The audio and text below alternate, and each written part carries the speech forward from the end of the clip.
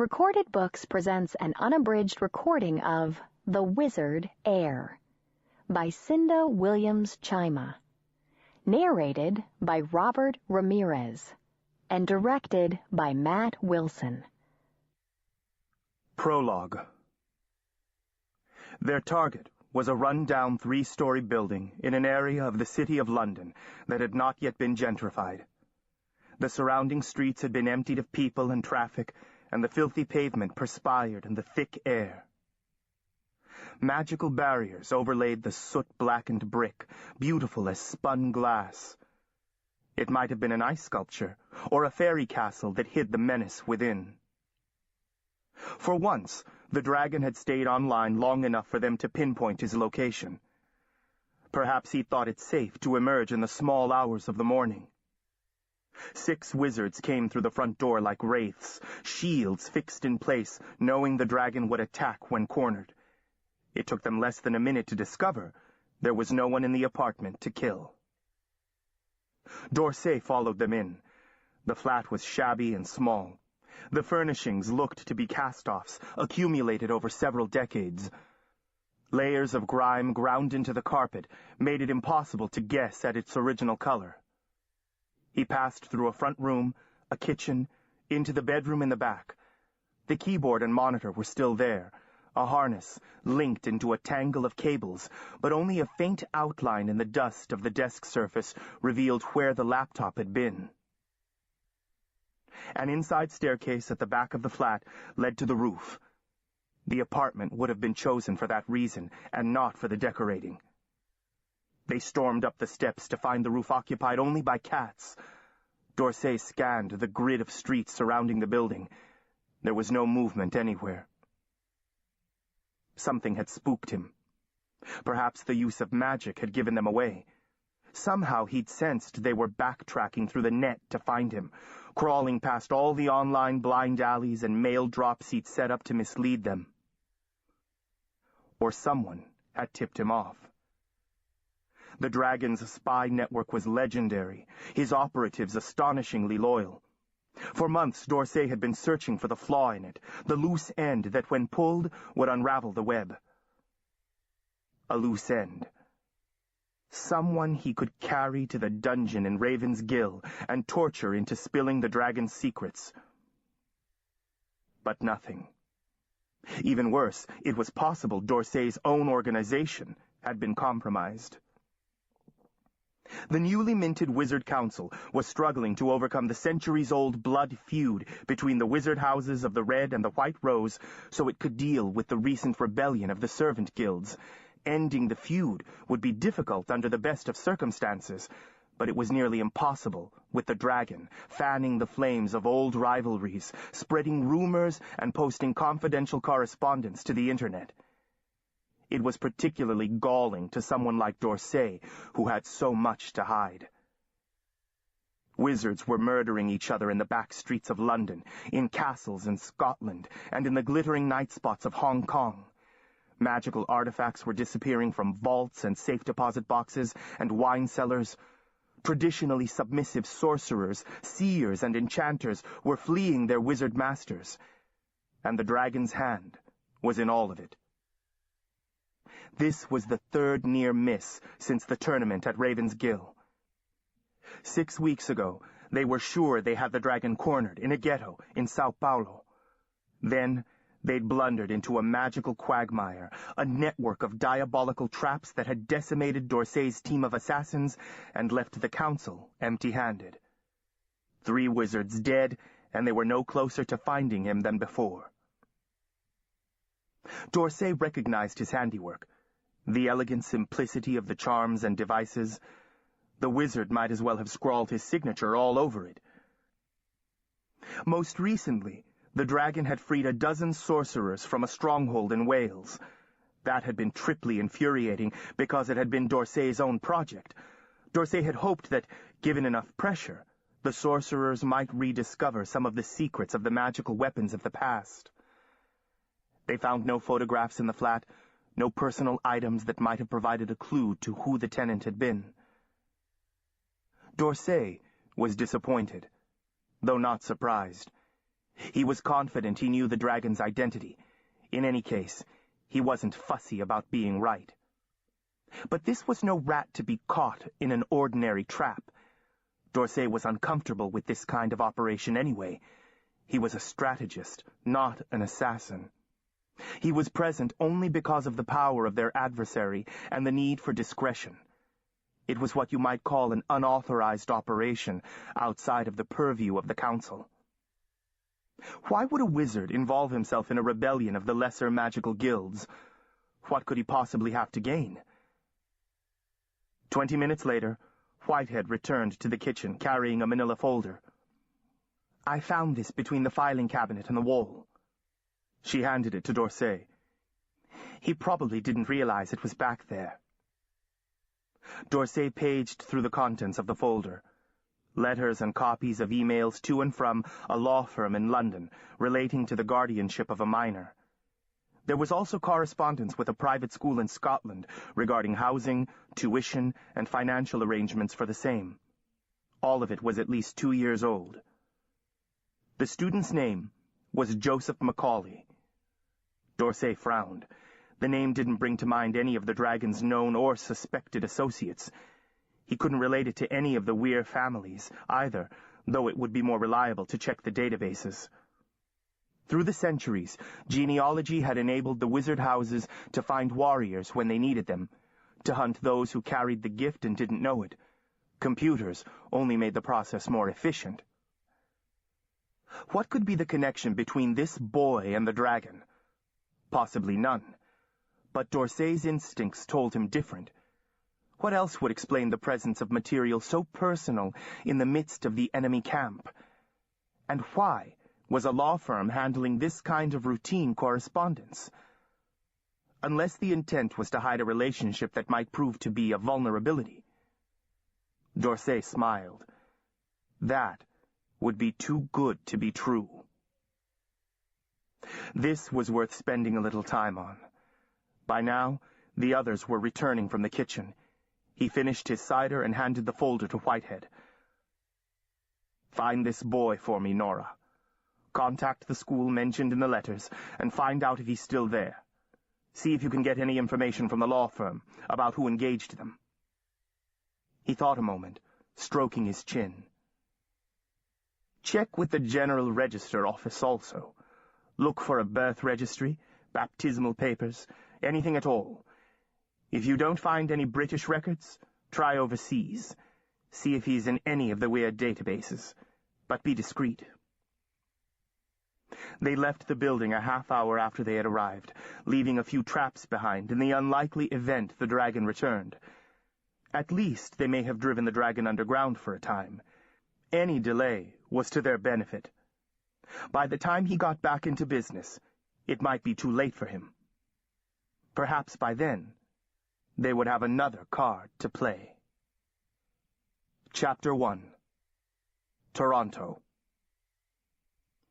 The August heat had persisted deep into the night.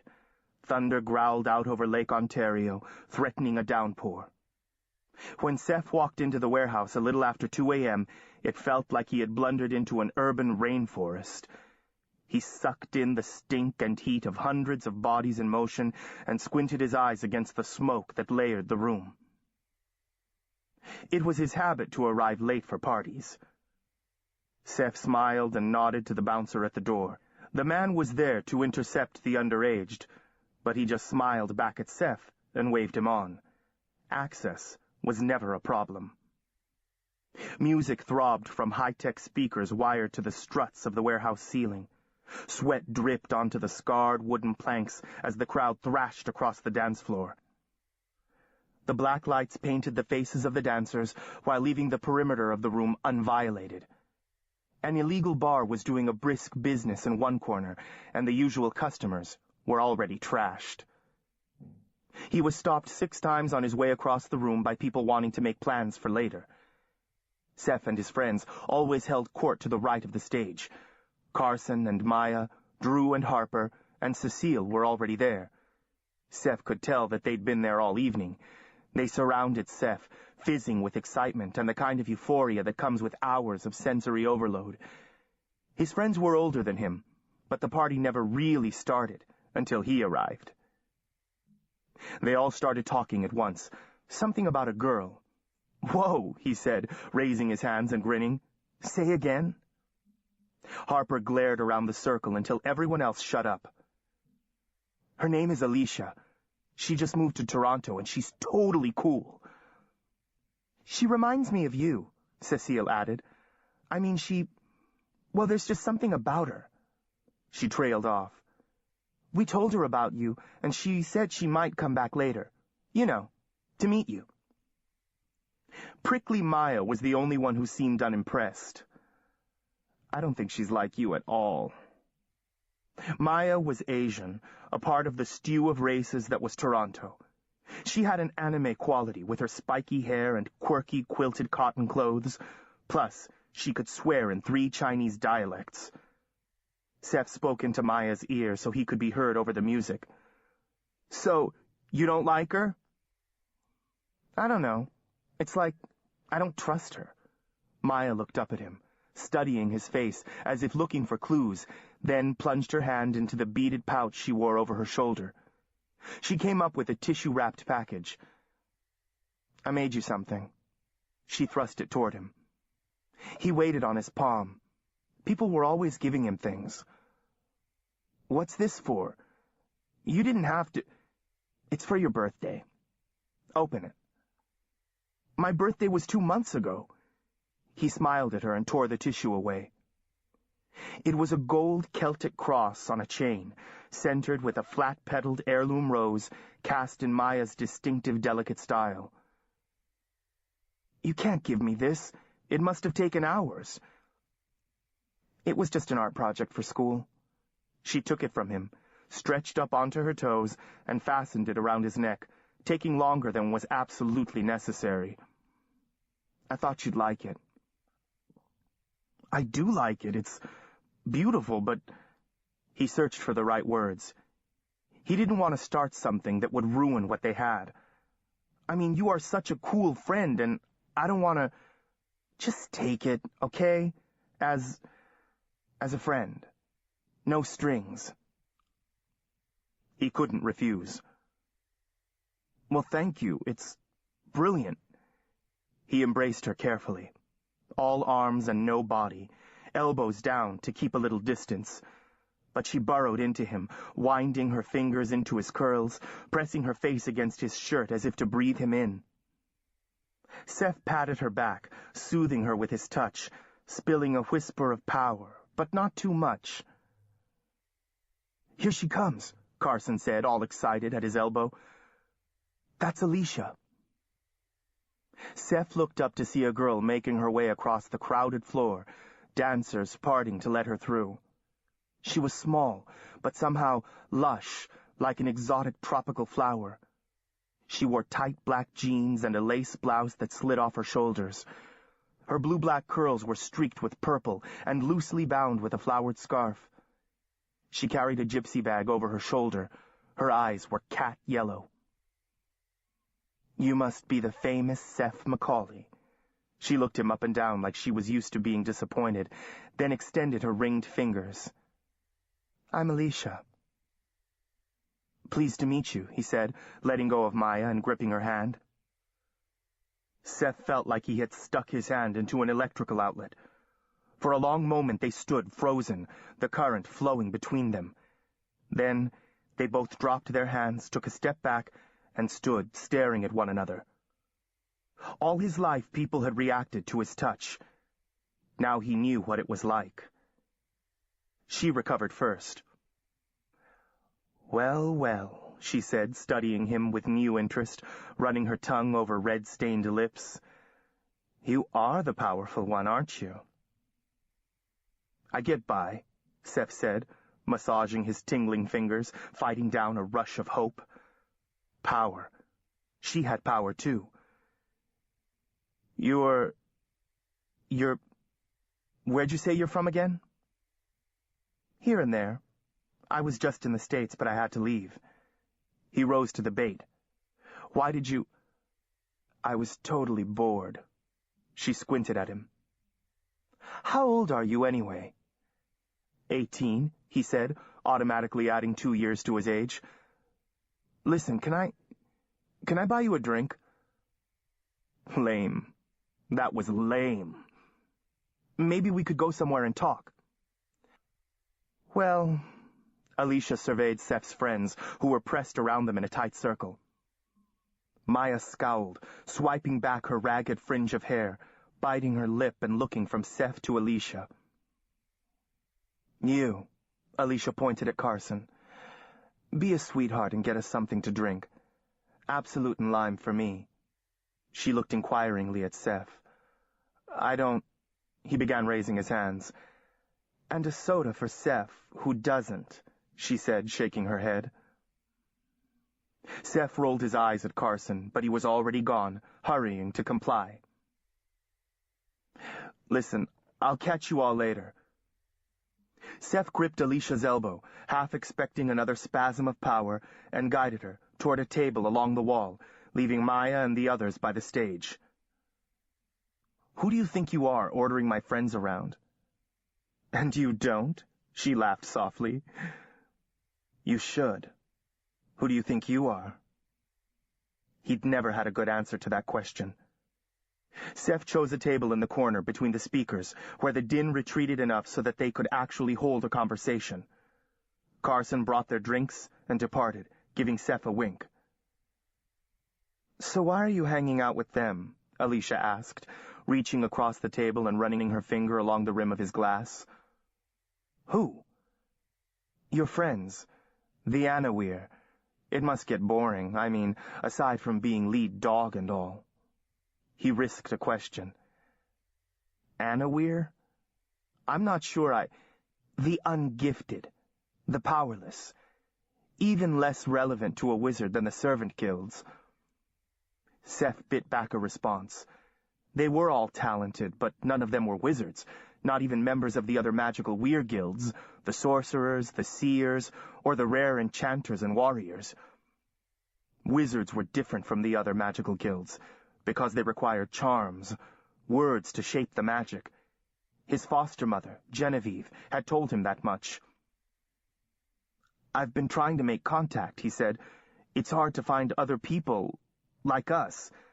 There. He'd said it.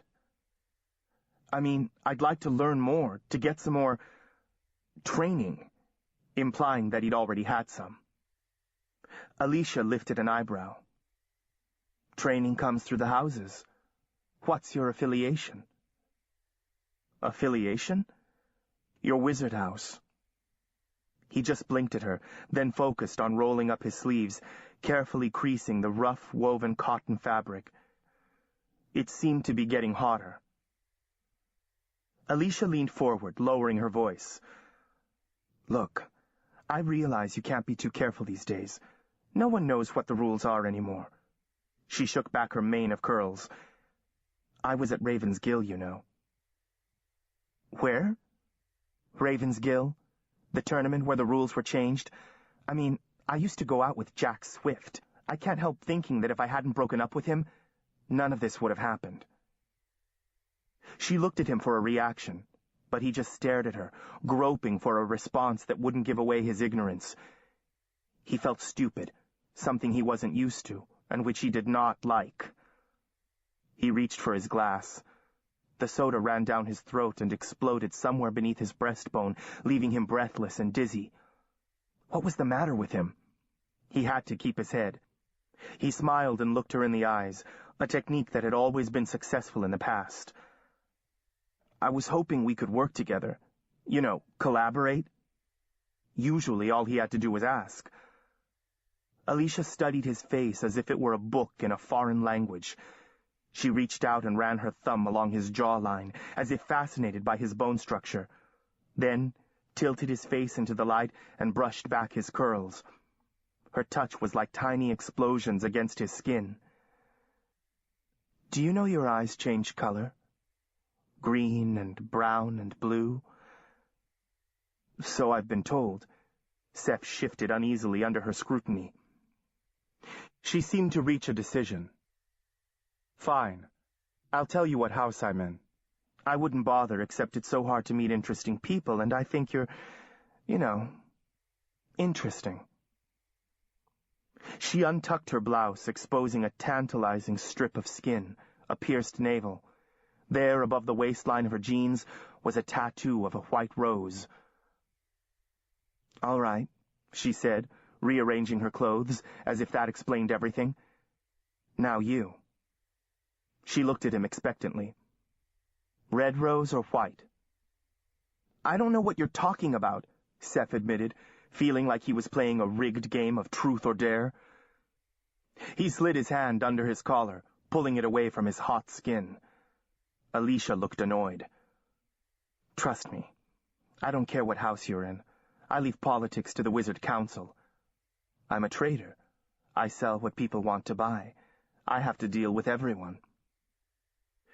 "Look, I can't tell you what I don't know." He drained his glass and slammed it down on the table. "I know I'm a wizard. I know I have power, but I don't know how to use it. I know there are others like me, but the ones I've been able to find don't know any more than I do." He grabbed her hand and pinned it to the table. "Like I said, I need training. I have questions." He knew he was giving away too much, that it was a bad idea to let a powerful stranger know how desperate he was. Alicia tried unsuccessfully to withdraw her hand, embarrassed by his neediness. "What about your family? What about your weirbook? That should give you a start at least." Seth swallowed hard. He felt like his head was going to explode. "I don't have any family. That I know of. I don't have a weirbook, whatever that is. My foster mother told me a little, but now she's dead. And things, they're out of control. If you're a trader, then find me a teacher. Find me a weirbook if that's what it takes. I have plenty of money. I'll pay whatever you ask." Alicia looked across the table at him and began to laugh. "I can't believe it. You're sort of a magical virgin. You should see your expression. So serious." She brushed his cheekbone with the back of her knuckles. "You're gorgeous, you know. You have a face like a god. An angry god. And so powerful," she whispered. Seth's skin prickled and burned. Something like a heat rash spread upward from his collarbone. His lips were numb and his tongue felt thick in his mouth. He could not speak. Something sinister rippled under his skin, seeking an outlet. He felt too big for his body, as though he might split along his backbone and spill onto the floor like a snake shedding its skin. What's going on?" he muttered. The music clamored in his ears, and the lights intruded into their dim corner. He threw up an arm to shade his face. She gave his hand a pat. "Believe me, it's great stuff, like nothing you've ever had." He gripped her hand tighter, helplessly spilling power. "What did you do to me? Is it some kind of a spell, or... Alicia fished in her gypsy bag and retrieved an iridescent glass bottle, stoppered with a crystal. "Will you relax? It's called Wizard Flame. The street name is Mind Burner. Sorcerers make it for the trade. Let's call this my special introductory offer." Panic fluttered at the edge of his consciousness. "You drugged me?" "It's an accelerator for the gifted. It strips away all the barriers and lets the power flow. You'll love it. After this, everyday life will seem like black and white." He shook his head. "No, you don't understand. I can't control my power when I'm sober. Things happen." She smiled at his distress. "Don't worry. It'll wear off in an hour or so.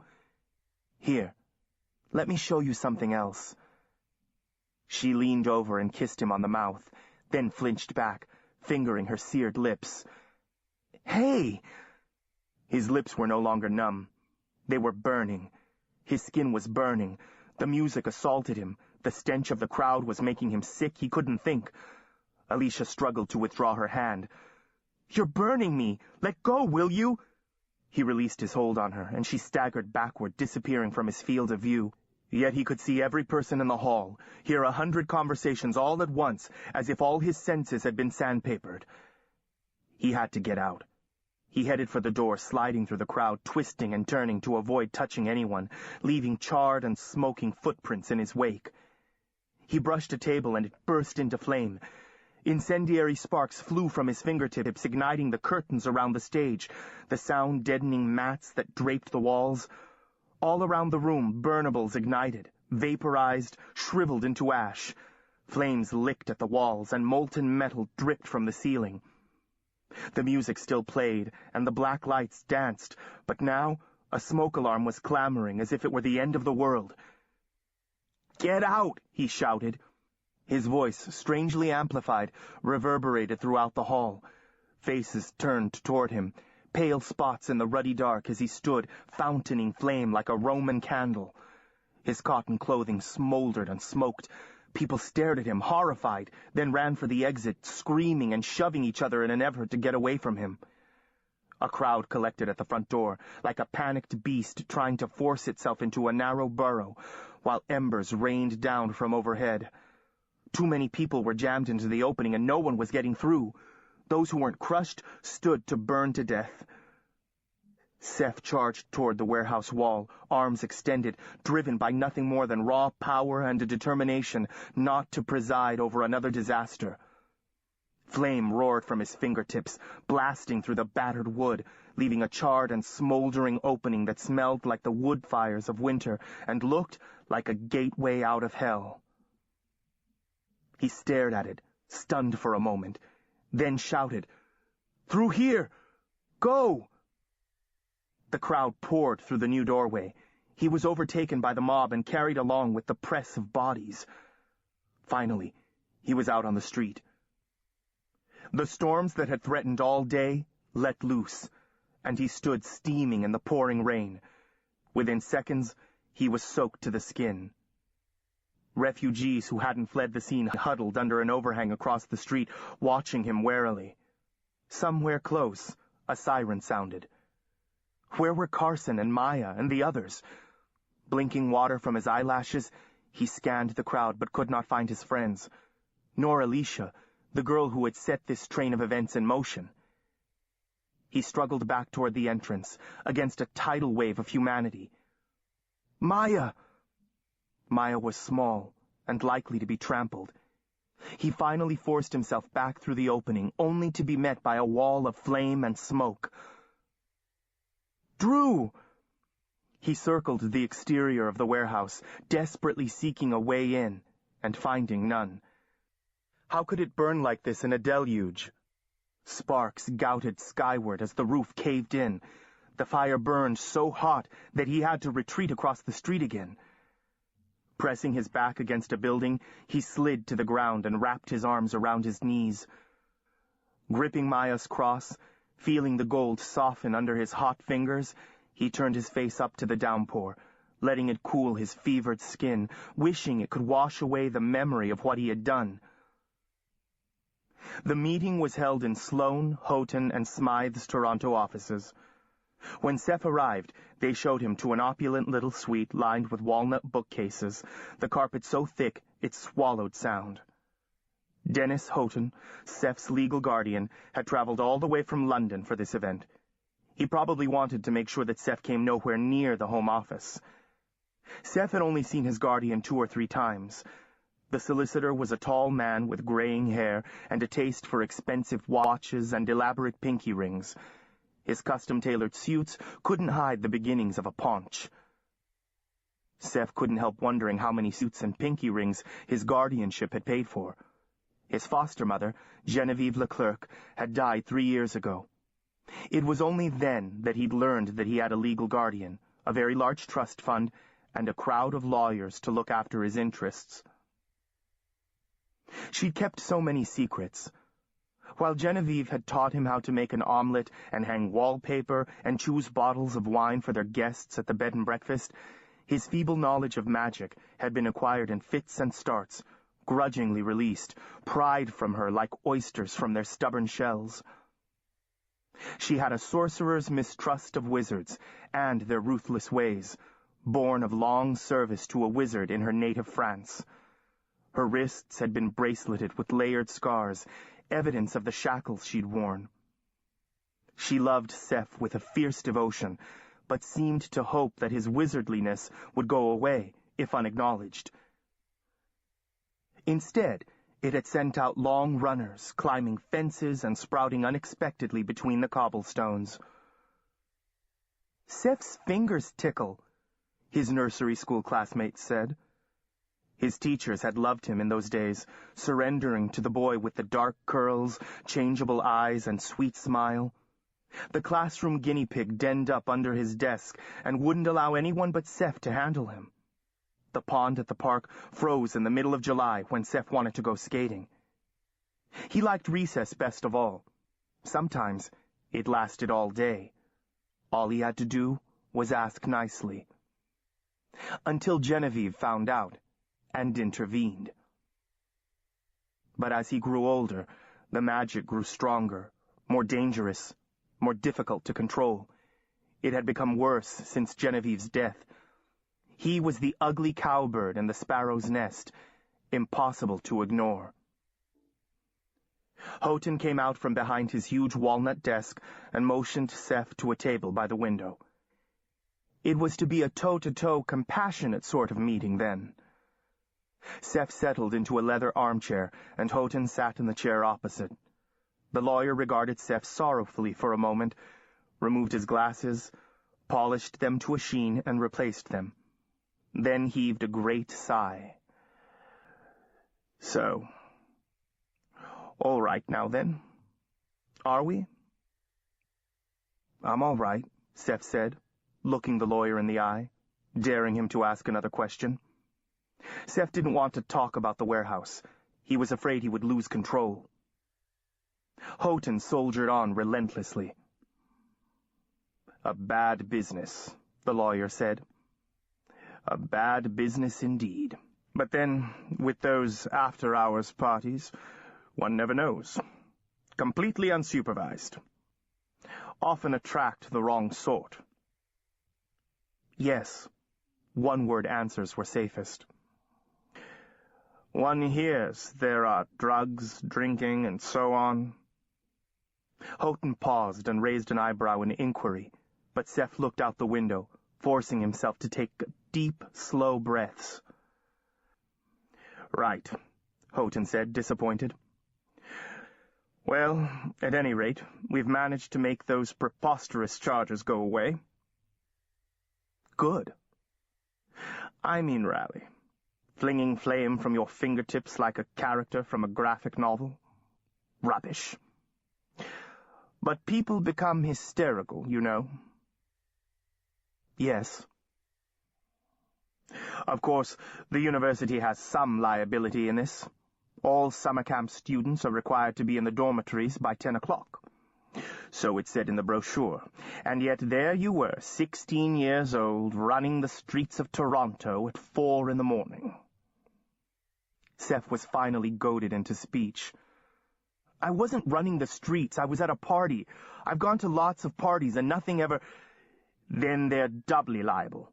They knew, or should have known, that—" Seth leaned forward. "You know I go to clubs. You've been paying the bills." Houghton cleared his throat loudly. Seth half expected him to stick his fingers in his ears. "Well then, there you are. I think we can agree that your idea of spending the summer at the university in Toronto has been a disaster." "Toronto's not the problem," Seth said. "Toronto's great. No." Houghton toyed nervously with a paperweight. His forehead gleamed with sweat. "Not this time. The Metropolitan Police have required my assurance that you will leave town as soon as possible." Seth felt a great weight descending. "I thought you said the charges had been dismissed." "There were a number of witnesses who tied you to the fire." Seth gripped the arms of the chair. "Really? And what do you think?" Houghton mopped his brow with a snowy handkerchief. "What should I think? You seem to have a penchant for combustibles. There was that incident in Switzerland, the fires and explosions on the chapel roof, the, demolition of the bell tower. I went up there with a friend. I did not go up there to blow a hole in the bell tower. Marie wanted to see the stars. Seth thought. It was after they kissed that the fireworks began. And that boy at St. Andrews, that Henri Armand, attacked by a flock of ravens, wasn't he? Seth shrugged. He couldn't conjure any regret about Henri. Armand was an older boarding student from Marseille, rumored to be the illegitimate son of the head of a French crime family. He was also a skilled street fighter, a talent unusual among private school students. Armand had considered Marie to be his personal property, like his gaudy gold jewelry and his Italian sports car. When he'd heard about the incident on the chapel roof, he'd ambushed Seth in a remote corner of the campus, pounding away at his midsection so the bruises wouldn't show. Then the ravens had come. Those birds tore the boy's clothing to shreds, Houghton persisted. Armand had been so frightened he'd wet himself. Afterward, several of the huge black birds had settled gently onto Seth's arms and shoulders, watching naked Armand with their shiny black eyes. Never mind that Seth was just as frightened of the birds as Armand. Well, maybe not quite as frightened. Seth looked at Houghton and raised an eyebrow. An appeal to logic was usually effective. So you're saying I sent a flock of ravens after Henri? Houghton smiled a tight little smile. I'm saying that you've been expelled from 4 schools in the past 3 years. We are running out of options. But I'm going to UTS. It's all set. That is no longer possible. What about St. Michael's, then? No. Seth saw where this was going. He needed to stay in Toronto. He needed to find that girl Alicia and get some answers. She was the only lead he had. He was reduced to begging. Please, let me stay here for school. There has to be some place that'll let me in. I swear I won't get into trouble. He extended his hand toward Houghton. If he could just make contact. Houghton put up his hands and leaned away, as if to fend Seth off. Don't. It won't work. Not this time. Our hands are tied. The police have made their position quite clear. Let me talk to them. You'd better leave well enough alone. Thank God they've lost interest in you. It's time you learned that you cannot talk yourself out of every situation. I already know that. Besides, it's all arranged. What is? Your new school. Where? Maine. Maine? Seems a lovely place from the photographs. It's right on the ocean. Houghton thrust a brochure into Seth's face. Luckily for us, this came in the mail right after the warehouse story broke. Seth took it reluctantly. I hate the ocean. Perhaps you'll grow to love it. The front cover featured a sailboat. He scanned the text and shook his head. A boys' school? Houghton shrugged. Beggars can't be choosers. And perhaps the absence of young ladies will help you focus. You never asked me what I wanted. Seth scraped the toe of his sneaker over the hand-knotted rug. As I said, we didn't have a lot of options this late in the day. Is there even a city in Maine? Yes, I think so. Portland, I believe it's called. He frowned and rubbed his chin. Or is that in New Hampshire? Well, no matter, he said briskly. You'll need to leave immediately. The term's already begun. Seth shrugged and slid the brochure into his pocket. Ordinarily, he would have continued to argue the matter, but just then, he felt like he might deserve to go to Maine. Or any other place with a scarcity of people. Houghton looked at his watch, relieved that Seth hadn't put up more of a fight. So, Well, do you have any questions? Yes. Who were my parents? Houghton sighed. Not that again. You've seen the documents, the photographs. I don't know what else you... I know they're fake. I've checked it out. I've been online. It's made up. Houghton stood and fussed with his cuffs, straightened the crease in his trousers, put a little more distance between himself and his client. I know these past 3 years have been trying.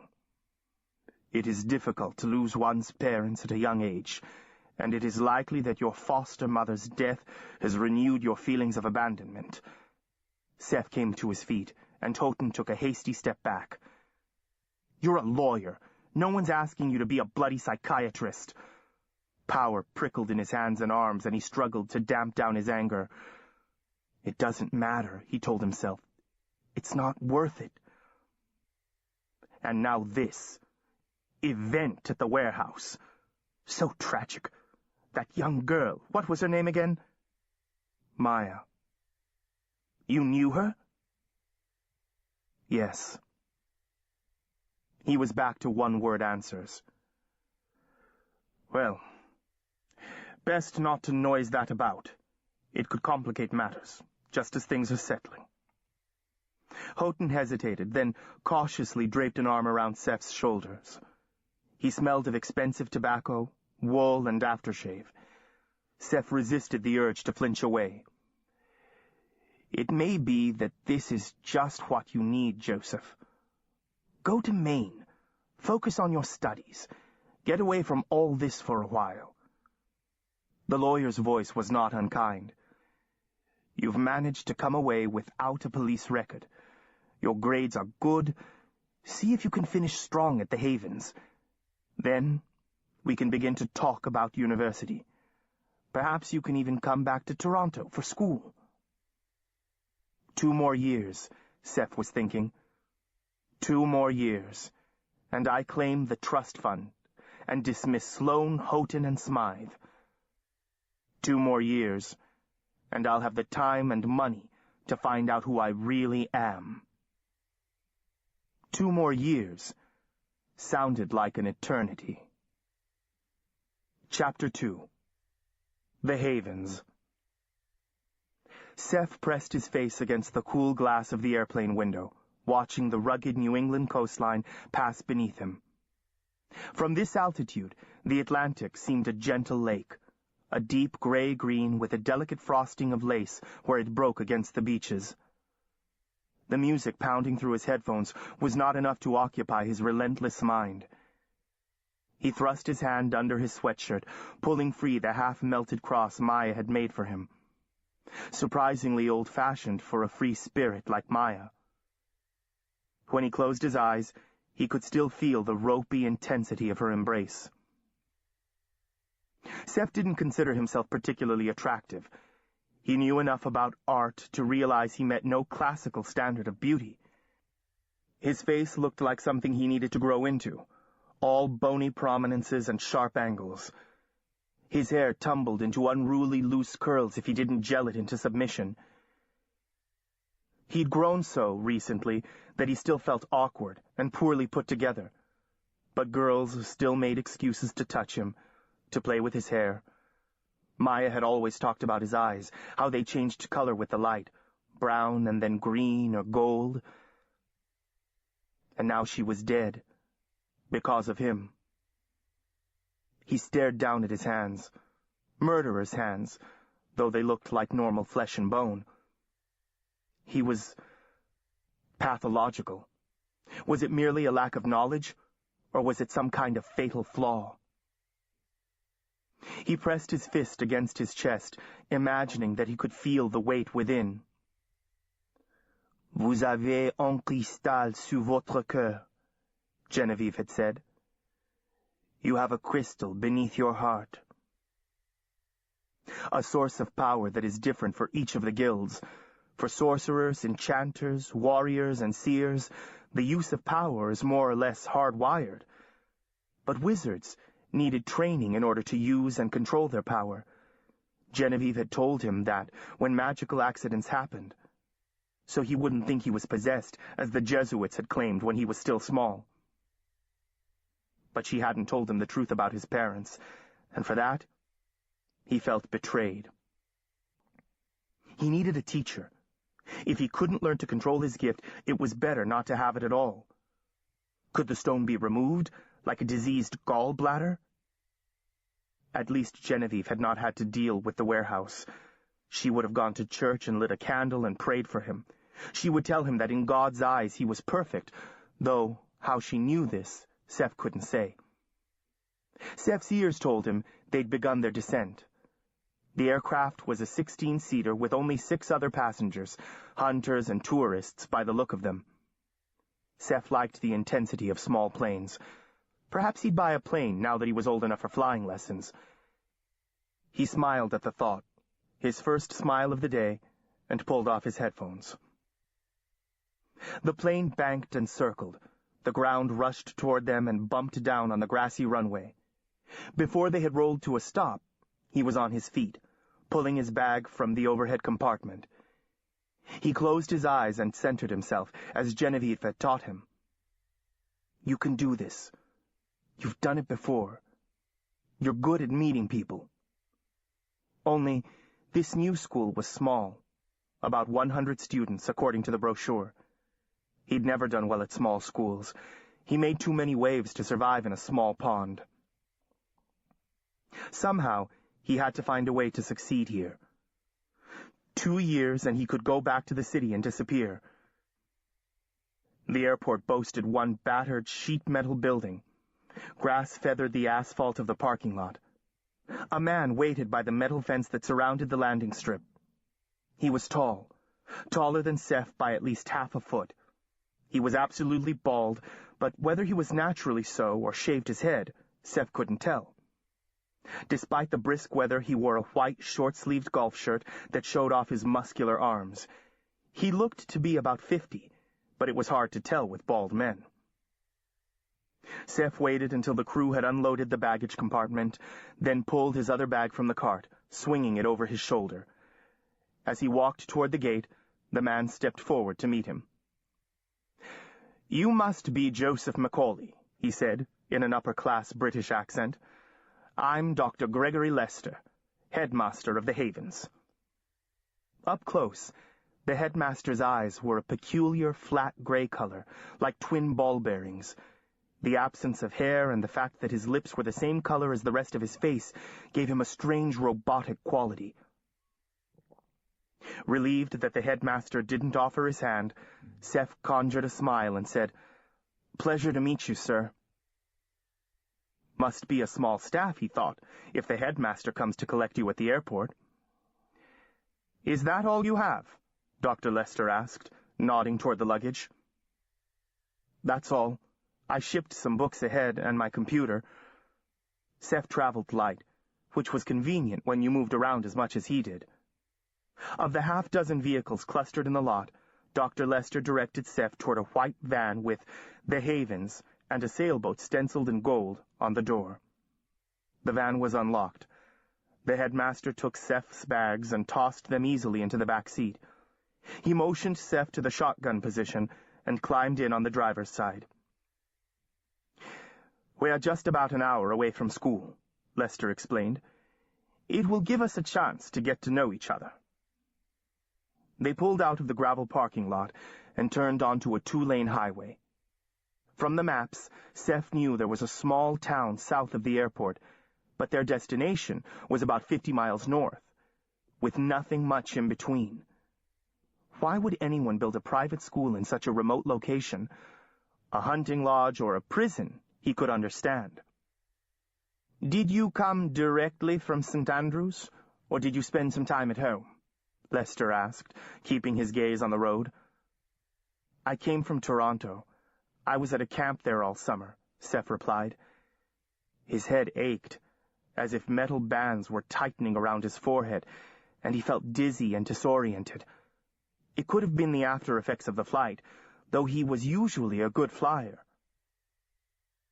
They swept past 2 gas stations, a scattering of houses, and then plunged into a thick forest of pine and aspen.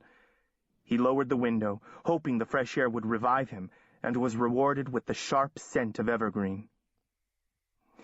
"You've had a long day, then," Dr. Lester broke into his reverie. "I hope you were able to sleep on the plane." "Yes, some." "Where are you from originally?" "I was born in the States, but I grew up in Toronto." "Do your parents still live in Toronto?" "My parents are dead." Seth stared straight ahead. "Ah, well. We've corresponded with your guardian, Mr. Houghton. I assume you have relatives in England, then?" "Mr. Houghton is just a solicitor, an attorney. I don't know much about my family." Nothing, in fact. What he'd been told about his parents was frail and colorless, like a line drawing, an outline of a story without the flesh and bone. His mother was a Toronto-based flight attendant, his father a software entrepreneur. They had died in a fire in their California Canyon home when Seth was a year old. Genevieve Leclerc had been his childcare provider and became his foster mother. That story had been repeated to him since he was very small. And now he knew it was a lie. "I think you'll like it here, Joseph, once you settle in," Lester said. "I know you've changed schools several times. Often talented students get into difficulty when their needs are not met. Here at the Havens, we rarely lose a student. In fact, we integrate high-achieving secondary students into our more specialized programs. We're believers in tailoring the curriculum to the student." "I see," Seth said. "That sounds like a good approach." He couldn't help being distracted by the view. He was a city creature. For the past half hour he'd seen nothing but trees on either side of a fragile strip of pavement, not even another car on the road. "It seems, isolated." "You can wander for miles and never leave the property," Lester said, as if that were a plus. Many of the crossroads were now dirt roads that carried the names of beaches. Following a long stretch of unbroken trees, they reached a turnoff marked with a tasteful brick and stone sign that said, "The Havens," and "Private Property." A high stone wall extended in both directions, as far as he could see. To keep the trees from wandering, no doubt. He blinked and rubbed his eyes. The wall had a smudged and fuzzy quality, as if shrouded in tendrils of mist. Maybe he had a migraine coming on. They turned right, through a high wrought-iron gateway, onto an oiled dirt road. Along the lane, the trees stood so close Seth could have reached out and touched them. Their leafy tops arched and met overhead, sieving the light into frail streamers that scarcely colored the ground. The air hung thick with the scent of green things long dead and half decayed. They drove through dense woodland until the trees thinned and the light grew. Glimpses of water and a freshening of the air said they'd reached their destination. They pulled up before a large cedar and stone building separated from the water by a broad boardwalk. A long dock ran out into the harbor. Several sailboats bobbed alongside, sails furled and tied to the masts. "This is the administration center," Dr. Lester explained. "The cafeteria, gymnasium, library, commons areas, and other student services are all in here." He drove 100 yards farther and stopped in front of another building. "This is Gareth Hall. Most classes are held here, with the exception of physical education, art, and music. We've been in session for several weeks now, so you'll have some hard work ahead of you." Art and music shared their own building. It couldn't really be called a campus. There wasn't enough open space for that. Each building stood isolated in its own clearing, the forest crowding in on all sides as if struggling to hold it at bay. The tall, straight trunks of trees marched away until they collided in the gloom. All of the buildings were of similar construction, as if the school had erupted, fully formed out of the ground. It was a jarring contrast to St. Andrews, with its ancient stone lecture halls, bell towers, and green lawns, the mountains framing every vista. And UTS, he shoved images of the city out of his mind. "You must see a lot of wildlife here," Seth observed, because Dr. Lester seemed to be expecting him to comment. Middle of nowhere, he thought. "A little bit of everything. Moose, bear, wolves, deer. The raccoons and bears can be a problem." Lester laughed like it didn't come easy. It was hard to imagine this man presiding at a fundraising dinner or glad-handing parents. They stopped in front of a more modest 3-story structure, stone and glass and cedar, similar in design to the other buildings, but on a smaller scale.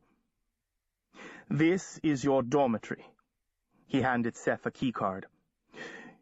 "You're in suite 302. Need help with your luggage?" "No, thanks, I'm fine." Seth climbed out and retrieved his bags from the back seat. "I'll arrange for one of our students to give you a full tour before Monday. If you're hungry, you ought to be able to find something in the cafeteria in the admin building." Seth wasn't hungry. His headache was worse. He felt as if someone had been beating against his skull. "Swimming is at 4:30, Lester said.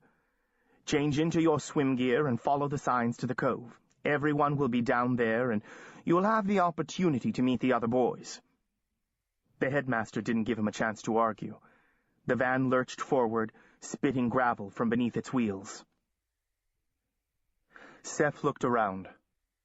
Sunlight painted the tops of the trees, and here and there a break in the canopy overhead allowed it to penetrate all the way to the forest floor. Otherwise, the ground was bathed in a cool green twilight. Leaves shuffled overhead and branches rattled in the wind.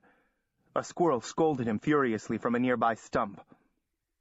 He was already chilly, even in his hoodie. Maybe this was swimming weather in Maine, but not where he came from. Wherever that was. He slung his bags over his shoulder, ignored the elevator, and climbed 3 flights of stairs to his floor. His room was at one end of the building, rather isolated, off a short corridor. Lester hadn't said anything about a roommate, and Seth wasn't surprised to find he had a room to himself. Students at expensive schools were used to their own space, and plenty of it. Each school he'd attended was captured by a single image in his mind: the cavernous Great Hall at Dunham's Field School in Scotland, the view from the bell tower at St. Andrews in Switzerland, Montreal illuminated at dusk in midwinter, where the sun seemed to set in mid-afternoon. This room boasted a gas fireplace and a screened porch overlooking the woods. The furniture included a single bed with a heavy oak headboard and a thick comforter with a pine tree pattern, a dresser, a serviceable desk and bookcase, 2 upholstered chairs for guests, rag rugs on the floor, and ceramic tile in the bathroom. The walls had been left empty, a fresh canvas for someone to paint on. Only, Seth didn't do much to personalize his rooms anymore. There was no point. He'd learned to carry his sense of self around with him. A basket of fruit and several bottles of water were arranged on a small table with a note, "Welcome, Joseph," imprinted on cream-colored stock embossed with a sailboat. His books had arrived and were waiting in boxes in front of the bookcase. His computer had been unpacked and left on the desk. There was no phone, however, and no data port that he could find. Pulling out his cell phone, he scanned the screen. No signal. He swore softly and returned it to his jeans pocket. Methodically, he unpacked his bag, put away his toothbrush and paste and the rest of his washroom supplies, and took 2 ibuprofen. He located the electrical outlets, set his MP3 player in its cradle, and placed the speakers. He had the best sound system money could buy. He turned the music up loud, hoping it might draw visitors. It didn't. His clothes only occupied 3 drawers out of 6. He moved his books from the box to the bookcase, running his fingers over the familiar titles in French and English. Maybe he didn't need to carry so many books around with him either. How often did he read a book more than once? He'd learned to pare down, to simplify, like a business traveler trying to force his life into a carry-on. By 4 o'clock, his headache had eased somewhat. He wanted more than anything to lock the door and collapse into bed, but it was his custom to get introductions over quickly. There was no answer at any of the nearby rooms until he knocked on the door of the room at the far end of the hall, on the other side of the staircase. A solid, athletic-looking black student answered, clad only in swimming trunks. A silver amulet hung from a chain around his neck, a stylized hand of Fatima. Protection against the evil eye. Seth smiled and stuck out his hand. "I'm Seth Macaulay. I just moved in at the other end of the hall." Good social skills, it always said in his evaluations, along with excels academically. "I'm Trevor Hill," the boy replied, grasping Seth's hand, then flinching and letting go quickly. "Whoa, you shocked me." Seth shrugged, accepting no credit or blame. How often had he heard that one? "I heard someone new was coming this week." Trevor's voice was like a slow-moving river, warm and rich with southern silt. "Would you like to come in?" Trevor stepped aside so Seth could enter. It was a mirror image of Seth's room, but seemed smaller because it was crowded with extra furniture. A small refrigerator, a television, posters of sports figures. Seth's room was Spartan in comparison. "This is cool," Seth said. "Did you do all this in the last 3 weeks?" "Nah, I've had the same room for 3 years. Trevor glanced nervously at his watch. "I guess we have a little time. You can clear the stuff off of that chair and sit." Seth sat in the desk chair. "Are you a senior?" he asked, trying to put the other boy at ease, knowing he could do it with a touch of his hand, but best not to try that with someone he'd just met. "Junior," Trevor replied. "I'm from Atlanta, Buckhead area. Got no business being so far north. I about freeze to death every fall." He snatched up a heavy sweatshirt from the bed and pulled it over his head. "I'm a junior too," Seth volunteered. Trevor asked the inevitable question. "Where are you from?" "Toronto, but my last school was in Switzerland, so I'm used to the cold." "Switzerland, huh?" Trevor stopped looking nervous and started looking impressed. "Why'd you leave?" "It didn't work out." Seth rolled his eyes. Trevor nodded, as if this answer wasn't unexpected. "The Haven's your parents' idea?" He gestured vaguely at their surroundings. "My parents are dead. I have a guardian, a lawyer. He set it up," Seth replied, thinking that he should buy a T-shirt that said, "Orphan from Toronto." It would save time in these situations. "So what's the deal here? How do you get along with the staff?" Seth continued. Not that Trevor's advice was likely to be helpful in his case. Trevor leaned forward, putting his hands on his knees. "Oh, I was in trouble a lot before I came here, too. You just need to follow the rules. Do that, and you'll be okay. They specialize in boys who've had problems at other places." "Really?" Great, Seth thought. I've landed in some kind of upper-class reform school. Trevor seemed normal enough, though, and he'd been there 3 years. "Do they kick you out if you get in trouble?" "No one gets expelled from the Havens," Trevor said. "You'll see. Their program is very, what they call, effective." Something in the way he said effective sounded almost sinister.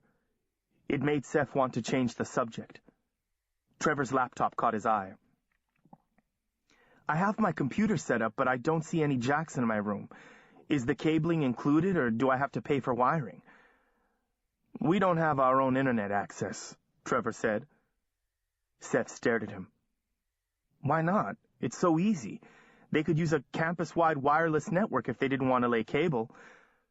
Trevor shook his head. "No. I mean, we're not allowed.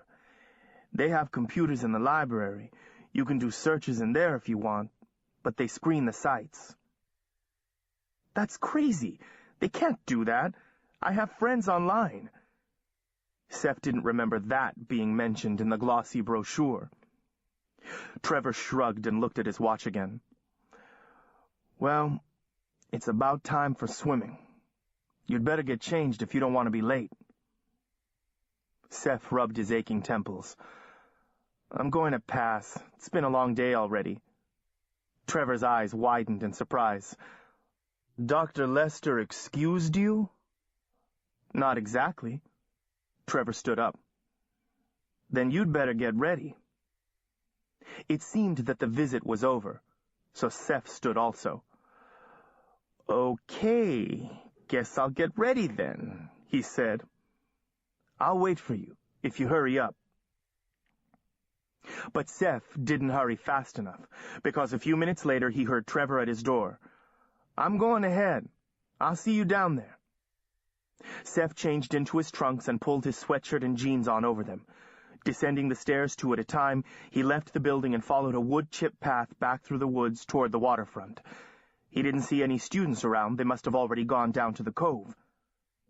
A sign at the dock pointed him to the right. Down the shoreline to a well-worn path along the water. A cold slither up his spine said he was being watched. Twice he turned and scanned the path behind him, then shrugged and walked on. Finally, the path turned back into the woods. Hey! He turned again, and this time a stocky boy with wire-rimmed glasses and a ruddy complexion stood in the middle of the path. He wore husky-style jeans and a sweatshirt, and blinked his eyes really fast, like he was nervous. Hey, Seth said. You late for swimming too? No, I don't... The boy began coughing, struggling to draw breath. He groped in his pocket and produced an inhaler. He took a long pull off of it and put it back. Then, with a determined look on his face, he extended his hand to Seth. I'm Seth McCauley, Seth said, thinking maybe you got excused from swimming if you had asthma. He gripped the other boy's hand, then flinched as he recognized the sting of power. Hey, are you... Listen, I need to talk to you. The boy looked up and down the path, mopping sweat from his forehead with the sleeve of his sweatshirt. I'd really like to talk to you, Seth said, unable to believe he'd met 2 wizards in the space of a few weeks. But I have to get to swimming. Could we meet later? Maybe at dinner? No, I can't. That won't... Hello, gentlemen. Seth looked up to see a handsome young man in a tweed sport coat with leather patches on the elbows, carrying a battered leather briefcase. Hello, Mr. Hanlon. The other student looked petrified, like he was about to wet himself, or have another asthma attack. Joseph, aren't you supposed to be at swimming? Mr. Hanlon asked, smiling. I was just on my way. Good. Best be going. Dr. Lester doesn't like it if you're late. Hanlon placed a hand on the boy's shoulder and propelled him down the path the other way. I didn't get your name, Seth called after him, but the boy only hunched his shoulders and kept walking. That guy has issues, Seth thought, continuing down the path. I don't know how much help he'll be, but I'll try to find him at dinner. Eventually, the path broke out of the trees at a place where the ocean cut back into the shoreline, creating a protected inlet lined with stones out of sight of the school buildings. There must have been 60 boys in the water, their heads sleek and dark against the gray surface. A few more were stripping off their sweatshirts on the shore. All of them looked miserably cold. Seth spotted Trevor treading water 10 yards out. Dr. Lester stood on the shoreline dressed in a heavy sweatshirt, jeans, and windbreaker. When he saw Seth, he blew sharply on a whistle to get everyone's attention. Boys, meet Joseph McCauley. This is his first day at the Havens, and he is late for swimming. The reaction to this was remarkable. The other boys all looked away or looked down, as if they wanted to avoid any connection to his transgression. Some of them peered back toward him when they thought Lester wasn't looking. Seth smiled, lifting his hands in apology. "Sorry, I got confused. I was waiting for everybody at the spa." Laughter floated across the water, then quickly dwindled under Lester's disapproving gaze. The headmaster didn't seem susceptible to Seth's legendary charm.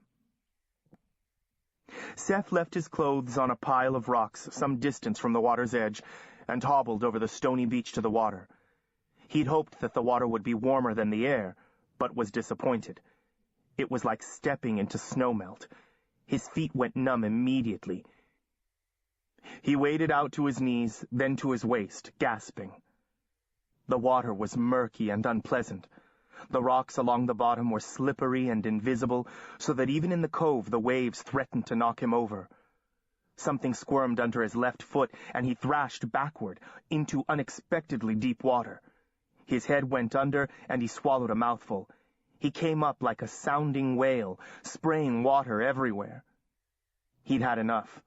A few quick strokes took him back to the shallows.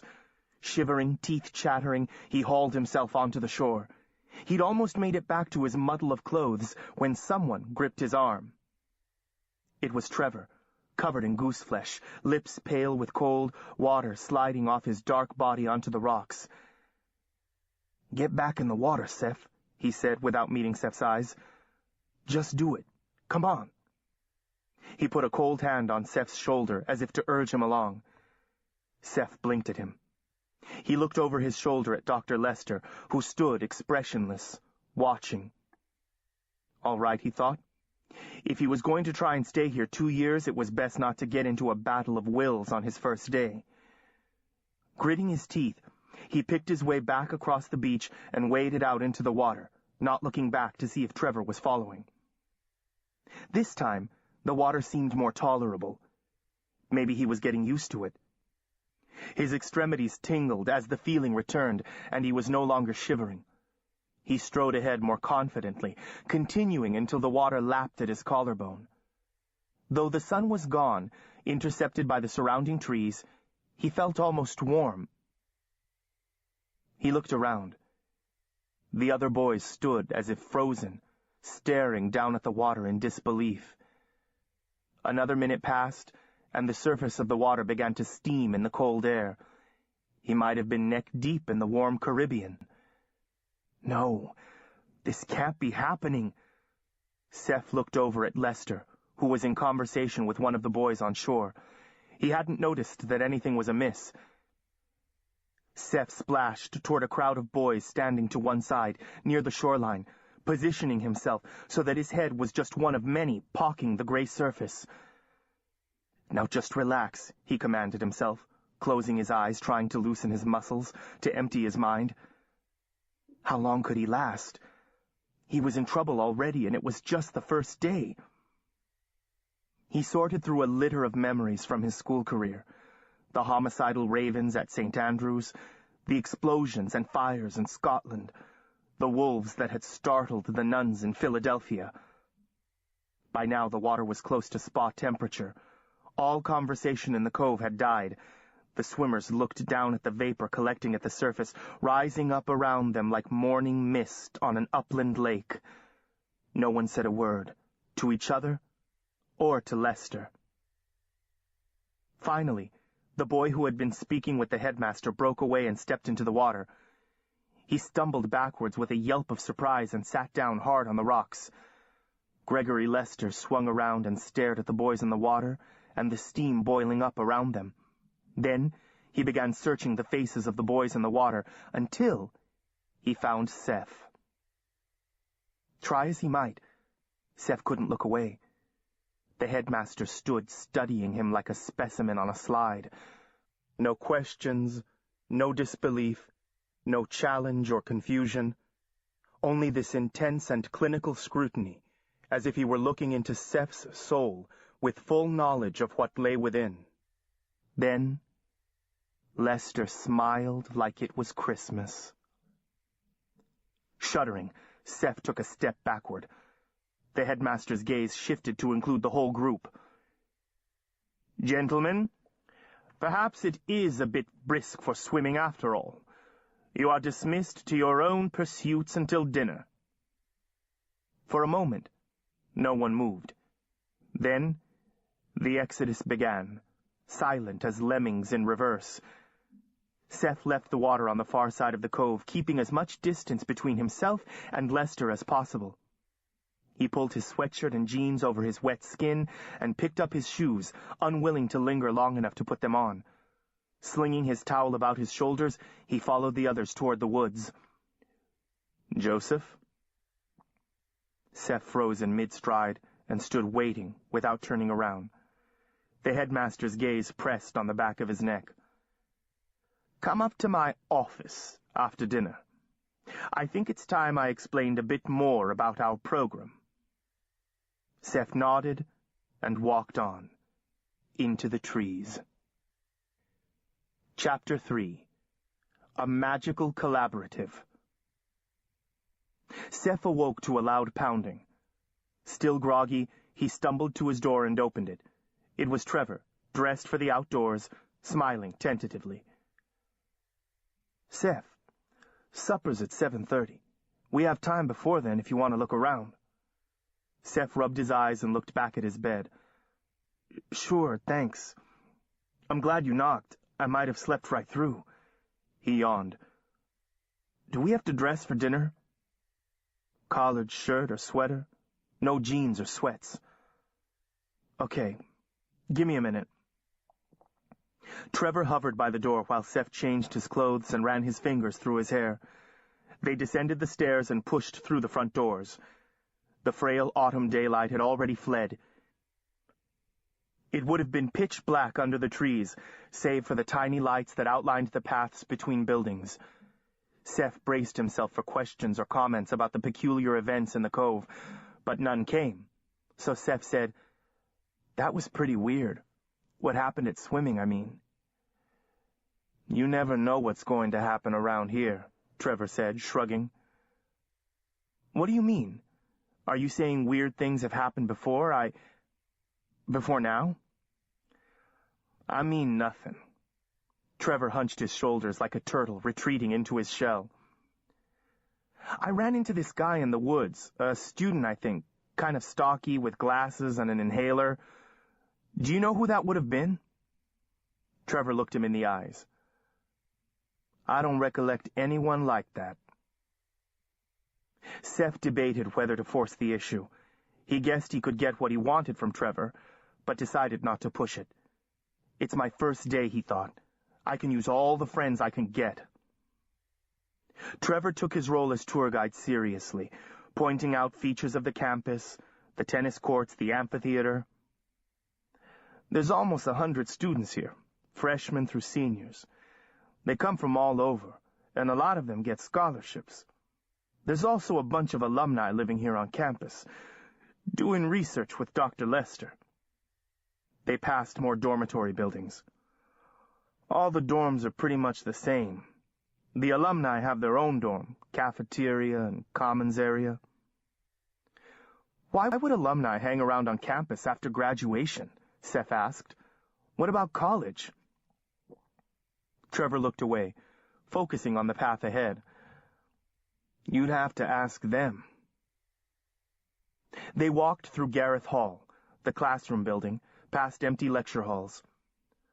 "School's been going for a couple of weeks, so you're going to have to catch up with your assignments," Trevor said.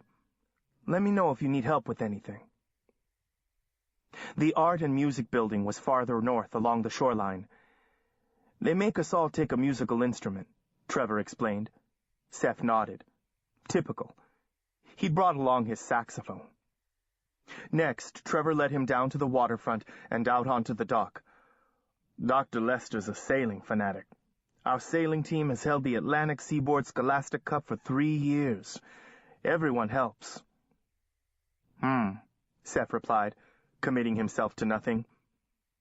He couldn't very well tell Trevor he expected to be gone by Christmas, given the start he'd made at the cove. "This is our boathouse." Trevor pushed open the door to the small, weather-beaten building Seth had noticed when he arrived. It was a plain, square wooden structure with a rough planked floor. A narrow wooden walkway ran along the far side of the room, surrounding the boat slip. The water sucked and slapped at the pilings underneath. The building smelled of marine gasoline and what Seth assumed to be fish guts. They keep the motorboat in here most all the time, and sometimes the sailboats if they need to be fixed.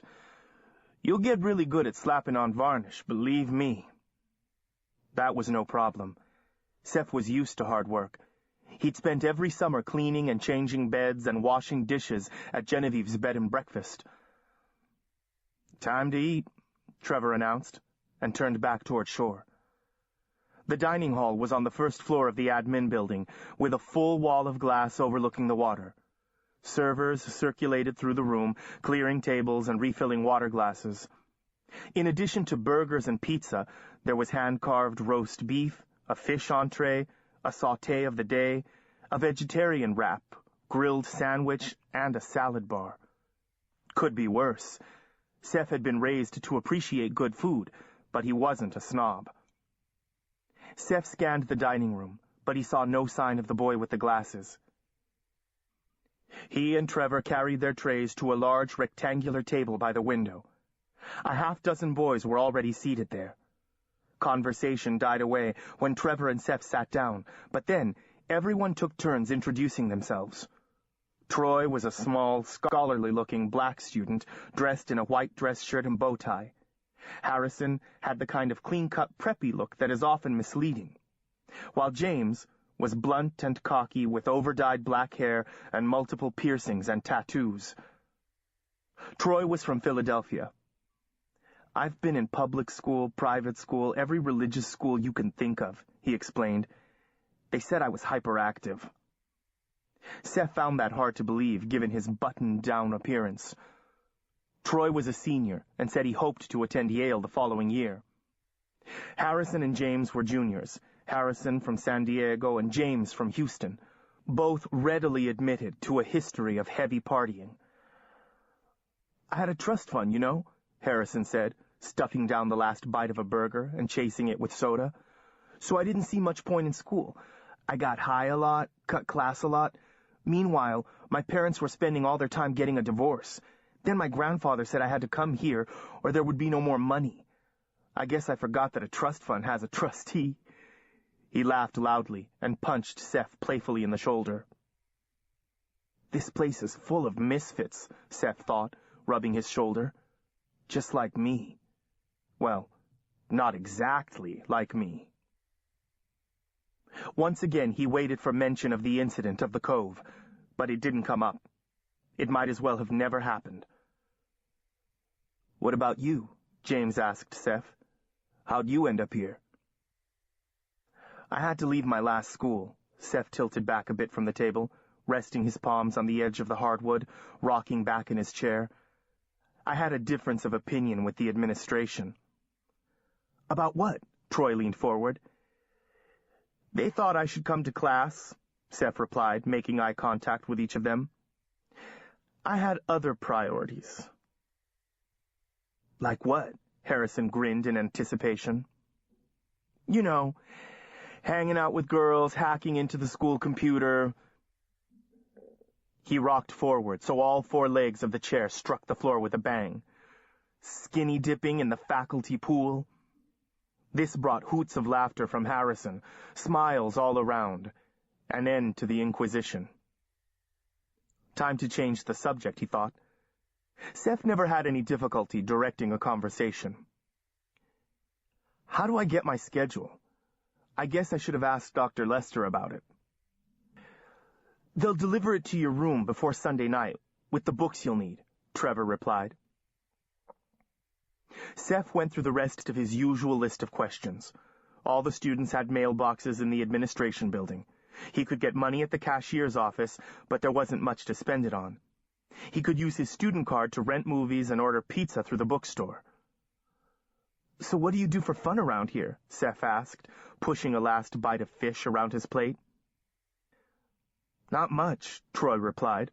"Watch movies, hang out, and, hey, you can go see the bears and raccoons at the dumpster." Harrison added, "There's lots of sports, like cross-country skiing and snowboarding. Sailing's over, but it'll start up again in the spring. Over at the rec center, you can do tennis and racquetball. He shrugged. That's about it. Don't worry about having nothing to do, Trevor said, rolling his eyes. They work us pretty hard. What about girls? Seth had attended boys' schools before, but mostly in cities, where there was ample opportunity for socializing. You'll have to wait until summer, Harrison said regretfully, or winter recess anyway. Seth took this news philosophically. N'exigez pas beaucoup, et vous ne serez pas déçus. Don't expect much, and you won't be disappointed. One thing he did expect was internet access. What's this deal about not being able to go online? It's weird, Harrison said. They're up to date in a lot of other ways. Let's go ask Dr. Lester about it, Seth suggested. This was greeted by a notable lack of enthusiasm, which was surprising because people always liked his ideas. He tried again. We could get up a petition, have a demonstration. Troy cleared his throat. I don't think that's such a good idea. Don't you even care? Seth demanded, exasperated. Being online was like having access to oxygen. You could ask Dr. Lester about it, James ventured, making it clear Seth was on his own. But I wouldn't get your hopes up. I think the alumni go online, but that's it. That's another thing, Seth said. The alumni. What's up with them? What are they doing out here in the middle of nowhere? He looked around the table, but nobody met his eye. I mean, aren't you curious? There was some shrugging of shoulders and clearing of throats, but no real response. Okay, so you're not curious. Seth pulled out his cell phone, wondering if the change in location would make any difference. It didn't. My cell phone isn't getting a signal. Should I change providers? I guess there's no transmission towers around here, Trevor said. Nobody's phone works. You'll have to use a landline. This was the most passive group of students he'd ever met. It was as if something had taken the rowdy right out of them. Is there a Catholic church near here? There are no churches of any kind that you can get to, James said. You'll have to make it up to God in the summertime. There's nothing? Seth looked around the table. I can't believe that. They have an outdoor chapel here, though I can't tell you why, in this climate, Trevor said. There are ecumenical services once a week, either there or in the admin building. Genevieve had been a devout Catholic, so Seth had attended Jesuit schools until she and the fathers had disagreed on how to deal with his magical extravagances. The Jesuits had proposed an exorcism. Genevieve had declined. Church had always been a sanctuary. The Latin masses relaxed him. He liked the reassuring cadence of the old language, like ancient charms against the darkness, the perfumed smoke rising from the censers, the cavernous architecture, within which his problems seemed small and manageable. He seemed to have an affinity for ritual. No masses. Well, he didn't expect to stay long. Which one of you is Joseph Macaulay? Seth looked up, startled, realizing that the table conversation had died away. Two young men, perhaps college age, stood at the head of the table. One was tall and whippet-thin, with hair and lashes so pale as to be almost transparent. The other was dark-haired, broad-shouldered and bulked up, the kind of guy who had creases in the back of his neck and needed 2-a-day shaves. That's me, Seth said, raising his hand and waggling his fingers. What's up? Dr. Lester would like to see you in his office. Seth noticed that everyone else at the table was focused on the floor, like in class when you hadn't read the chapter and were afraid the teacher would call on you. Okay, and you are... I'm Warren Barber, the blonde one said. This is Bruce Hayes, as if that explained anything. Seth glanced at his watch. Almost 8 o'clock, and, despite his nap, he was bone-tired. Best to get this meeting over with so he could go to bed.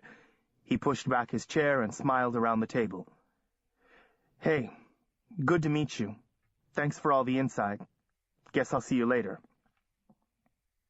They all studied him, as if they were trying to fix his image in their minds, like they might forget what he looked like after he was gone. Good luck, Seth, Trevor said softly. Welcome to the Havens, Hayes said as they climbed the stairs from the cafeteria level to the administrative offices on the 3rd floor. Thanks. Are you faculty members? Seth asked, while trying to imagine what these two could possibly teach. Nah, we're alumni, Barbara replied. We're the alpha wolves in this organization. Hate to tell you, but you've been dining with the sheep. Seth had no clue how to respond to this. Dude, you're going to like it here, Hayes said, clapping him on the back. We promise. Dr. Lester's office occupied the choice position at the front of the building, with the best view of the ocean. It was like no headmaster's office Seth had ever seen, sleekly modern with a fax, computer, printer, and scanner. He saw none of the usual diplomas, awards, and other detritus of interschool competitions, save several large sailing trophies. Seth looked longingly at the array of cutting-edge hardware, then leaned his hip against a table by the window. So, what exactly do you do here? He asked Hayes and Barber. Are you like teaching assistants? Hayes and Barber looked at each other.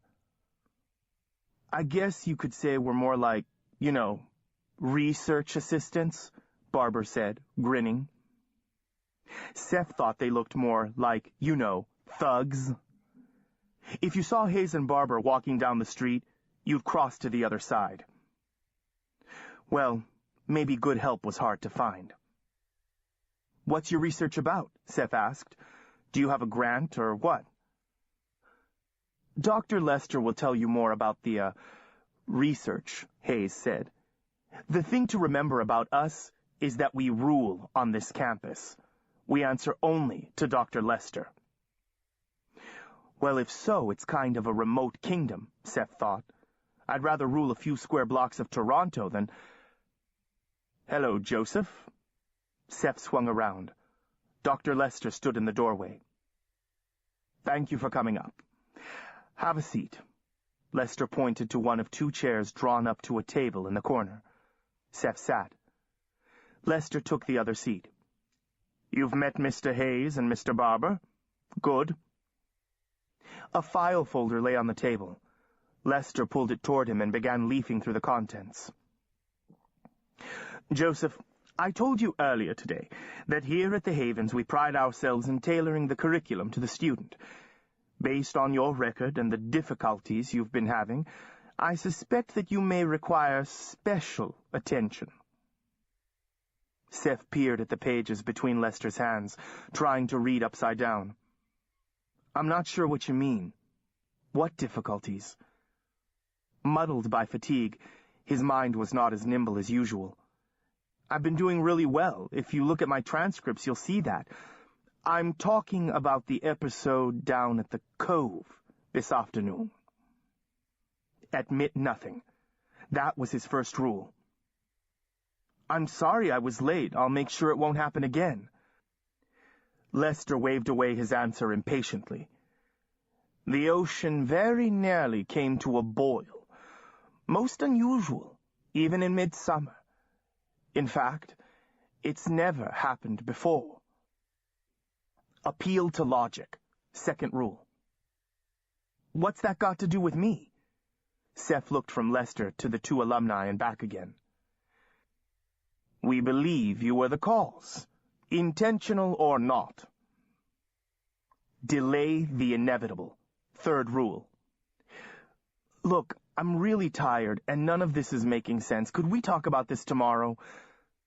Lester riffled through the papers. You've changed schools 4 times in 3 years.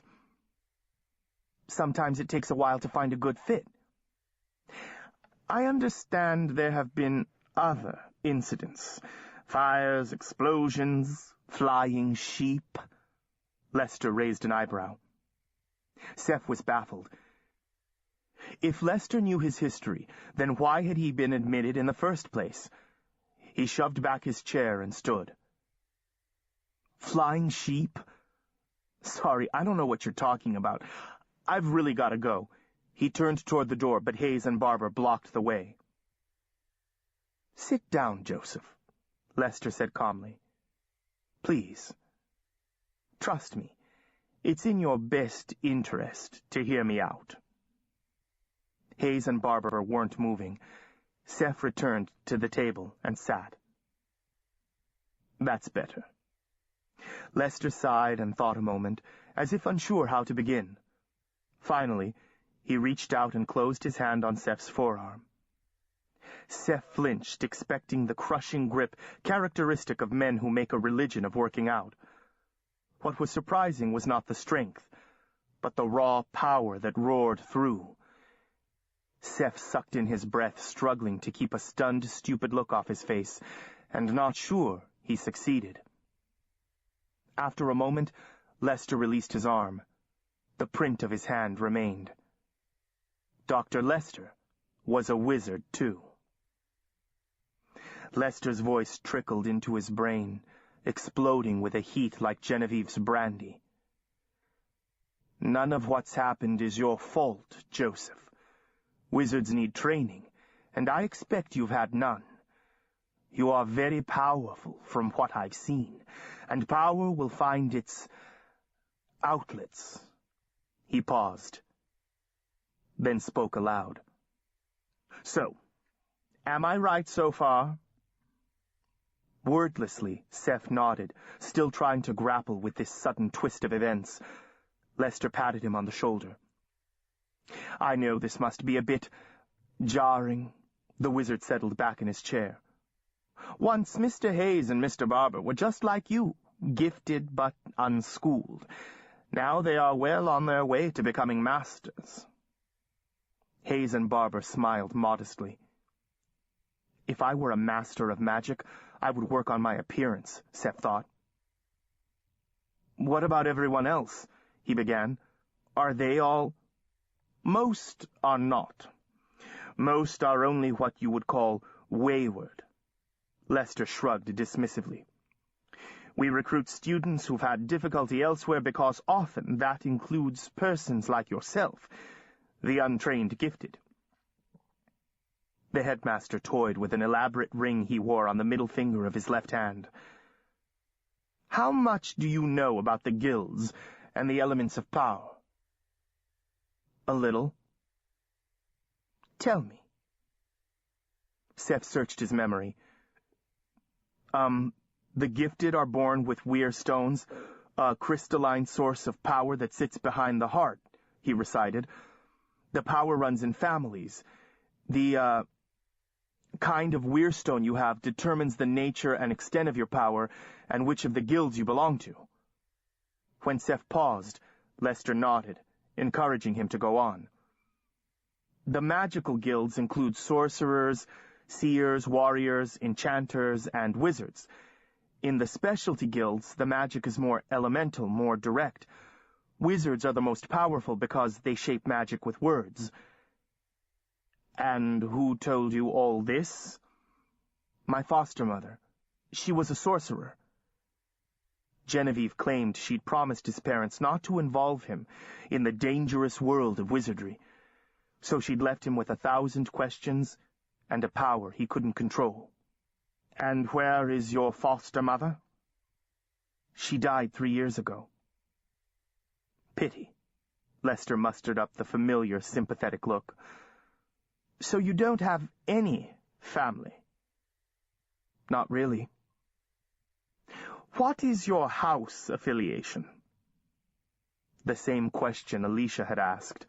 Maybe now he could finally get some information. I guess I don't know much about the houses. Lester studied him with his ball-bearing eyes, as if trying to decide if he was telling the truth. As the ruling guild, wizards have been required to develop systems for the allocation of power, else we would have had Armageddon on our hands. Seth sensed that Lester had delivered this speech many times before. There are two major houses of wizards, the Red Rose and the White. The wizard families align themselves with one or the other, and many of those allegiances go back to the War of the Roses in 15th century Britain.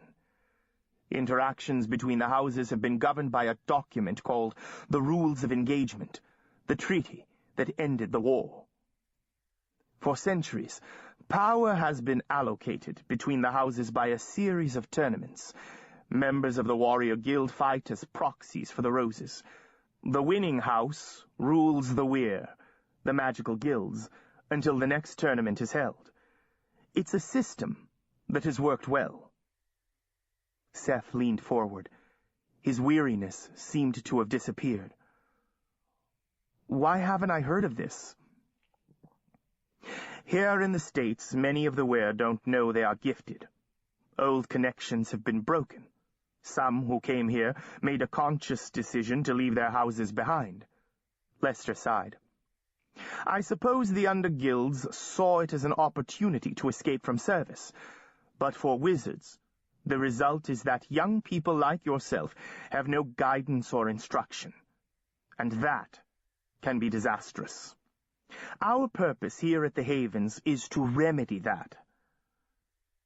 So, you're saying you can train me in wizardry? Lester smiled. I am saying that. Yes. And I'll learn how to control magic and how to avoid accidents?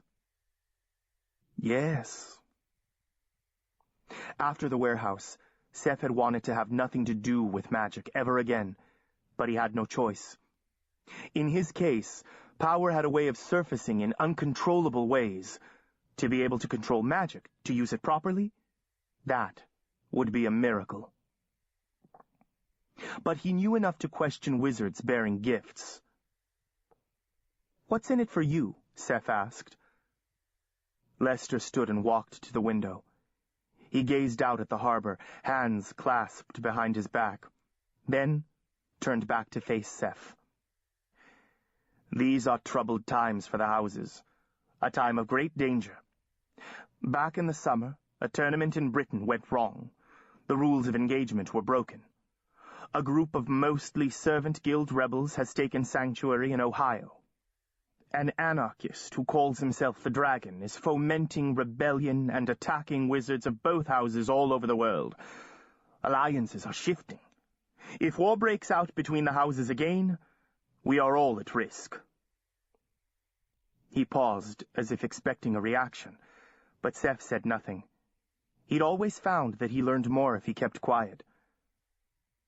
To answer your question, I am still nominally affiliated with the White Rose, but it is my hope that through our work here at the Havens, we can create a new path, a new order that ends the bloodshed and eliminates the constant warfare between the houses.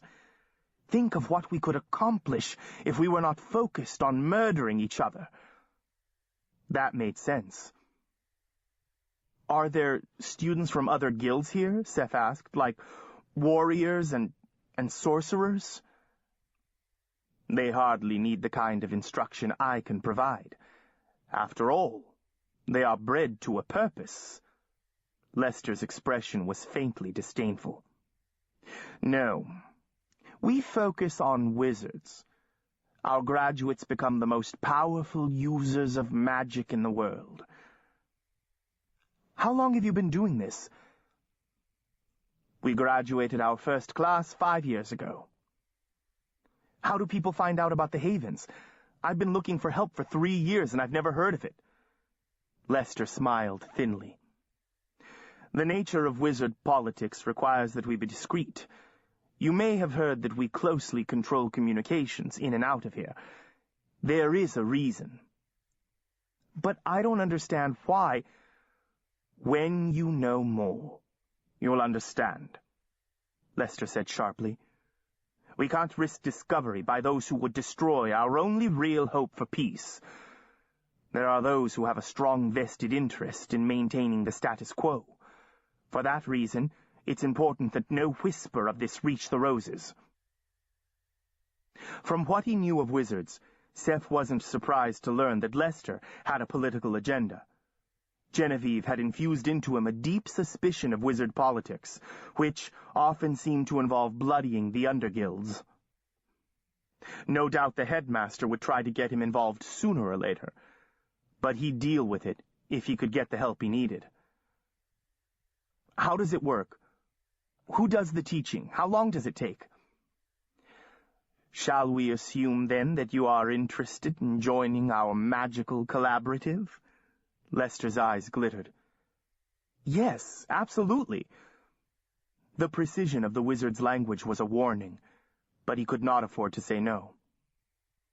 Good, Lester said. I thought that would be your answer. When do we get started? Seth persisted. Take a few days to settle in and get caught up with your other classes, then we'll talk again. We have techniques that streamline the process. Isn't there something I could be reading in the meantime, some way to prepare? Lester studied him a moment. Perhaps. Do you have a Weir book? I don't know what that is. Alicia Middleton had mentioned Weir books at the party. Each member of the Weir guilds has a Weir book, created at birth, even those in the servant guilds. It summarizes the members' magical lineage and family history. Wizard Weir books include charms and incantations that have been handed down through families over the centuries. He paused, raising his eyebrows in inquiry. I don't have one, Seth admitted. Actually, you do have one, Dr. Lester said. It's a matter of locating it. What is really key is what I told you earlier. We require total commitment from our wizardry students. Are you capable of that?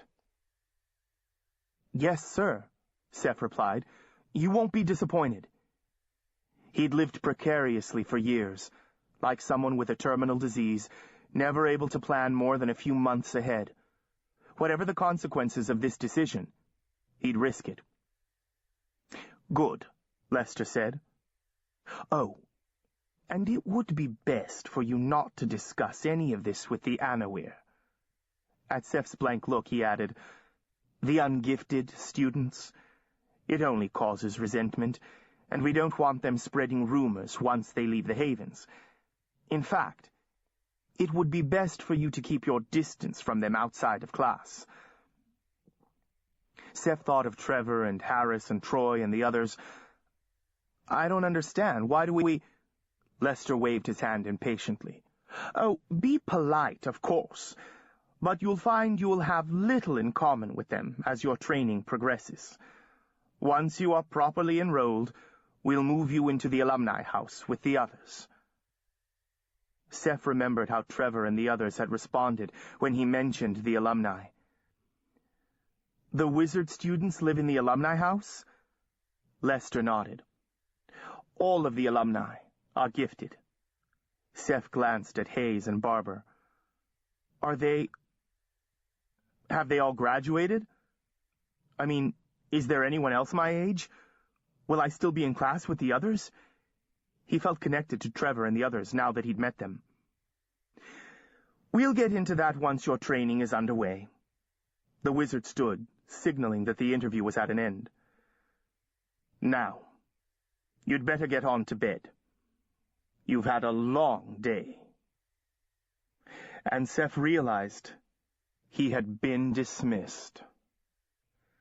Chapter 4. A Visit to the Alumni House. As promised, Seth's books and class schedule were delivered to his door early Sunday morning. He found the locations of the classroom buildings on the campus map, reviewed the syllabi, and started in on his reading. He'd always been a good student, so he didn't think he'd have any trouble catching up. He wanted to get as much work as possible out of the way before his classes in wizardry began. By late afternoon, however, he was having trouble concentrating on 18th century European history. He tried it with and without headphones. He moved from his bed to his desk, hoping sitting upright would enforce some discipline. but he found himself punching randomly at his keyboard, wishing he could go online.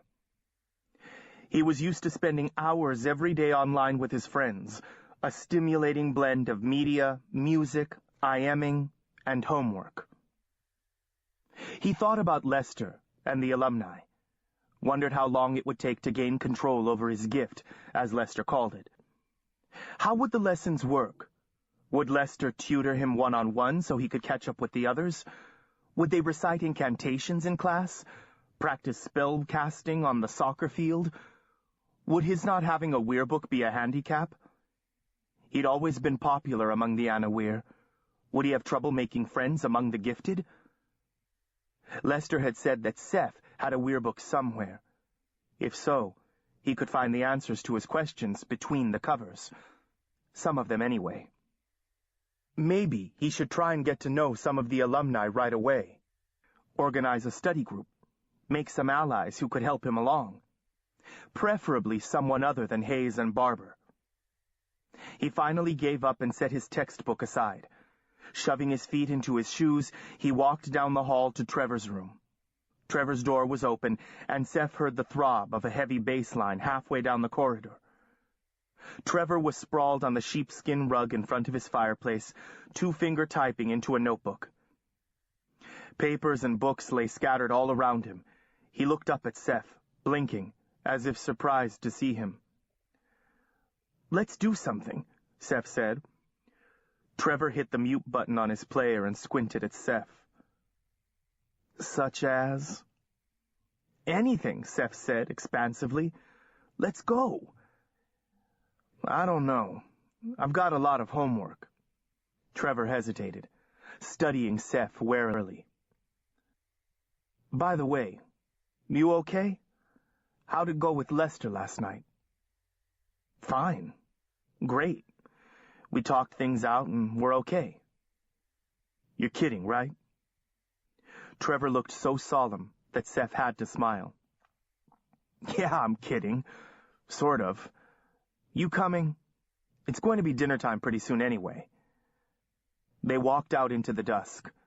Seth breathed in the complex, burnt toast scent of the autumn woods. Trevor became more animated once they'd left the dorm and his homework behind. "Maybe we can get a racquetball court and play before dinner," he said. Seth looked down at his jeans and sweatshirt. "What about dressing for dinner?" Trevor grinned. "It's Sunday. Weekend rules. Dr. Lester's usually not around." They were passing the alumni house. "Hey, hang on a sec. Let's take a look inside." "No, Seth. Come on." Trevor grabbed for his arm, but Seth was already through the doorway. The foyer opened into a common room with a large stone fireplace at one end, framed by bookshelves. Leather sofas crouched like stranded bovines along the perimeter of a Persian rug. It was similar in style to the other buildings Seth had seen, but more opulent, more expensively decorated, aggressively masculine. No one was in there, but Seth could hear the murmur of conversation and clatter of silverware from a nearby room. Trevor gripped his arm hard. "We're not supposed to be in here," he whispered. "I just want to look around a little," Seth whispered back. "Don't worry, it's cool." "I mean it," Trevor persisted. "Let's go." Seth scanned the directory next to the stairwell. "Hey, there's a library on the second floor. Have you ever been up there?" "No. I said we're not allowed." "I bet they have internet access." "Seth, I'm leaving. Come on." Trevor took 2 steps toward the door. "Be right back." Seth took the steps by twos, paused on the landing, and turned left along the gallery, passing rows of unmarked doors. A door at the end of the hallway stood partly open. Peering in, he saw rows of shelves loaded with dusty, leather-bound books. A flicker of movement to the right startled him. He jerked back, flattening himself against the corridor wall. Then he heard an explosion of voices from the first floor. "What are you doing in here?" someone demanded. The voice was familiar. Then Something or someone was slammed hard against the wall. Seth leaned over the gallery railing. Bruce Hayes had Trevor shoved up against the wall. Seth heard a scraping of chairs, and then a half-dozen others poured in from the dining room, forming a jostling semicircle around Bruce and his captive. Warren Barber was among them. Trevor said something back, so faintly that Seth couldn't make out the words. Whatever it was, it must have been unsatisfactory, because Bruce did something and Trevor screamed. "Hey!" Seth charged back along the gallery and vaulted down the stairs. He shoved his way through the circle of wizards and gripped Bruce's arm. "Let him go!" Bruce flinched, released Trevor, and swung around, hands raised as if to fight. His eyes widened when he saw Seth. "What? You're with him?" Warren Barber turned on Trevor. "You know you're not allowed in here," he said in a soft voice. Barber extended a hand, and Trevor pressed himself back against the wall, closing his eyes, sweat pebbling his forehead despite the chill in the air. "Ease up. It was my idea," Seth said, stepping between them. He smiled and shrugged, turning on the charm. "I just wanted to look around." Warren wasn't impressed. "This one should know better." Warren's breath stank of beer, and he spoke with the deliberation of the profoundly wasted. He reached around Seth, grabbing at Trevor, and Trevor jumped backward. Seth pushed Warren's hand away. "I don't see why it's such a big deal. What are you hiding in here?" "Well, it is," Warren said, rubbing his stubbled chin with the palm of his hand. "It is a big deal." "Warren," Bruce cleared his throat. "Didn't Dr. Lester tell you to be careful who you hang out with?" Warren said to Seth, nodding at Trevor. Seth lifted his chin defiantly. "Come on! Do you do everything Lester tells you to do?" Warren's smile faded, leaving resentment in its wake. "What do you mean by that?" Seth looked around the circle of wizards, his gaze lingering for a moment on each face. "I mean that my friends are my business." Nobody said anything for a long moment. Then Warren shrugged and smiled, as if trying to disclaim all the threats and innuendos that had gone before. But the smile never made it into his eyes. "All right, then," he said. "It's just a, misunderstanding." "It's cool, Joseph," Bruce said reassuringly. "Wait till you move in here. It'll be great. The other dorms suck in comparison. The food's a lot better, too. Hey, why don't you come on in and have dinner with us? We can fill you in on some things." It was an invitation that clearly did not include Trevor. Seth was tempted. He could definitely use some filling in, but he felt the need to establish a boundary, to make a statement about who he was and what he would tolerate. "I've already got plans tonight," he said, smiling.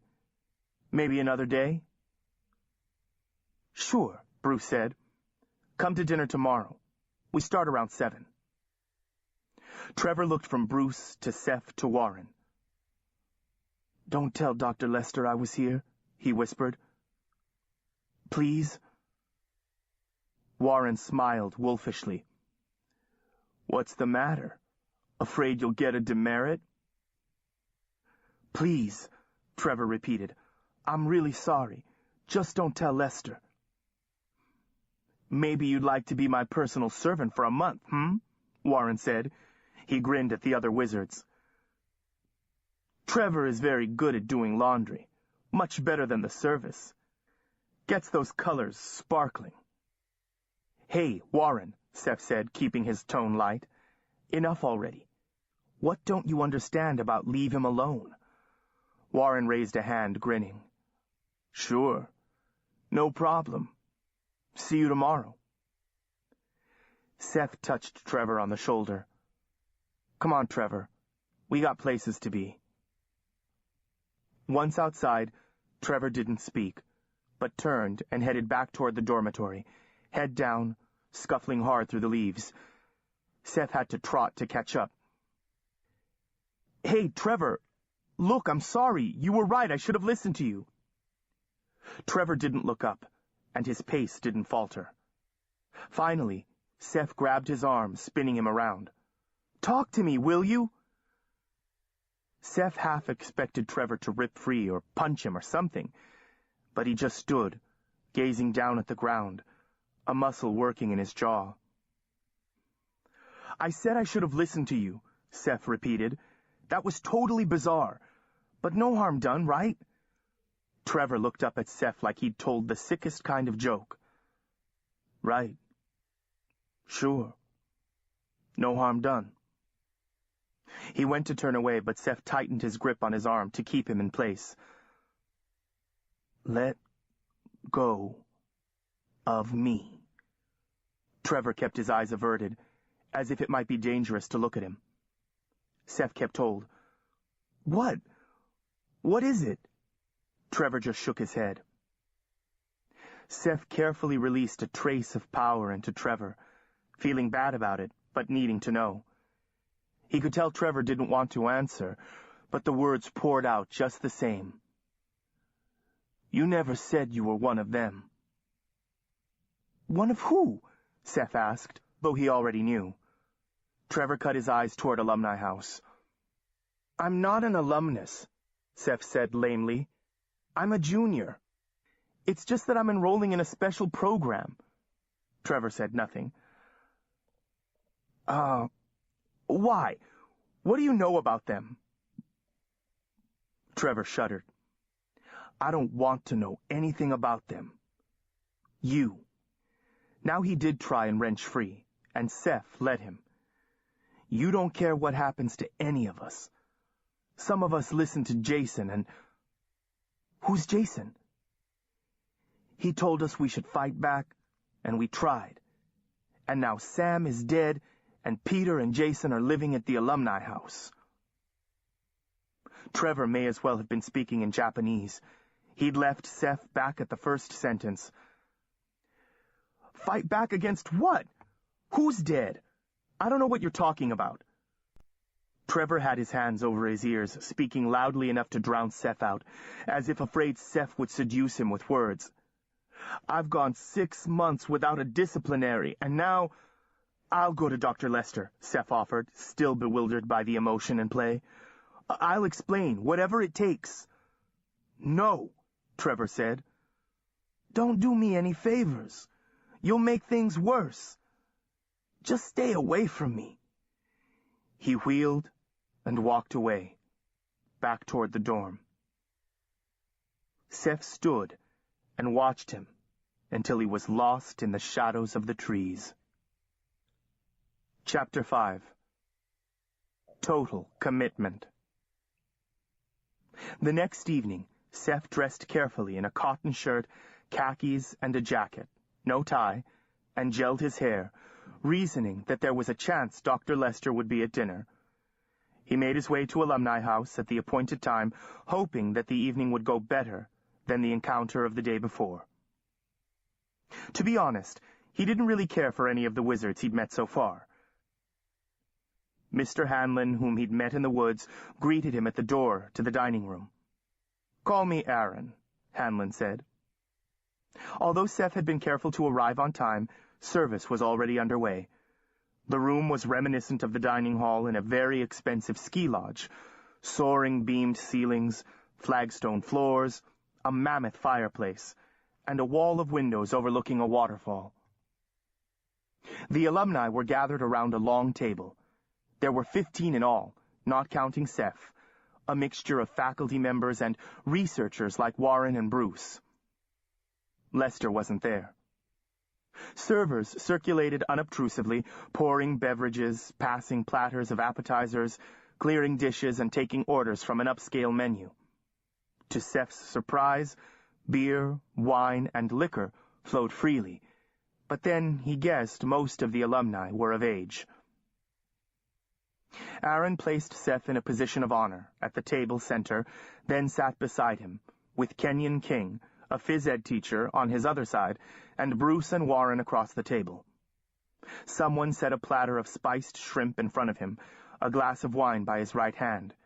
The alumni up and down the table introduced themselves. At the far end of the table was a rumpled kid with glasses and a twitch, who introduced himself as Peter Conroy. It was the boy Seth had met in the woods 2 days before, on the way to swimming. He tried to catch Peter's eye, but the other boy wouldn't look at him. Seth shrugged. It seemed less important here, surrounded by wizards, than it had been the other day. Seth sipped cautiously at his wine, meaning to keep his wits about him. It had a distinct Gewürz nose. He smiled to himself. Genevieve had taken a typical French attitude toward wine, considering it less risky than water. So he'd had his share at her table and in Europe. "So, tell us about yourself, Joseph," Aaron suggested. Everyone leaned forward. The question he despised. I was born in Toronto, but I've moved around a lot. I was raised by a foster mother, a sorcerer." "That must have been fun," Bruce said, making a face. "Raised by a sorcerer? Did she have you hunting toadstools and grinding up frogs' tongues and like that?" Seth blinked at him. "Well, no. Can't say that I ever did that." He thought of saying, "We used to go to markets in Chinatown and pick exotic roots and vegetables." But he didn't. "Anyway, I haven't had much training in wizardry. I was hoping you could tell me something about the program here." "We have a great library, reserved for the use of the alumni," Aaron said. "Thousands of volumes on charms, incantations, attack spells, and shields, plus werebooks from famous families." "So, is it mostly independent study?" Seth asked. "Well, kind of," Bruce said. "Dr. Lester has a magical shortcut system that allows all of us to share knowledge and power, so you'll be in business in no time." Shortcut? Lester had mentioned something about that at their meeting. Seth looked down the table, and it seemed that there was a lot of foot shuffling and seat shifting going on. "Plus, we're involved in a lot of off-campus assignments," Warren said. "Special operations." "Like what?" "Well, you know." Warren looked uncomfortable. "I think Dr. Lester told you something about his dream of uniting the wizard houses, so we work on that." "It's really cool getting out on our own," Bruce said. "We've traveled all over the world, Thailand, London, Brazil." Seth felt that somehow he still wasn't getting it. It was like sex, the way people talked all around it, but you could still end up not knowing the basics. "Who pays for all this?" he asked. "Dr. Lester has backers," Aaron said. "Trust me, money's not a problem. We don't pay a penny for tuition, clothing, room and board, or anything else." He picked up a shrimp. "As you can see, everything's top shelf." "How long does the program last?" Seth asked, handing his plate to the server. "How long do most people stay?" Everyone just kind of stared at him as though it were a really hard question. He tried again. "I mean, by the time I graduate next year, will I know everything I need to know?" Aaron was the first to recover. "Yes," he said, smiling. "By next year, you'll know all you need to know."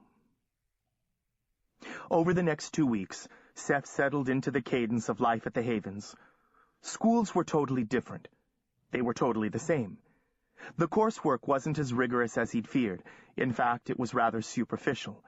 It seemed that the administration at the Havens wasn't focused on the Anawir students who filled most of the seats.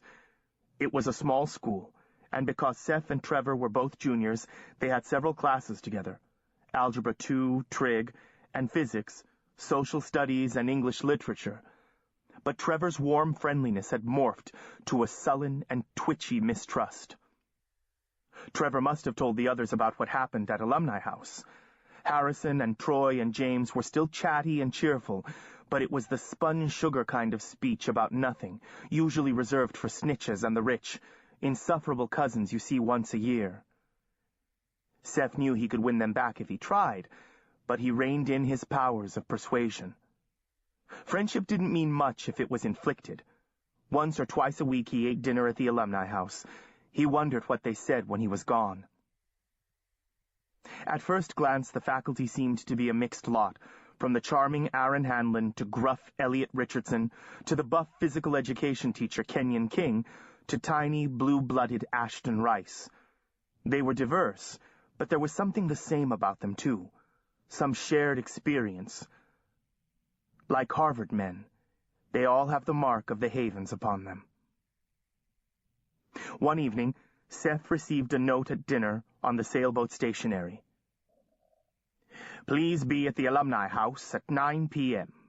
G. Lester. 9 o'clock was a funny time for a meeting, but maybe this meant his magical training was about to begin. Seth felt a rising excitement mixed with apprehension. So far, he didn't much care for Lester or the alumni, but he would take what he needed from them and move on. That night, the fog rolled in off the Atlantic and condensed into rain. The cold, relentless drizzle that Genevieve called larmes d'ange, angel's tears. Seth pulled on a bulky sweater she'd knit for him, jeans and a leather jacket. Thus armored, he walked through sopping leaves and dripping trees to his rendezvous. When he arrived at Alumni House, he was surprised to find the common room empty, except for Warren Barber, who leaned against the mantel, smoking and flicking ashes into the fireplace. Warren tossed his cigarette into the hearth and scooped up an armload of clothing from the nearest chair. "Everyone else is meeting us at the chapel," he said. "Let's go." Seth hesitated. "We're meeting outside?" Was this some kind of hazing event? Brilliant, ain't it?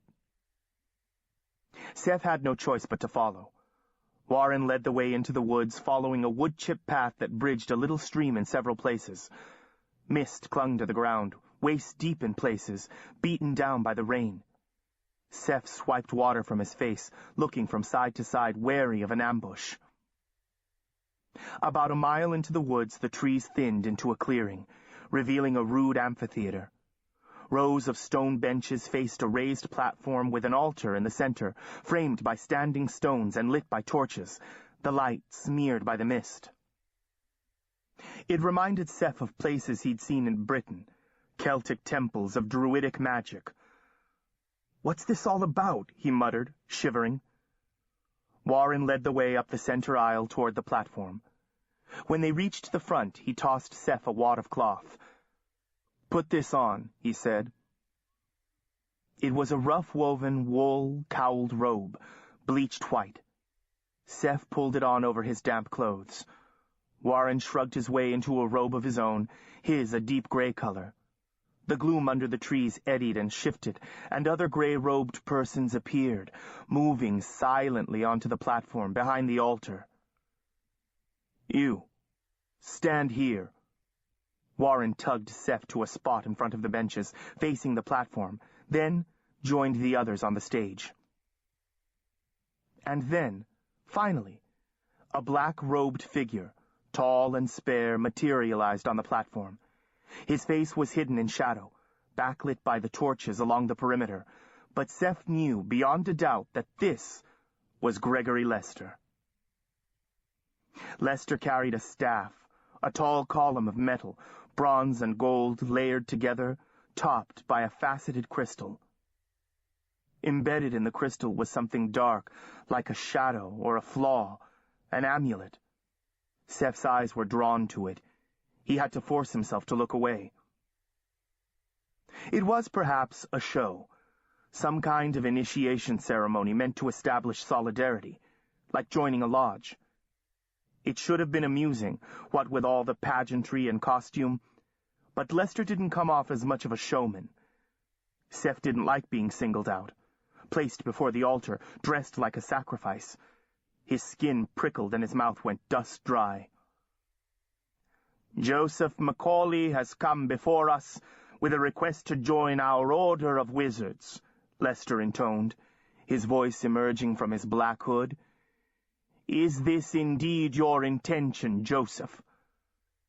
Seth cleared his throat, feeling an intense pressure to respond. I guess so, he replied. Seemingly undeterred by this lukewarm reply, Lester continued. We have agreed to consider this request. Does the petitioner understand what is required of him? Again, the feeling of focused pressure, the pressure to say yes. Instinctively, Seth pushed back. No, not really, he said. Can you tell me? Lester paused, as if this answer were unexpected, then responded awkwardly. You are required to link your weirstone to mine. Reflexively, Seth pressed his fingers into the skin of his chest, through the folds of the robe, his eyes fastened on a shallow stone bowl that sat atop the altar, and the knife that lay next to it.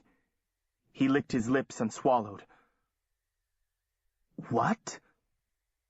Lester shoved back the hood of his robe. Through the speaking of charms and the letting of blood. Is that necessary? Seth asked, struggling to maintain an expression of polite inquiry. I just wanted to be trained in wizardry. Lester rolled back the sleeves of his robe like a surgeon preparing for a procedure. Wizardry manifests early, he replied. Most begin their training very young. You are far behind your peers. This system is a shortcut. It allows your powers to be used safely, without extensive remedial training. We haven't time for that. Seth had the sense that Lester was choosing his words carefully, as if what he said might be technically true, but intentionally misleading. Seth felt a more subtle pressure, like an undercurrent of magic at work. His muscles loosened and his head swirled with inarticulate thought. He mounted a faint protest. So, you're saying that if I don't go through with this, ceremony, you won't train me in wizardry? I'm saying it takes years to develop skills enough to practice wizardry safely. I'm saying you are getting a very late start. I'm saying this is the way we do things at the Havens. Lester picked up the knife and nodded to someone behind Seth. Bring the supplicant. Bruce Hayes and Warren Barber materialized behind Seth and gripped his elbows. They dragged him forward, half lifting him up the steps and then pushing him to his knees in front of the altar. They stripped back his sleeve and pressed his arm against the cold, rough stone, exposing the inside of his wrist. It was like a dream, almost as if he were watching it happen to someone else. He barely felt the blade as it bit into his flesh, and his blood flowed into the stone bowl. He should have been horrified as Lester spoke words over the bowl in some language of magic, dipped the crystalline head of the staff into the blood, and then lifted it to drink. This is wrong, Seth thought. But he felt muddled and lethargic, limp and passive, carried along through the ceremony like a leaf in the current. Now, rise, Lester said to Seth, and speak the words after me. Barber and Hayes lifted Seth to his feet and held him upright. Their hands burned through the rough fabric of his robe as a thought burned itself into his mind. This was clearly some kind of pagan ritual. What exactly was he being asked to deliver into Lester's hands? He pressed his bleeding arm into his side. The crystalline head of the staff blazed, casting a greenish light over the participants. Something fluttered at the edge of his vision, like a scrap of black fabric. And again, and more, blotting out the torchlight. Bats. Clouds of bats, swooping about the heads of the alumni, silently dive-bombing the proceedings. Several of the celebrants covered their heads with their arms. A sign. Seth looked across the altar to where one of the alumni stood watching. Peter Conroy. His face was a mask of dismay. When he saw Seth looking, his eyes widened behind his glasses. He shook his head, ever so slightly. A warning. Lester spoke his magical phrase, then paused expectantly, waiting for him to echo it, like a vow in a devilish wedding ceremony. The hooded figures leaned forward in anticipation. "No," Seth said, "I can't." "Would you like me to repeat it, Joseph?" Lester asked, softly, encouragingly. "No, I mean I changed my mind." For a moment, Lester seemed too astonished to speak. "What?" The words seemed to spatter out into the mist. "I refuse." A rumble of surprise rolled through the alumni, quickly stifled. Peter closed his eyes and breathed out as if relieved. Lester's voice was calm and reassuring. "What's bothering you, Joseph? The painful part is over. When we're finished, we'll go back to the alumni house and dress that scratch and make arrangements to move you in. Your training will begin immediately." "What's bothering me?"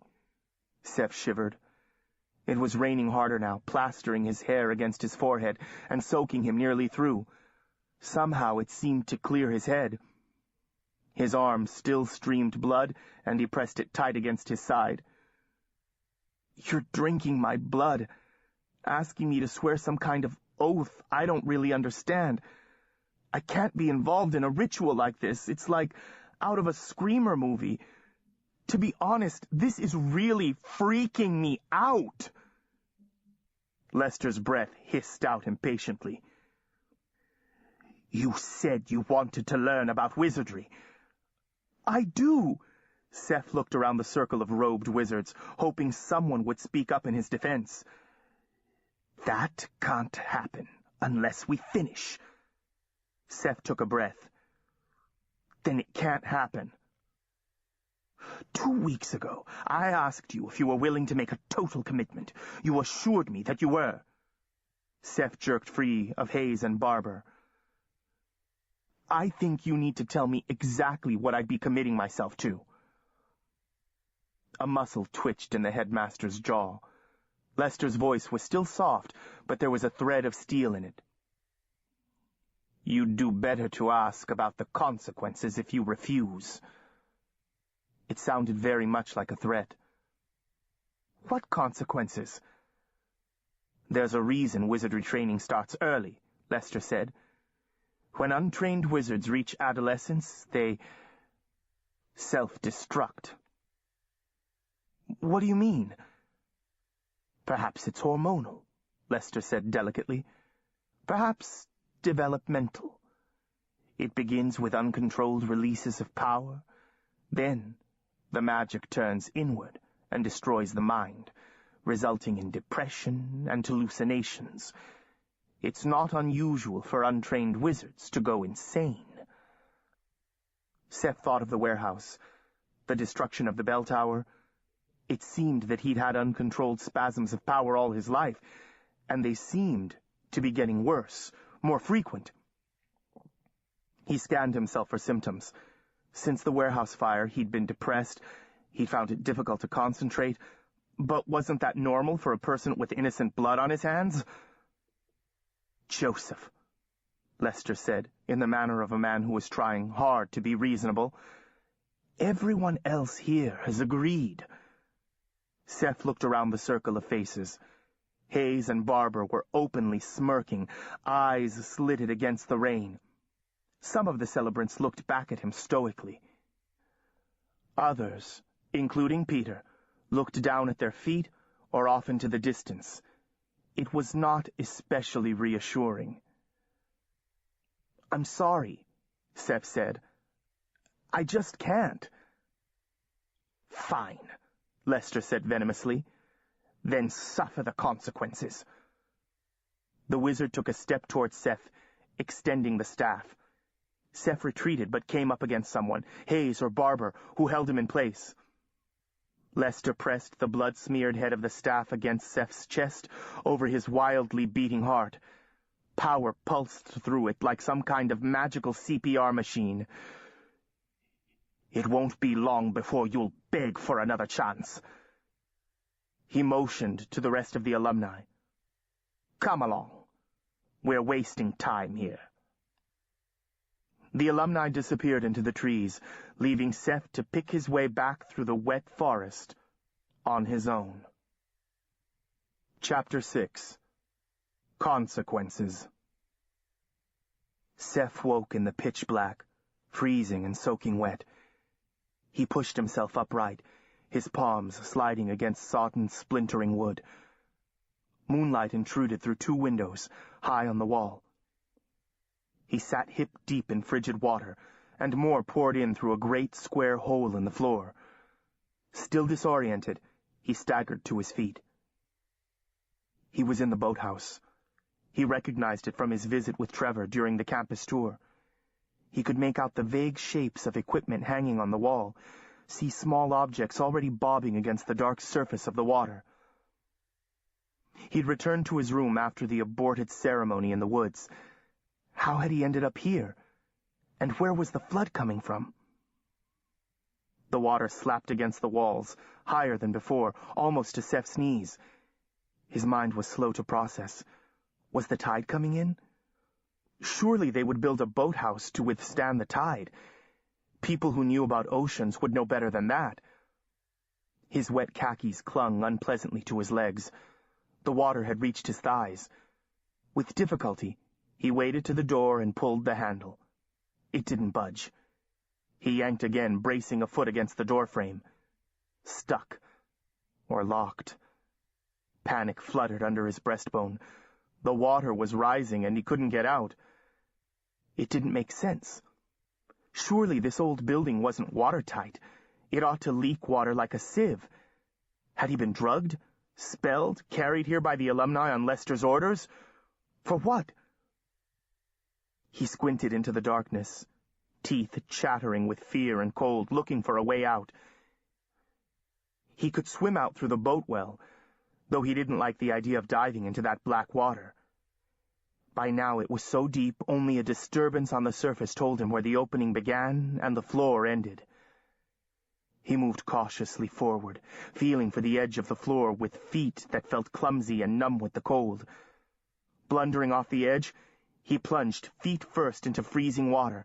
He shot back to the surface, propelled by the current, and raked his wet hair out of his face.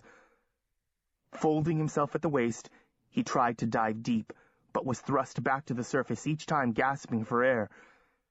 There was no escape that way. Coughing and spitting out salt water, he found the edge of the floor again. When he stood up, the water lapped at his collarbone. He needed to get to higher ground. He bumped into the fish-cleaning table, pulled himself up, and managed to plant his feet on it. Now he was immersed only to his waist, but he hit his head on the ceiling and the water was still rising. "Help!" he screamed, his shouts faint and ineffective. "I'm locked in the boathouse! Help! I'm drowning!" While standing on the table, he could just reach one of the small windows if he stretched far to one side. Grabbing a large landing net that hung on the wall, he slammed it against the glass. The net was lightweight, and he was working at such an angle that he couldn't produce much force against it.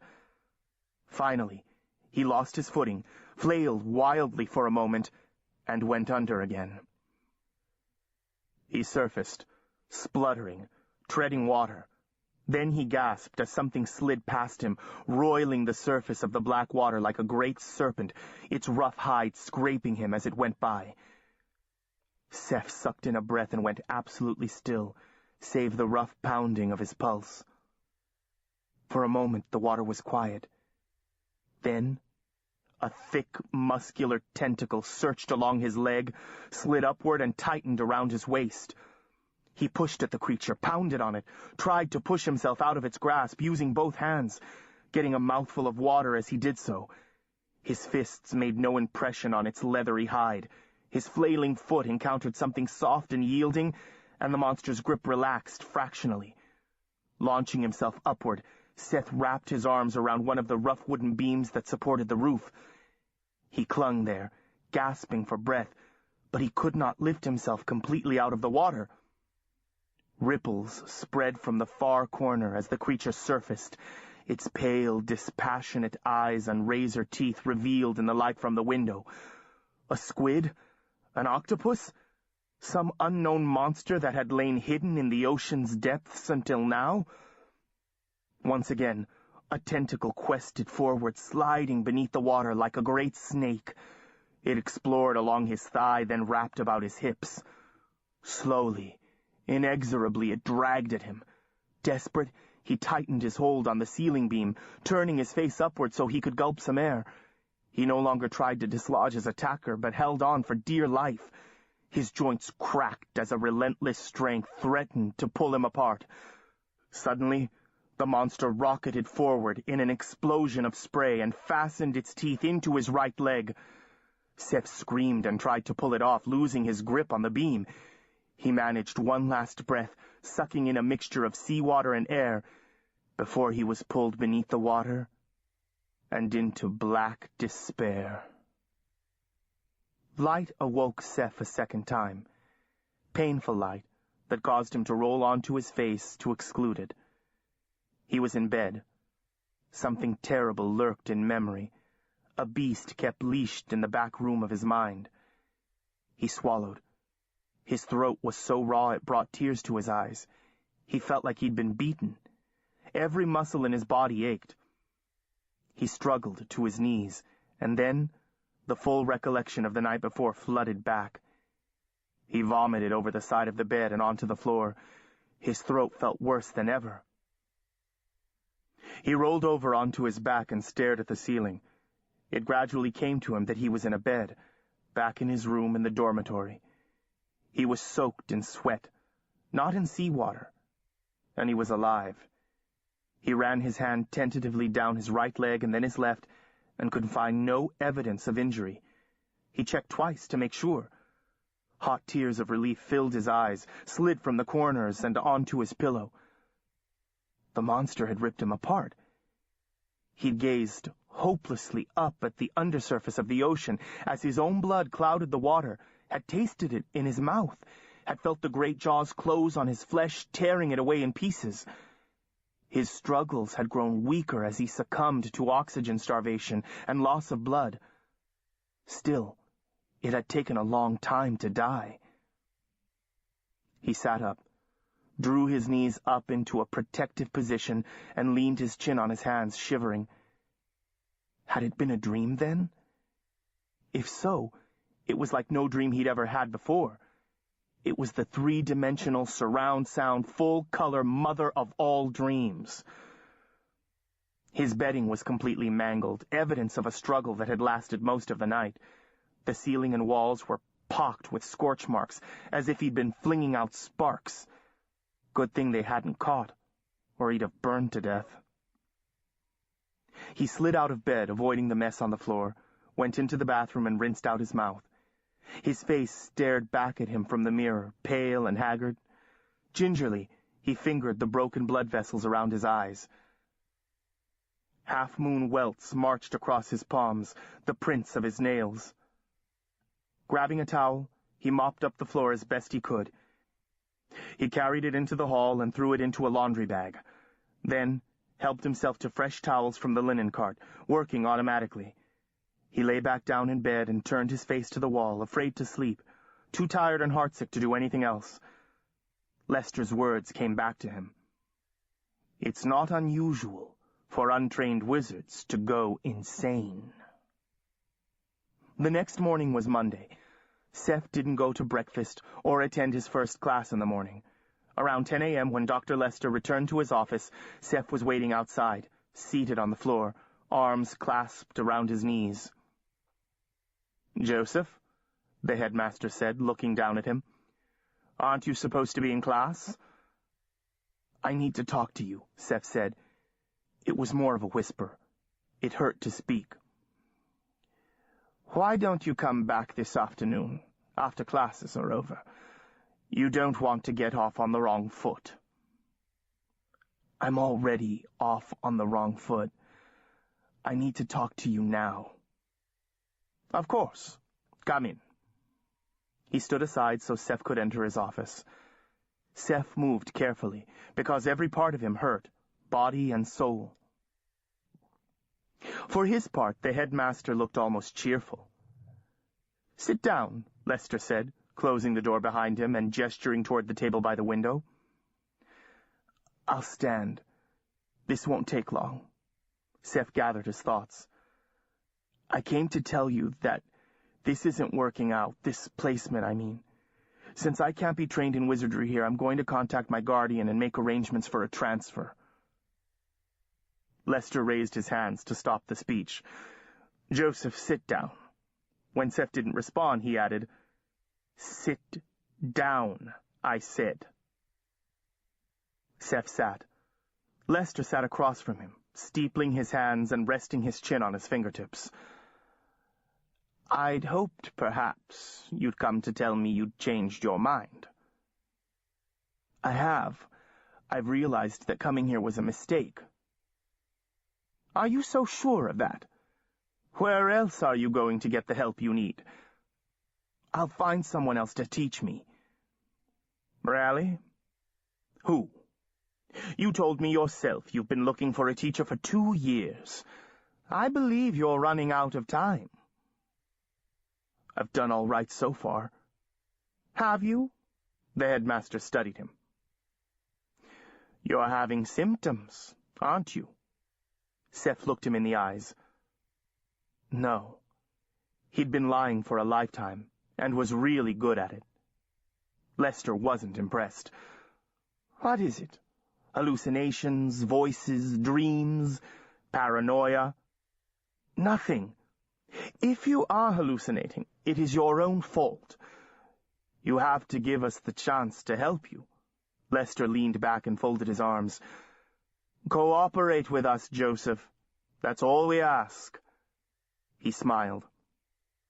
Seth remembered the scene at the chapel, the flickering torchlight, the altar, his blood flowing into the stone cup, the staff blazing up, the warning on Peter's face. Seth leaned forward. "If you want to help me, then teach me. But I'm not joining your cult or club or whatever." The smile froze on Lester's face, then withered. "Let me be plain. Our enemies are gathering. My house, the White Rose, is the current holder of the Hoard. That is the collection of magical artifacts handed down over the centuries through the tournament system. Last week, operatives believed to be working for the Dragon launched an attack against a magical repository in the southwest of Britain. They carried off weapons of unimaginable power. However, some believe the thieves were actually working for the Red Rose. There is talk of retaliatory action. As you can see, the stakes are incredibly high. The tiniest spark could set off a conflagration like the world has never known. I believe my initiative may be the last great hope for peace. Can you understand why I can't risk training someone as powerful as you, whose loyalty is questionable?" It made sense. It made total sense, and yet Seth had been on his own long enough to learn to trust his instincts, and his instincts said that Lester and Barbara and Hayes were not peacemakers. Maybe he was crazy, but he had nothing else. He smiled his best smile. "Dr. Lester, I wish you and the alumni the best of luck in preventing a wizard world war, if that's what you're really about. But I'm really, apolitical. I have a lot of personal issues to work through. I can't be joining a movement. I'll find someone to train me on the outside, and maybe when I'm older I'll feel differently." It was a pretty good speech. Seth stood.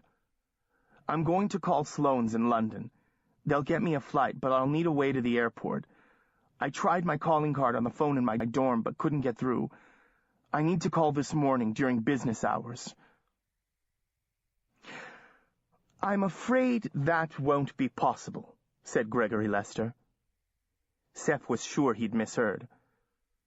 "You're not going to let me make a phone call?" Lester stood and leaned his hips back against the table.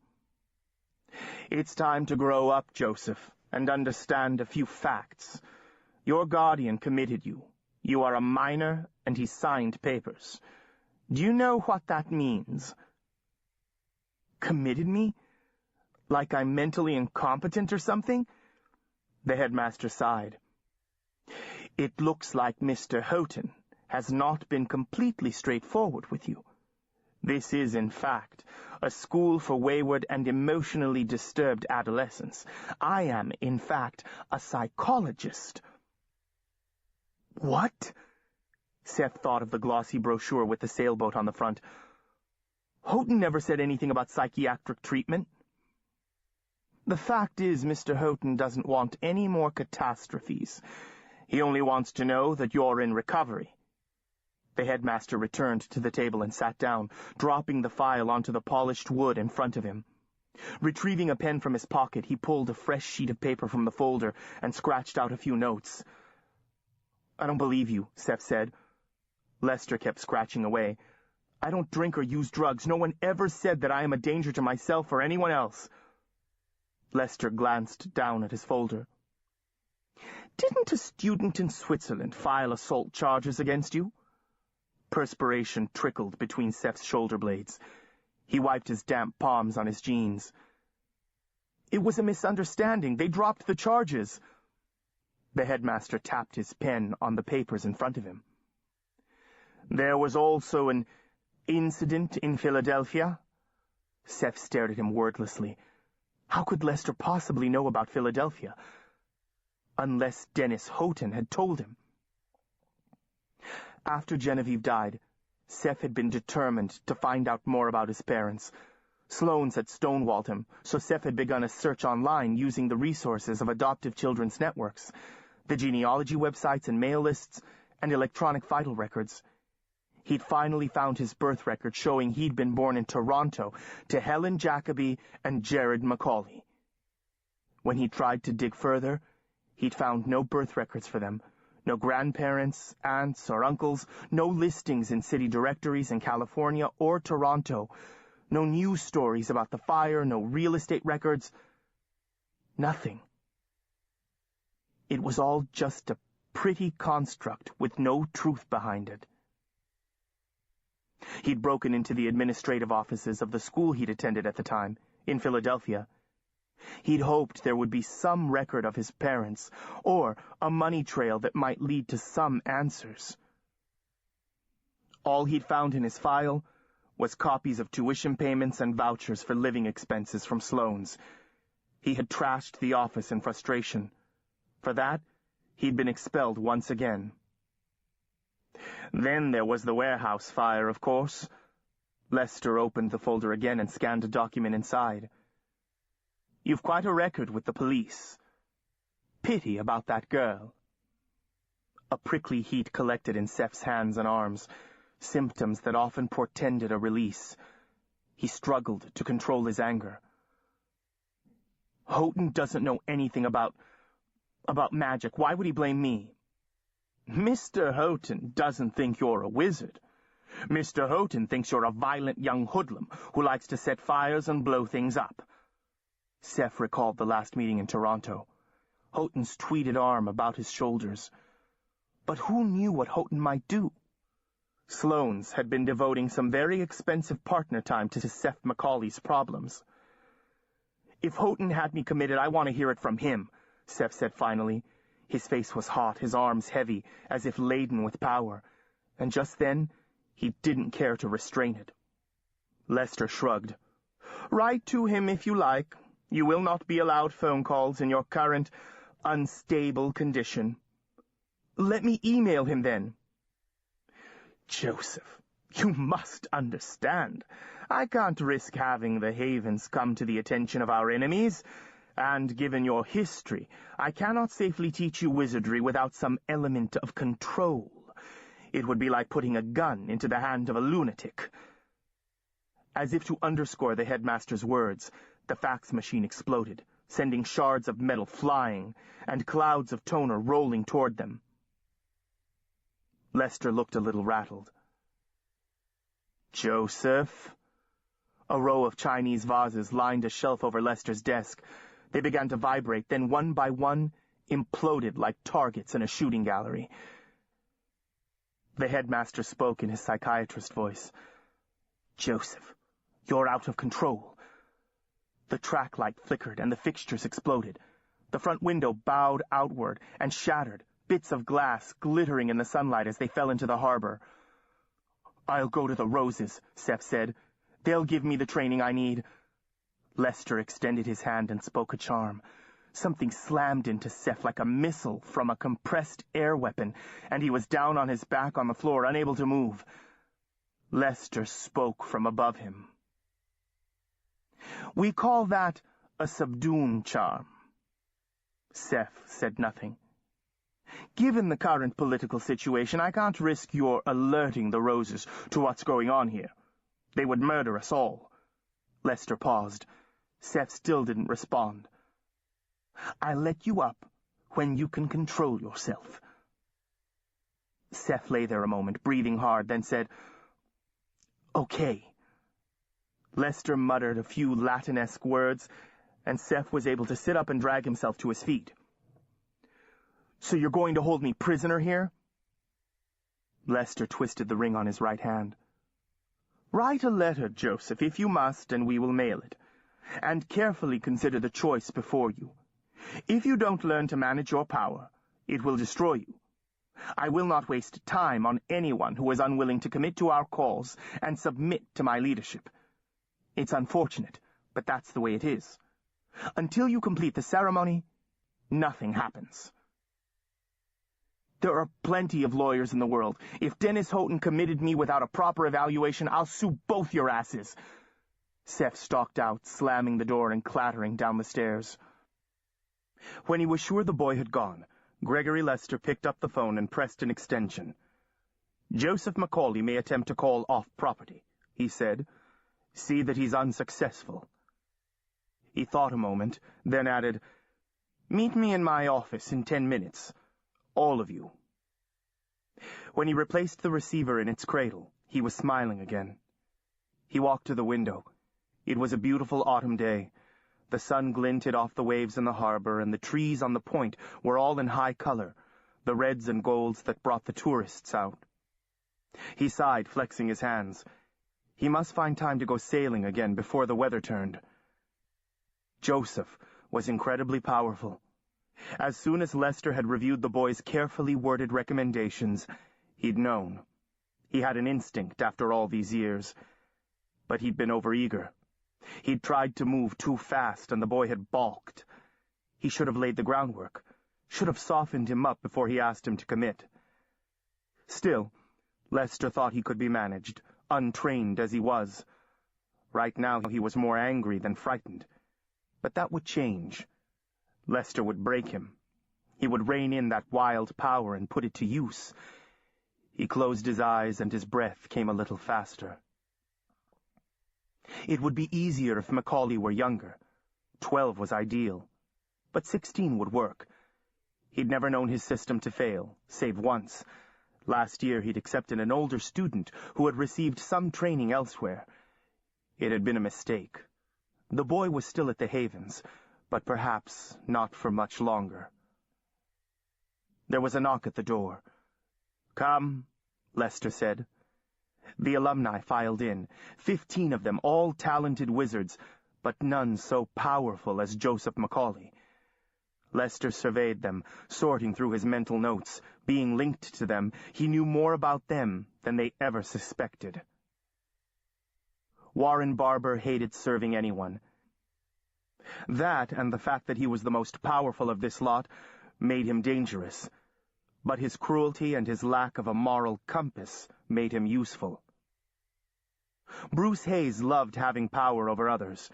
He would serve if, in turn, others served him. Aaron Hanlon was smooth and articulate, a master of mind magic. Kenyon King was reasonably powerful, physically strong, and skilled at covert operations. John Hughes was invaluable as a systems expert. They were the core. Wayne Eggers had accepted his role as physician. Ashton Rice and Elliot Richardson would serve, if reluctantly. They were reasonable men. They had accomplished much already. Martin Hall and Peter Conroy were weaklings. It was not a matter of a lack of power, but a reluctance to take ruthless action when required. Conroy in particular was a loose cannon, but they both contributed power to the mix. "Good morning, gentlemen," he said. "Joseph Macaulay still declines to link to us." A mutter of surprise rolled through the alumni, but was quickly stifled. "He has threatened to go to the Roses. This is unacceptable. I believe a peer-to-peer approach may be effective. I make it your charge to convince him to join us, through whatever means necessary. When he links with us, you will be richly rewarded. If he continues to resist, well, I think you all understand that there will be consequences." Now they all looked down at their feet, afraid he'd use one of them as an example. He'd done it before. "Give him to me," Warren suggested. "I'll turn him around in a day." Lester sighed. "If it were a matter of brute force, Warren, I'd have settled the matter already. This requires subtlety, creativity, seduction. Not your long suit, I'm afraid." He rubbed his palms together. "We'll meet again on the subject in 2 weeks. Are there any questions?" There were none. The next day, after another night of excruciating dreams, Seth walked over to the Art and Music building and found a house phone back in the vending area in the basement. He picked it up and dialed 0. When the secretary in the admin building answered, he said, "I'd like to place an outside call using a calling card." He gave her the calling card information and the phone number, including the country code. There was a brief pause. "Your name, please?" "Joseph Macaulay," Seth replied, hope evaporating.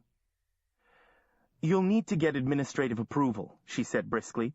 "Shall I put you through to Dr. Lester?" "No, thank you," Seth said, and hung up the phone. The classroom routine was soothingly familiar, a little eddy in the madness of life at the Havens. Lecture, discussion, homework, examinations, all of the usual tools were in evidence, wood and metal desks lined up in rows, chalkboards, sinks and burners and hoods in chemistry lab, new textbooks that smelled of ink with spines that crackled when you opened them. Like students everywhere, the students at the Havens whined about homework. Seth sat in math class, chin propped on his fist, watching Mr. Richardson scribble equations on the board. Richardson would have been at the outdoor chapel, garbed in long gray robes, helping preside over that magical sacrifice. In retrospect, it seemed like a bad dream. What had spooked him? Rain and mist and bats and mummery. And the fact that it seemed so important to Lester. In music, Mr. Rice told Seth he could schedule private lessons outside of class to work on piano or saxophone or another instrument. He encouraged Seth to consider joining the wind ensemble. The bloody wind ensemble. It was so normal. So hard to reconcile with his fear of sleep, his dread of getting into bed. After his last class and before dinner, Seth went back to his room and booted up his computer. He decided to go ahead and write his letter. To Dennis Houghton, Esquire, guardian of Joseph Macaulay. From Joseph Macaulay. Regarding school placement at the Havens. When I arrived at the Havens, I was told that I'd been committed here for psychiatric treatment. I am not sure what your intentions were, but the staff is unqualified and the methods used are cruel, arbitrary, and inconsistent, thus unlikely to prove effective. This placement is not meeting my needs. I would like to request an immediate move so that I miss as little school as possible. I would consider a public school placement with private therapy, if that is easier, in any geographic location. I will do everything I can to make it work out. It is critical that this request be acted on right away. At the very least, we need to meet to discuss my situation and arrange to get a second opinion. If you believe I would benefit from therapy, I have to think that there are better options. He read it over again and bolded the part about doing everything to make it work out. He thought it sounded, well, sane and non-accusing. He got it ready to mail and dropped it in the mail chute at the admin building when he went in for supper. The dreams came like heat lightning in summer. Terrible dreams that illuminated those places in Seth's soul that were better left in the dark. The violence was sometimes physical, sometimes emotional, or both. All of his fears and insecurities surfaced and became weapons against him. The worst of it was that he never knew what to expect. Sometimes he would struggle to stay awake, then fall asleep in the early hours and sleep untroubled until his alarm sounded. Sometimes he dreamed 3 nights in a row, then nothing for 3 days. The bizarre occurrences that had always dogged Seth seemed to intensify. He touched a light switch in his room, and the electrical power in 3 buildings went out. Cakes fell and milk went sour in his presence. Hawks and ospreys collected on the roof of his dormitory and escorted him to his classes, swooping down on faculty along the way. The water froze in the pipes of the administration building, and trees bloomed out of season. A pack of wolves haunted the campus for a time, gray shadows lurking among the trees. Seth constantly second-guessed his decision. He knew there was no guarantee he could find help outside of the Havens. Maybe Lester's offer was his only option. Maybe his magical outbursts would increase until he had to be shot like a rabid beast. The leaves on the aspens had been turning when Seth mailed his first letter to Sloane's. They lay like gold dust on the ground when he posted his second. He began to write several times a week so he could feel that he was really doing something. He gave up on sane and non-accusing and resorted to desperate and threatening. There was never any response. He tried to phone off campus a half-dozen times from various phones and under assumed names. He was always intercepted by polite staff members who referred him to Dr. Lester. He continued to eat dinner at the alumni house. They were his only potential sources of information, his only avenue of hope. They'd been trained in wizardry. They already knew how to manage their power. He reasoned that if he could win some of them over, they might share the secret that would prevent the dreams. He focused especially on Peter Conroy. That first day, Peter had been eager to talk with him, obviously had information he wanted to share. But now, Peter practically ran the other way when Seth approached. If he managed to corner him, some of the other alumni would intervene. Something had happened to frighten him away. Others of the alumni worked hard to win him over. They shared no useful magical secrets with him, but plied him with offers of food, liquor, and illicit drugs. Faculty and alumni mingled at parties, where he seemed to be the unwilling guest of honor. Maybe, he thought, drugs and alcohol would help. But something told him they wouldn't. Bruce Hayes whispered to Seth about the unlimited power that lay within his grasp. "Maybe you report to Dr. Lester," he explained, "but when you think about it, the rest of the world reports to you." Aaron Hanlon advised him that, given the current unsettled political situation, it was best to shelter under the protection of a powerful wizard. "There's going to be bloodshed," he warned, "though Dr. Lester is doing his best to prevent it. Just like during medieval times, it wouldn't hurt to have a patron." It was like being rushed by a desperate and diabolical fraternity. But, given the fact that Trevor and the other Anawir were avoiding him, Seth found himself spending more and more time in their company.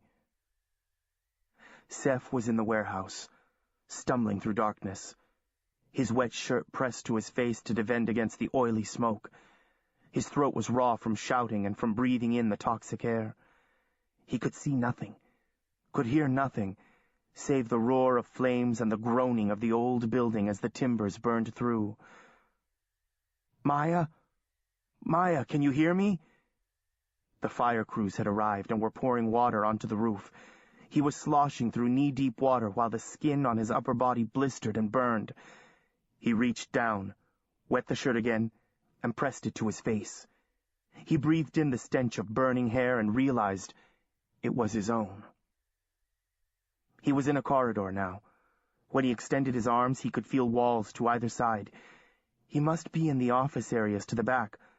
Perhaps she'd taken refuge here when the way out was blocked. He passed through several doorways, carefully closing the doors behind him, to keep the flames at bay a little longer. Then he heard it. A faint cry from somewhere ahead. "Help!" He stumbled on, touching the walls now and then to guide him. The walls were hot, the paint sticky under his hand. "Maya!" He pushed through another doorway. "Seth!" The voice was weak and thready, but close now, only a few feet ahead and to the right. "Keep talking, Maya. I'm here to get you out." He crawled along the floor, groping with his hands, until he felt fabric under his fingers.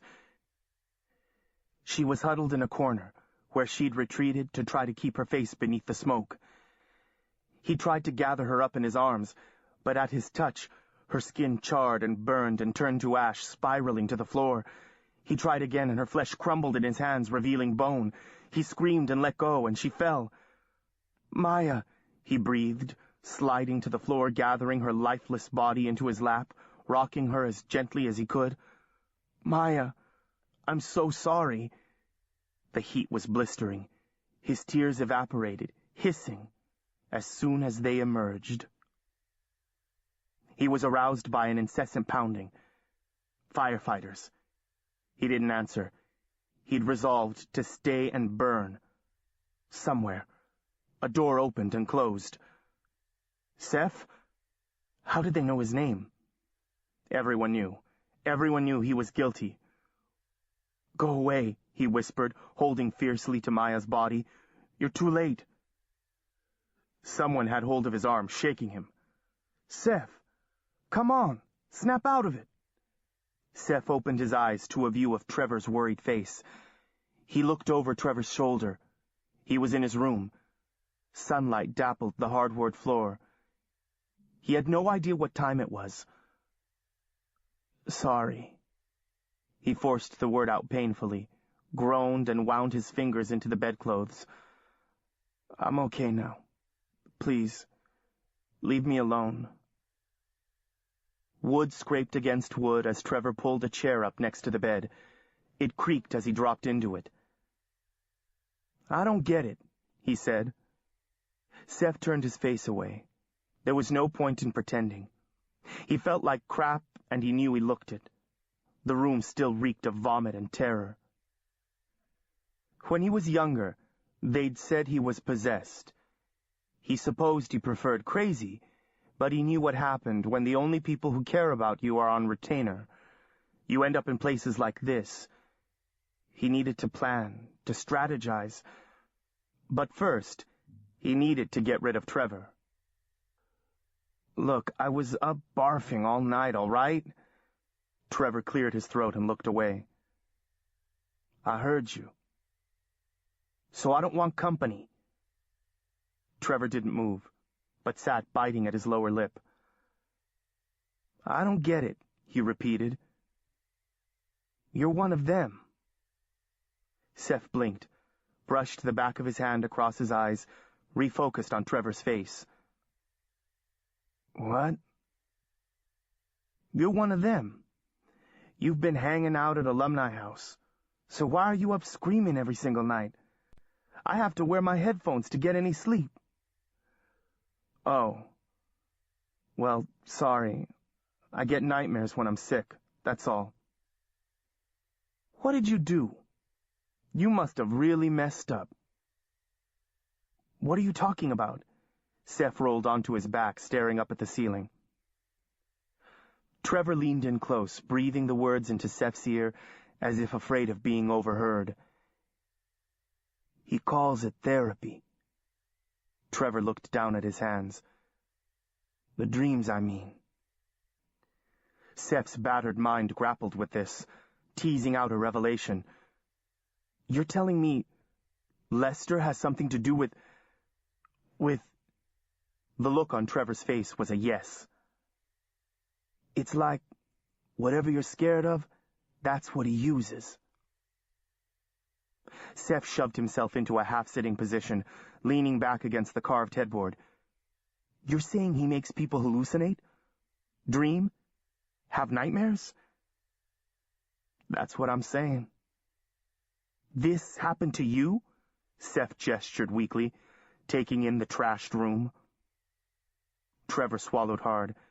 His dark face was nearly gray, the brown eyes muddy with remembered pain, his hands clasped tightly together. I acted out a lot when I first got here. He uses this as punishment? He calls it therapy, Trevor repeated. If you don't cooperate, I guess he thinks you need more therapy. So, in a way... And the other people have dreams? Other students, not just us? Everybody has dreams, at least at first. He says they're working through their hostility. Only, I figured you were different. I mean, you're like him, you and the alumni. Y'all have some kind of power. Elsewise, why would the alumni stay? I'd leave quick as I could. Seth was only half listening. He wasn't crazy. It wasn't his own power that was destroying his mind. It was a spell. It must be. Lester was spelling him, making him think he was crazy, make him desperate enough to agree to... what? Just do what he says, Trevor said, as if reading his mind. Whatever he asks. I can tell you from experience what will happen if you try to fight him. It's up to you, but my advice is to sit up and speak and roll over, whatever it takes. Sucking up ain't that hard once you get the hang of it. Doesn't anybody complain? Seth asked. What are you going to say? Trevor lifted his hands, palms up. You had a nightmare at school and Dr. Lester did it? Who would believe a story like that from someone with a track record like mine? Lester says this is a place for psychiatric cases. He told me we're hallucinating. I guess it's possible. I was a little rough before I got here, but nobody ever said I was crazy. Before I came to the Havens, all I dreamed about was girls. Couldn't your parents get you out of here if you asked them? Trevor laughed bitterly. Look, my parents love the Havens. This is the first school that didn't expel me inside of 6 months. All of my bad behaviors have been, extinguished. I'm getting good grades. I'm probably going to college.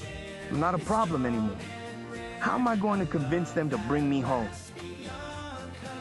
A few times since I've been here, parents have come to campus all fired up about something they've heard. Lester meets with them, and they go away satisfied. Or at least they go away. He can be very persuasive, I guess.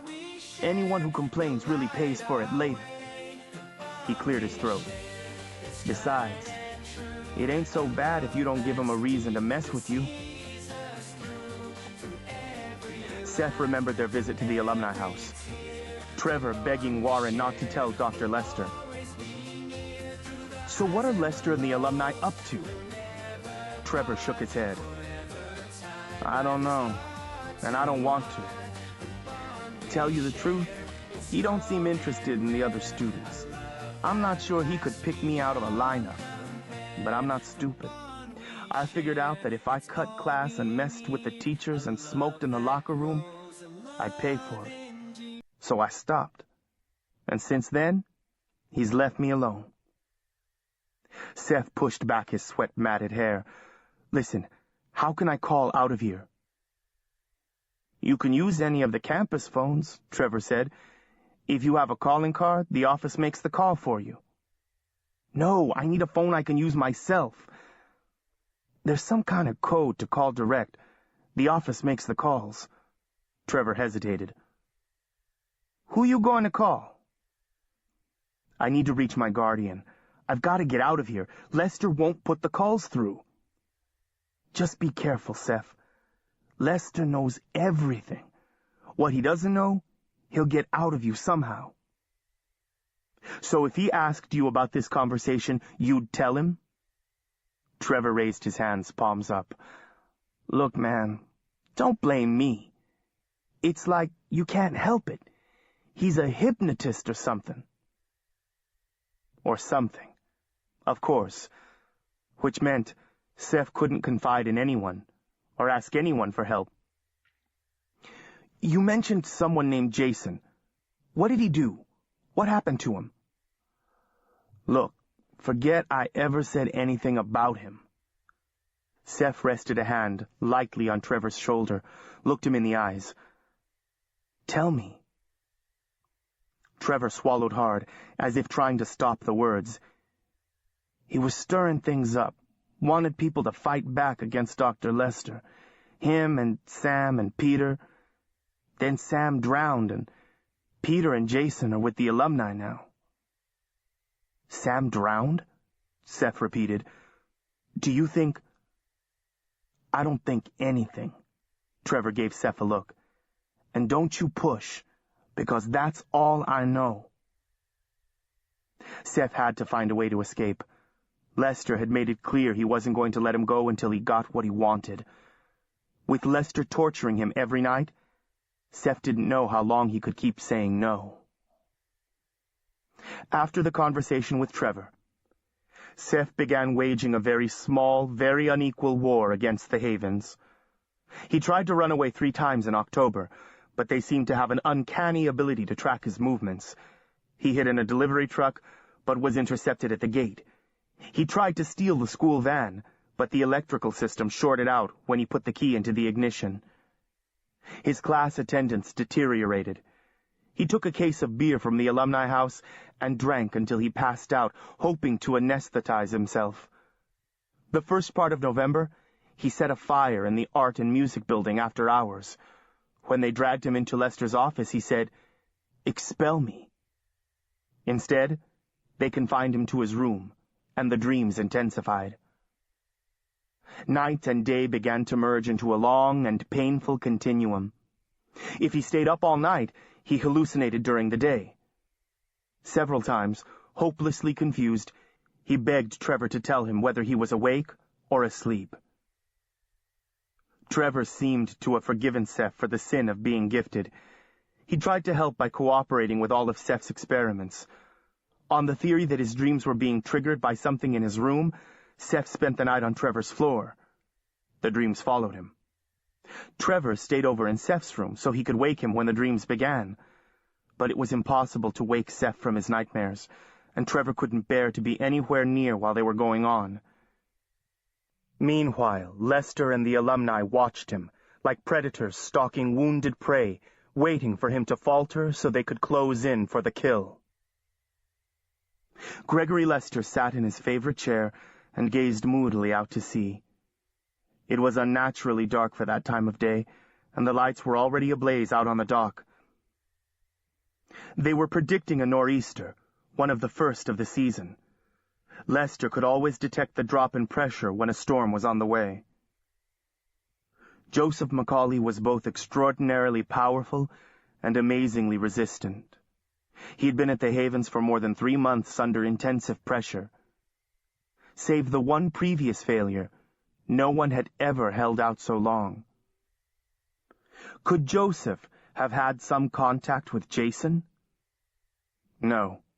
He'd been careful to keep the two apart. As always, Lester was impatient with the process, more so in this case given the prize that lay within his grasp. Recruitment was messy and uncontrolled, and there was always the chance that the intended would escape by taking his own life. This, his continuing rebellion, was a warning. He resolved to have the staff keep a closer eye on Joseph. He was sure the matter could be handled more efficiently. He had no doubt he could quickly get what he wanted, given a free hand with the boy. It was D'Orsay who had insisted on this tender approach, the dreams that marked the soul and not the body. D'Orsay believed it would be difficult for the Wizard Council to trace this kind of slow poison to them, if it came to that. It was splitting hairs, but then that was a politician's job. Lester wished he had Joseph's weirbook. It would help to know a little more about him, his strengths and weaknesses. That might bring some insight, provide a strategy. He hungered for the opportunity to put that remarkable power into play. He drained his glass, feeling a little better. The boy knew there was a way out. He couldn't help but be tempted to take it eventually. It might take a little research, a little more pressure, but Lester was confident he would be successful in the end. Chapter 7. Jason. You don't have to understand. You just have to survive, Seth told himself. He dreamed every night now, and the nightmares were longer and more intense than before. He felt wasted, mentally and physically, yet he forced himself to get up out of bed and walk over to the cafeteria and eat breakfast. Sometimes he went to class. Sometimes he just returned to his room and lay staring at the ceiling. They were coming in the daytime, too, striking out of nowhere, splitting him cleanly from reality in an instant. He would awaken screaming in math class, crying out in the middle of government, muttering and twitching in chemistry class. He nearly blew up the building when he ignited the chemicals in the lab. Everyone pretended not to notice. It was as if he traveled around campus with a dreadful disfigurement, and those around him had been told not to stare and point. It was impossible to learn anything. He no longer fought back, no longer spun any plots against them. The spark of resistance was extinguished in him, save his refusal to give them the one thing they wanted. He was like a prisoner under torture who refuses to surrender the password long after he's forgotten why. It was all he could do, just to be in the world. The only thing that helped was walking. As long as he kept moving, the demons couldn't catch him. At first, he walked restlessly from building to building. Later, he put on snowshoes and walked for miles through the woods. Once, he made it as far as the wall that bordered the property. But he couldn't find the gate, and he couldn't seem to get a grip on it to climb before they came and took him back.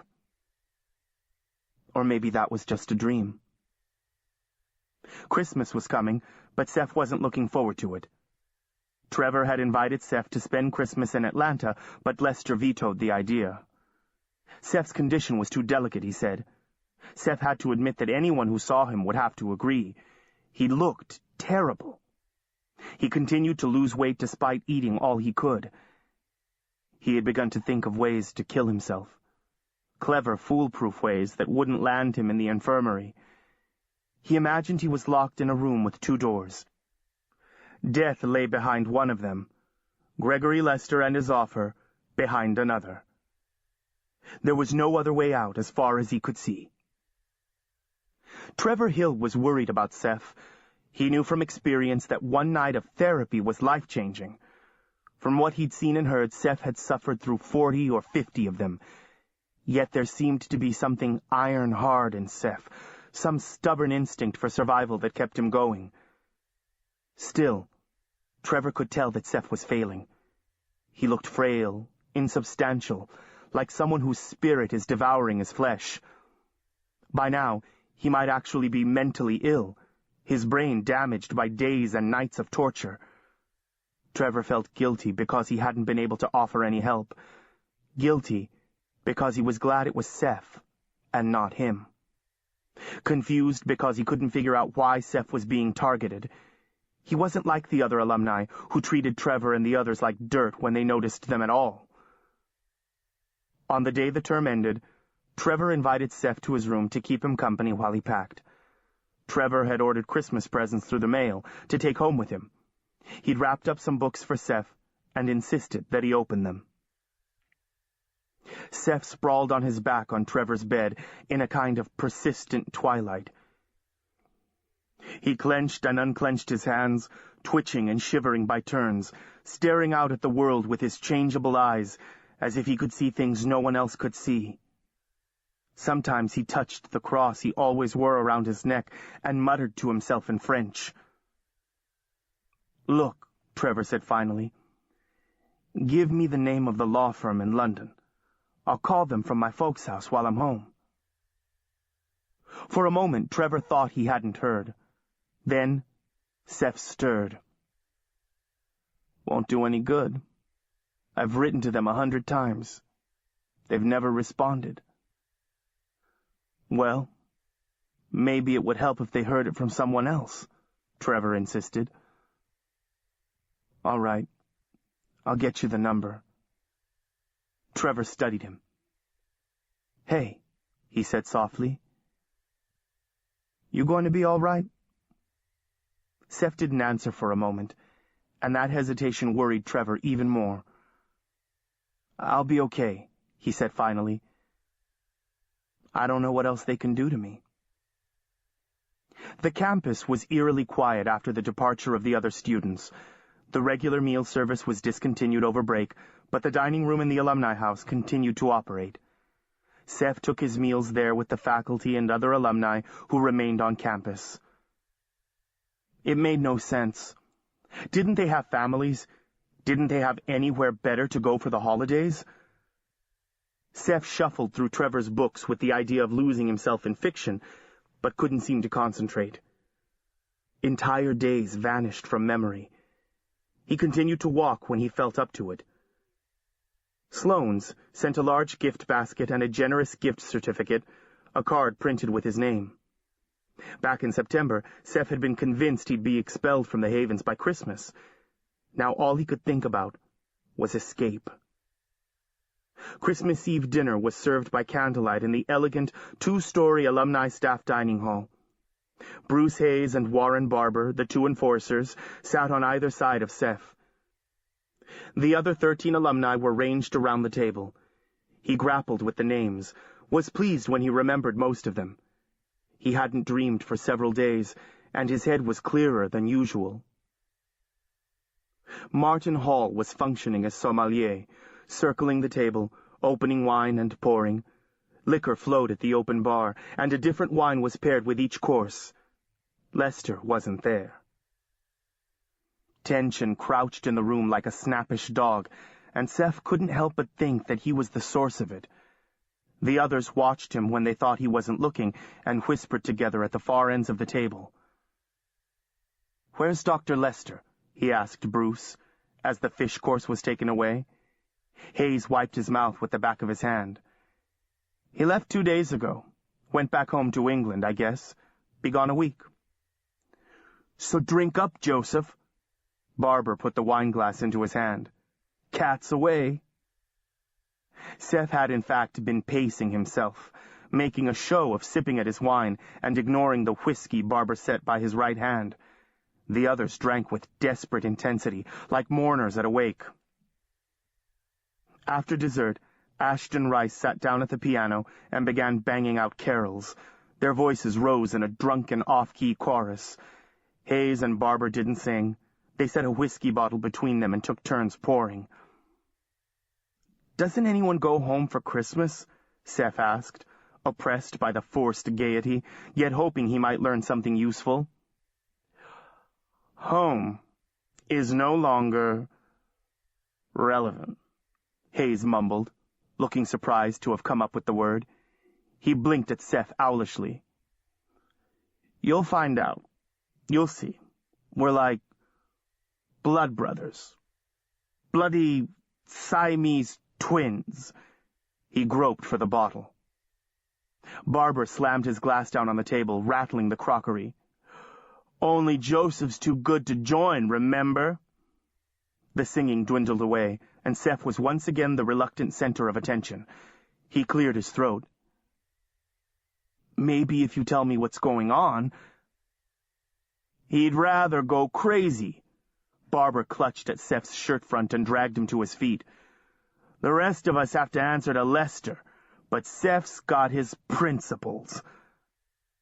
Seth found himself nose to nose with Barber's stubbled face. "Hey, let go." Seth tried to wrench himself free and heard fabric tearing. "What's wrong with you?" Hayes pawed ineffectually at Barber's shoulder. "Come on, Warren. Joseph will be all right. Give him time." "In the meantime, we're paying for it." Barber shoved Seth up against the wall. "Maybe we haven't properly explained the benefits of membership. We're your only friends now, do you hear me? Other than us, you got nobody." Seth felt the burn of power building at his core. "Let go. I'm warning you." "Warren, Hayes sounded worried. Eggers rose to his feet like he wanted to intervene, but was unsure how to proceed. The others clustered unhappily around them. "Lester's been on our backs since September," Barber gasped, punctuating his speech by slamming Seth against the wall. "What's it going to take?" "Leave me alone," Seth shoved out with both hands. Months of fear and frustration seemed to detonate in his fingers, and a percussion like a gunshot sent Barber flying backward onto the table. He slid across it on his back and off the other side, sending wine glasses and dessert plates crashing. Seth charged after him, vaulted over the table, and leaped on top of Barber as he lay on the floor. They wrestled briefly, Seth smashing his fist into Barber's face, Barber too drunk to evade him. And then they dragged Seth back, several of them together, pinning his arms, their hands hot and electrical against his skin. Barber staggered to his feet and stumbled towards Seth, murder on his face. But help came from an unexpected quarter. Martin Hall stepped between them, holding the butcher knife that had been used on the crown roast. The blade wavered in his hand, but it was very large. "Get back, Warren. You're not yourself." "Get out of the way," Barber said, coming on. "And if Dr. Lester comes back and finds you've beaten him to death, what then?" Barber's forward progress slowed, then stopped. "Stop it, Warren. Hasn't there been enough bloodshed already?" Martin waved the knife wildly, and Barber stepped back.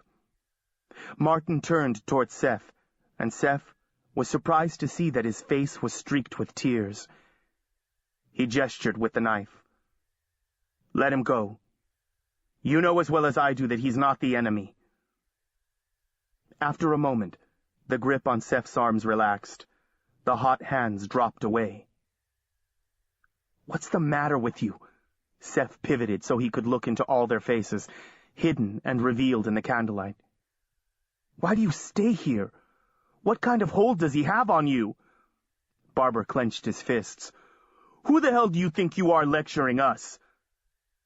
Seth was beyond caring. "He's gone. He's in England.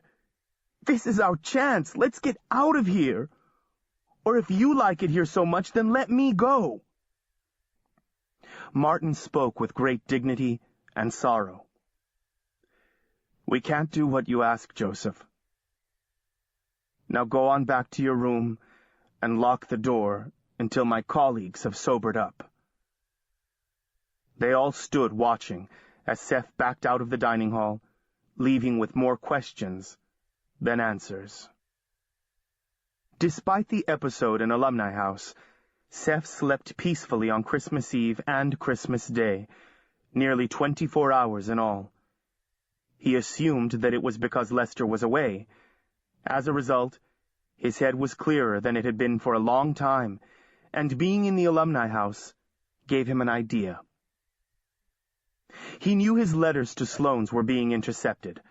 After all, Seth was a valuable client with a large trust fund who would gain control of it one day, which made him think of email again.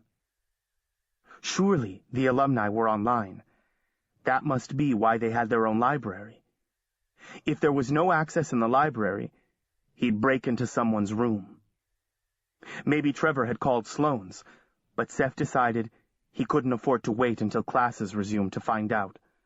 By then, Lester would have returned, and he would no longer have easy access to the Alumni House. He waited until the day after Christmas, after his third good night's sleep in a month.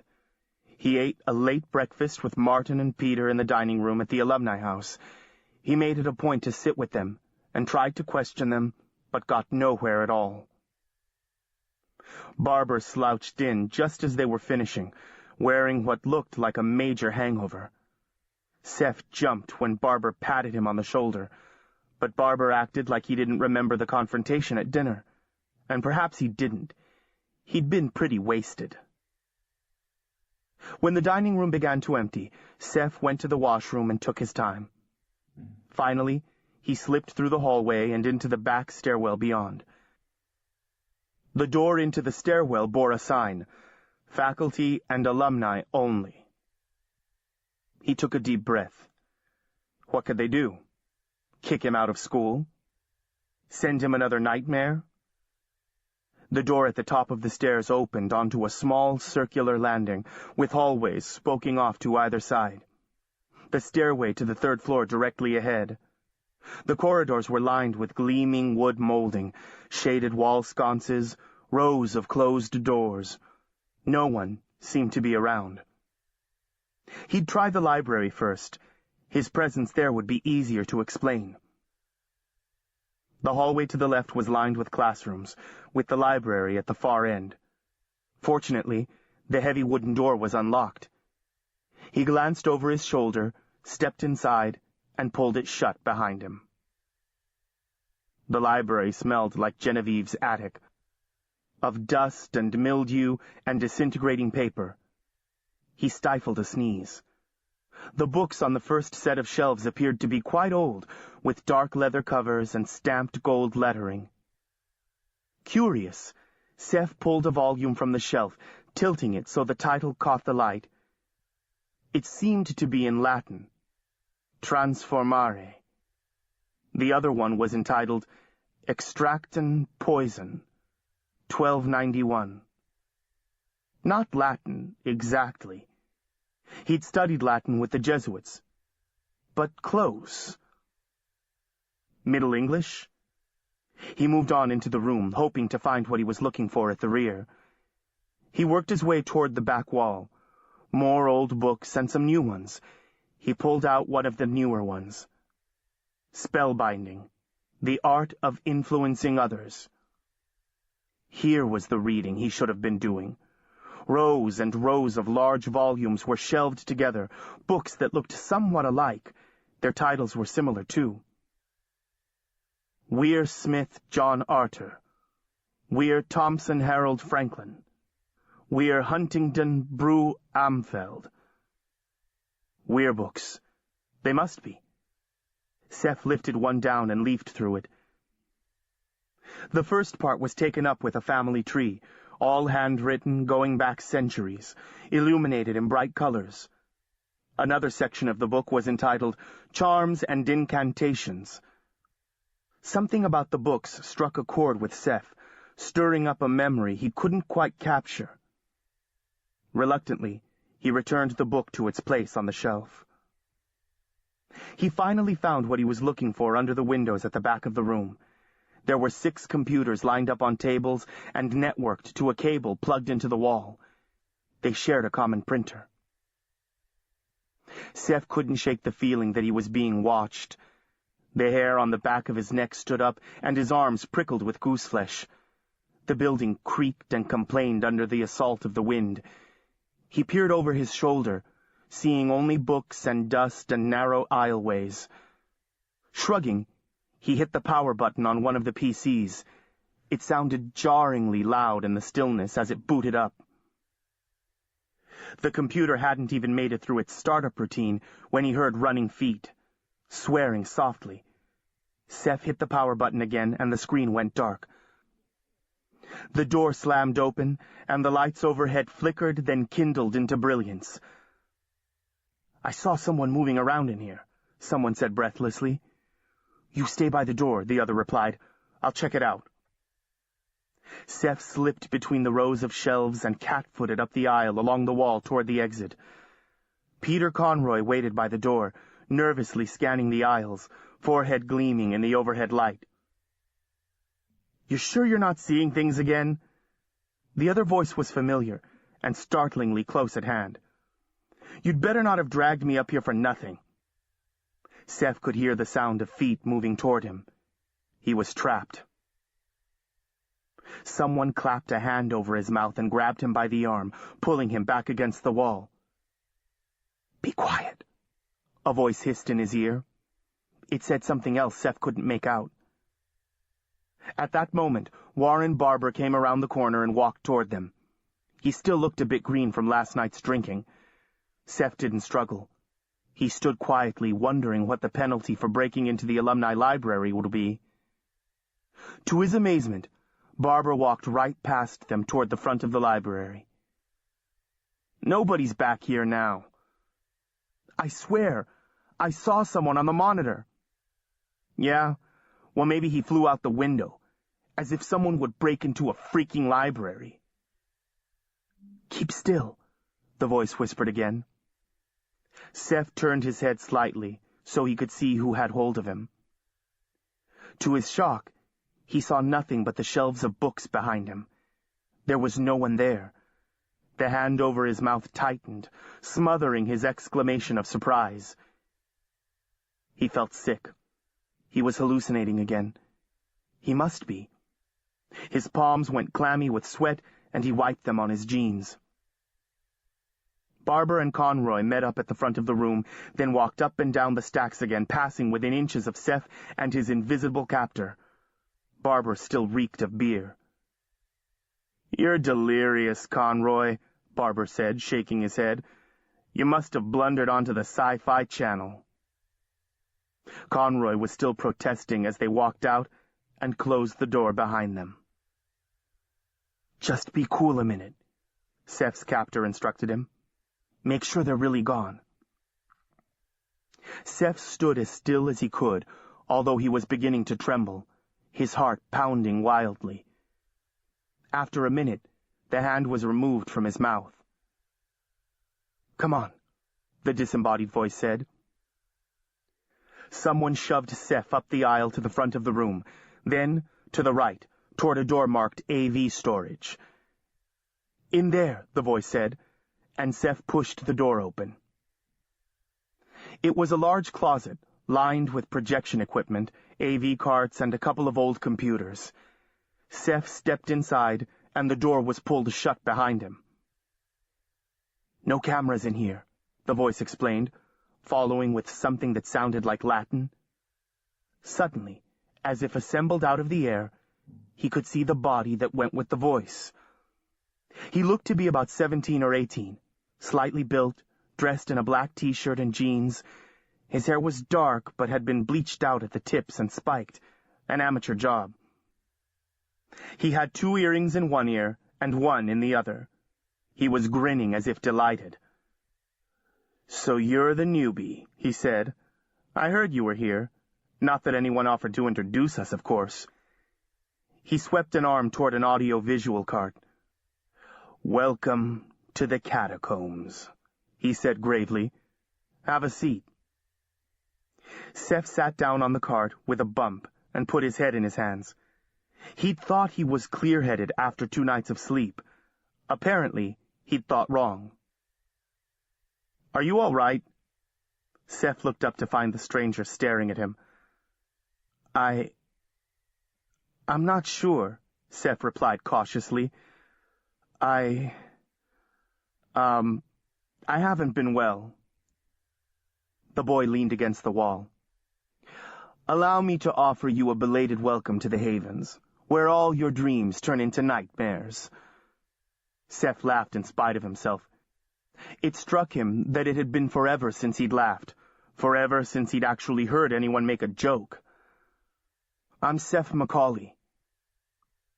He hesitated. "How'd you do that? Are you one of the alumni? I don't remember you from Christmas dinner." The stranger rolled his eyes. "No, I'm not planning to join that particular club. I'm just the poltergeist in this haunted house. I'm Jason Haley." Jason. According to Trevor, he was the one who'd instigated the ill-fated rebellion, who'd gotten Sam killed. "You're gifted, but you're not one of them?" "Nope." "That's not what I heard." "Well, you heard wrong. By the way, if you're going to be sneaking around in here, you ought to know that they have cameras just about everywhere. Matter of fact, I wouldn't do or say anything in your room that you don't want to share." "Then you're a student?" Seth persisted. "So to speak," Jason said dryly. "I'm not supposed to be up here either, but I'm doing a little independent research." "So, what did you do in there? It was like we were invisible. Oh, we were better than invisible, Jason replied. We were unnoticeable. He laughed, as if this were a fine joke. How long have you been here, Seth? Since September. You've been here almost 4 months and you haven't given in? A note of respect crept into Jason's voice. And they've been doing you. He touched his head with his fingertips. Almost every night now. Seth laced his fingers together and stared at the floor. You must be damn tough, Jason said. But they're getting to you, aren't they? Seth nodded without looking up. And you're clueless about what's going on. It was not a question. It's like they're trying to make me crazy. If you think they're trying to make you crazy, it's because they are. Crazy enough to join them. Jason pushed away from the wall and came and sat next to Seth on the cart. He stared at him for a long time at close range. Can't your family get you out? Seth shook his head. I don't really have any family. Only a guardian. A lawyer in London. What were you doing in the library? I'm trying to reach my guardian. Dr. Lester won't let me call him. I've been sending letters, but no response. So I thought I'd email him from the computers out there. Jason shook his head. Won't work.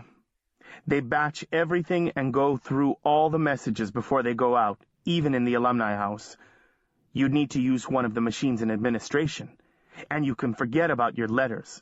If they didn't go straight to the shredder, Lester's been reading them in bed. Seth blinked. Jason Haley was matter-of-fact, authoritative, convincing. What about you?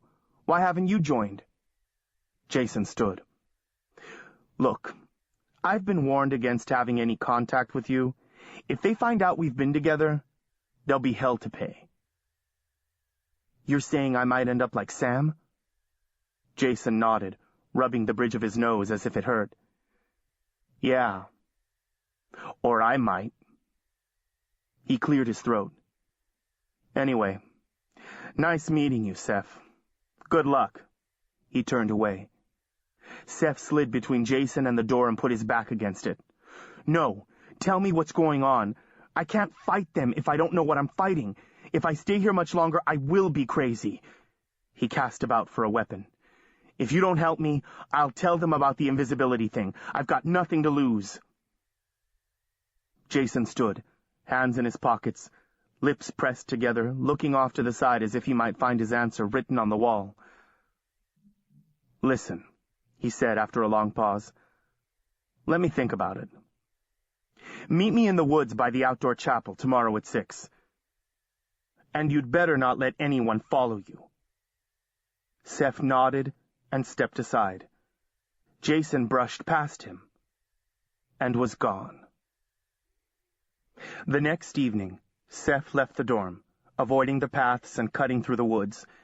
The air was cold and clear, prickling his nose, and his breath emerged in clouds of vapor. The winter sun had already set, and the moon hadn't risen, but the snow reflected back what light there was and made it easy to pick his way through the trees. Trevor had said Jason was with the alumni now, but Jason said he wasn't, and Seth hadn't seen him at the ceremony in the woods or at dinner. It was as if Jason had been hidden away from Seth, and perhaps from everyone. Why had Jason been told to stay away from him? Now Jason wanted Seth to meet him at the outdoor chapel. He couldn't help wondering if it was a trap. He approached the chapel from the woods on the right side. Surrounded by soaring pines, it had the look of a primitive cathedral. Someone had been there before him. Snow had drifted over the seats to the rear, but several rows of stones at the front had been brushed clean. The clearing was quilted with tracks, and the snow around the seats was beaten down as if by many feet. The notion of a trap returned. He climbed onto the stone platform. There were signs of recent activity there as well. Someone had constructed a ring of weathered gray stones in the center and left blackened remnants of a fire within. Had there been another ceremony? The bonfire must have happened within the past week, because it had snowed a few days before Christmas. Seth shivered, and not from the cold. The wind sighed through the trees. He grabbed up a fallen branch and poked it through the ashes and chunks of charred wood on the makeshift hearth. Something glinted in the pale moonlight that filtered through the trees. He caught it on the branch and lifted it. It was a gold chain with a pendant, blackened from the heat of the fire. It looked familiar, but he couldn't place it. He put it in his pocket.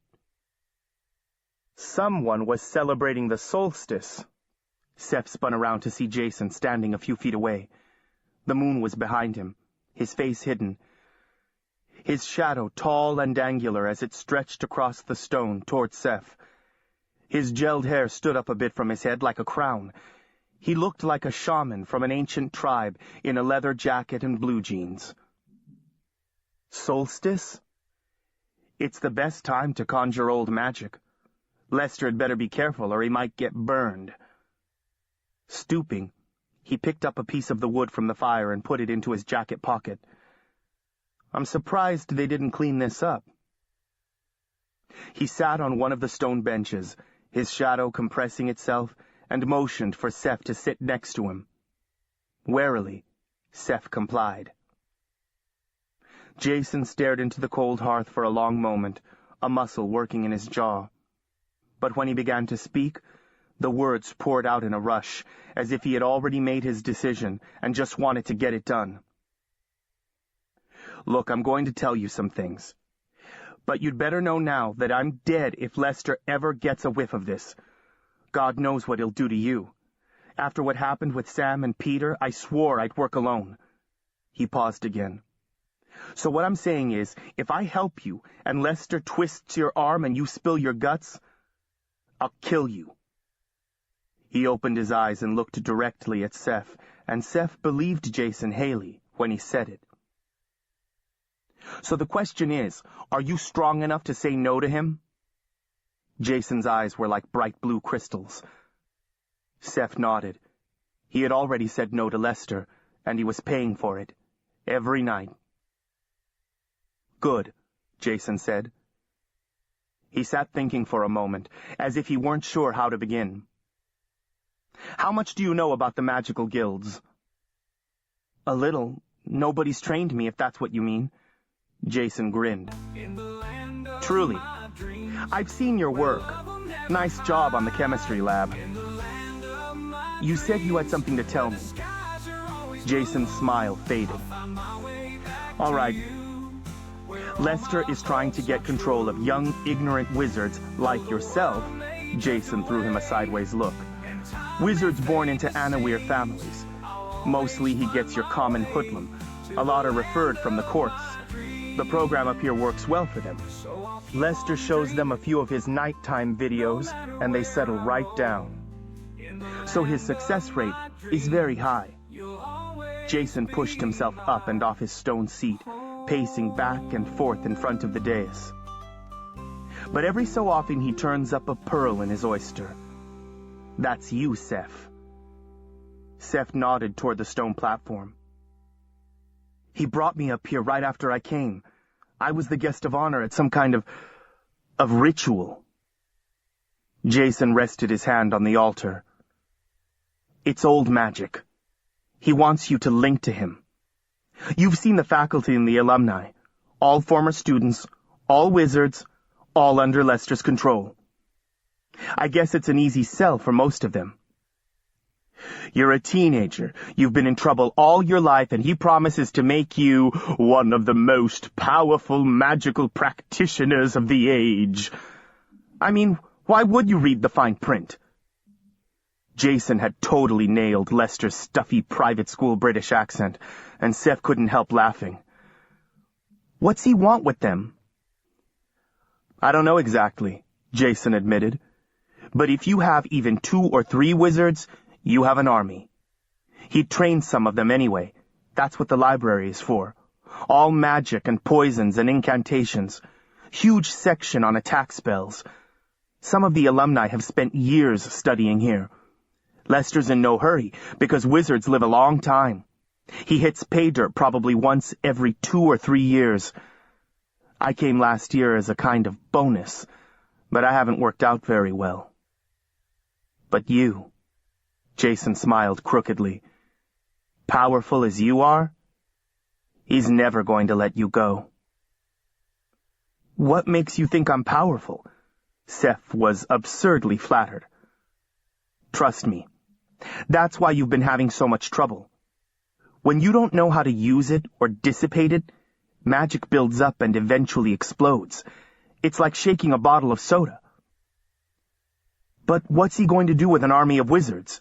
Seth persisted. Did you hear what happened at Ravensgill? Ravensgill. That girl Alicia had mentioned it at the warehouse. Some kind of tournament? Jason settled back on the bench. I hate to break this to you, but as a rule, wizards are nasty people. They're powerful, capricious, ruthless, egotistical, used to getting their own way. That's being kind. There are 2 great wizard houses, the Red Rose and the White. They started fighting back during the War of the Roses, if you know your British history. After a couple centuries of bloodshed, they adopted a document called the Rules of Engagement. Without it, they might have wiped themselves out years ago. For hundreds of years, the only sanctioned fighting they've done is through the game. Even in the tournaments, the fighting is done by warriors, not wizards. It's a fight to the death. They use medieval weapons, and it's all really structured under the rules. The winning house controls the hoard, a crapload of property, magical artifacts and like that. Still, there's a lot of unofficial bloodshed and intrigue that goes on behind the scenes. They call that wizard politics. There was this tournament at Ravensgill last spring. An army of ghosts showed up. The players revolted, and the rules were changed. They established a sanctuary, in Ohio of all places, some little town called Trinity. Since then, the Roses have been conspiring, trying to figure out how to retain control of the Horde and regain control of the other guilds. He paused. You know about the other guilds? Seth nodded. Sorcerers, seers, warriors, and enchanters. I know a lot about sorcerers, less about the others. They've been dominated by the wizards, because wizards can shape magic with charms. But they each have their own special talent. Sorcerers are good with materials, magical objects, potions, plants, and like that. Seers have the gift of prophecy. Warriors kick butt in a fight. Enchanters, here he smiled dreamily, enchanters have the gift of charisma. They cloud the mind and stimulate the, senses. Okay. Seth had never heard the guilds described in just that way before. I've never met an enchanter, Jason said, rather wistfully. So, the Roses have established something called the Council of Wizards, supposedly to facilitate planning of the Inter-Guild Council, required by the new rules. There's also an underground inter-guild network led by someone called the Dragon. They've managed to keep the Roses occupied fighting among themselves. They intercept messages, plant false ones, blow things up. After the council refused to give up the Horde, the Dragon's operatives began raiding weapons caches all over the world. When I get out, I'm joining up with him. Or her. I figure any enemy of Lester is an ally of mine.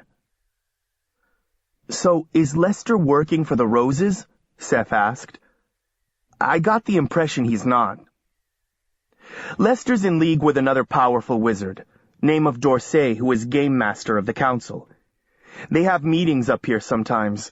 They're planning something, and you know it has to involve the alumni. It may be the Wizard Wars all over again. How did you end up here? Seth asked. Jason hunched his shoulders and looked away. I'm the product of a mixed marriage. My mother was a hedge wizard, an expert in spirituality and old magic. My father was Anawir. He wasn't exactly okay with the occult, so she downplayed her gift. When I came along, she taught me some easy charms, how to use talismans, kid stuff mostly. It took me a long time to understand that the magic was in us and not in the tools and incantations. She died when I was 13. Really young for a wizard. He seemed to be picking his way carefully. Anyway, my father remarried, this time to an Anawir woman. They were happy, but I was pissed off. My mom had dropped this big load on me, and there was no one I could talk to, no one to teach me. I didn't get along with my stepmother. His face twisted, a recollection of old pain. They both acted like I was crazy or dangerous or something.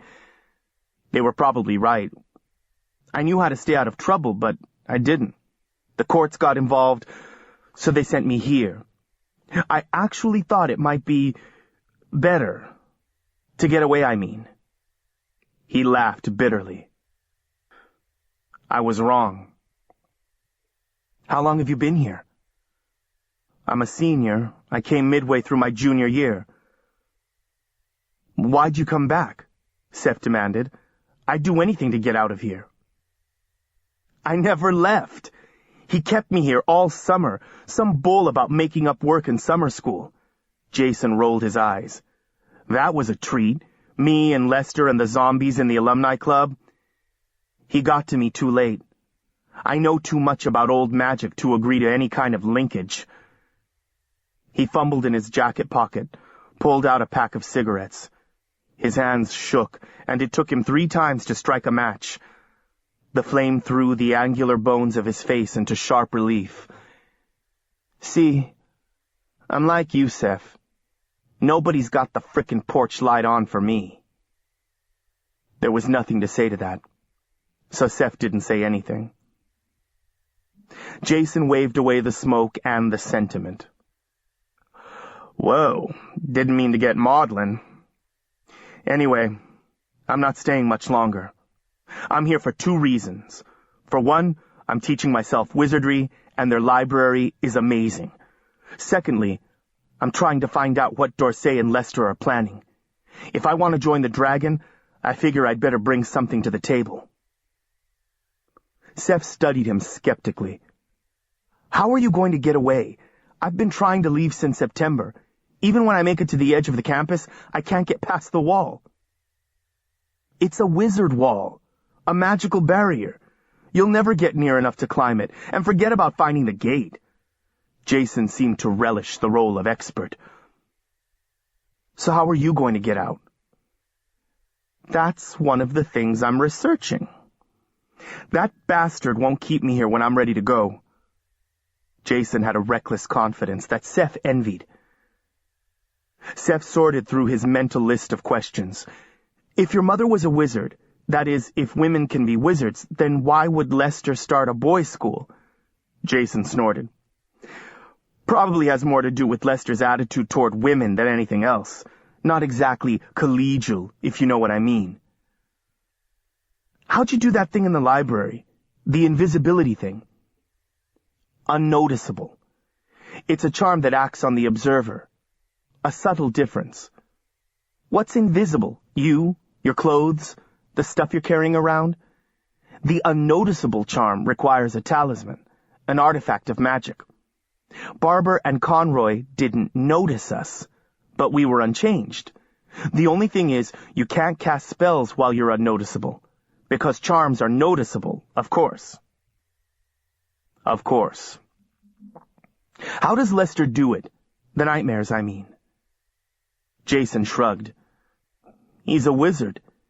It's a charm of some kind, probably, a spoken one. It wouldn't be too hard, I guess, since it's used against people with no training. I don't get it. He's a trained wizard. There's got to be another way he can get what he wants. He can use high magic to make you crazy, but not to make you submit. Linkages are tricky. They have to be voluntary. Plus, linkages go both ways. So there's always the chance that he'll encounter a wizard more powerful than he is, and then he'd be toast. At Seth's blank look, he added impatiently, This is old magic. He uses it because other wizards aren't familiar with it, but he's not an expert either.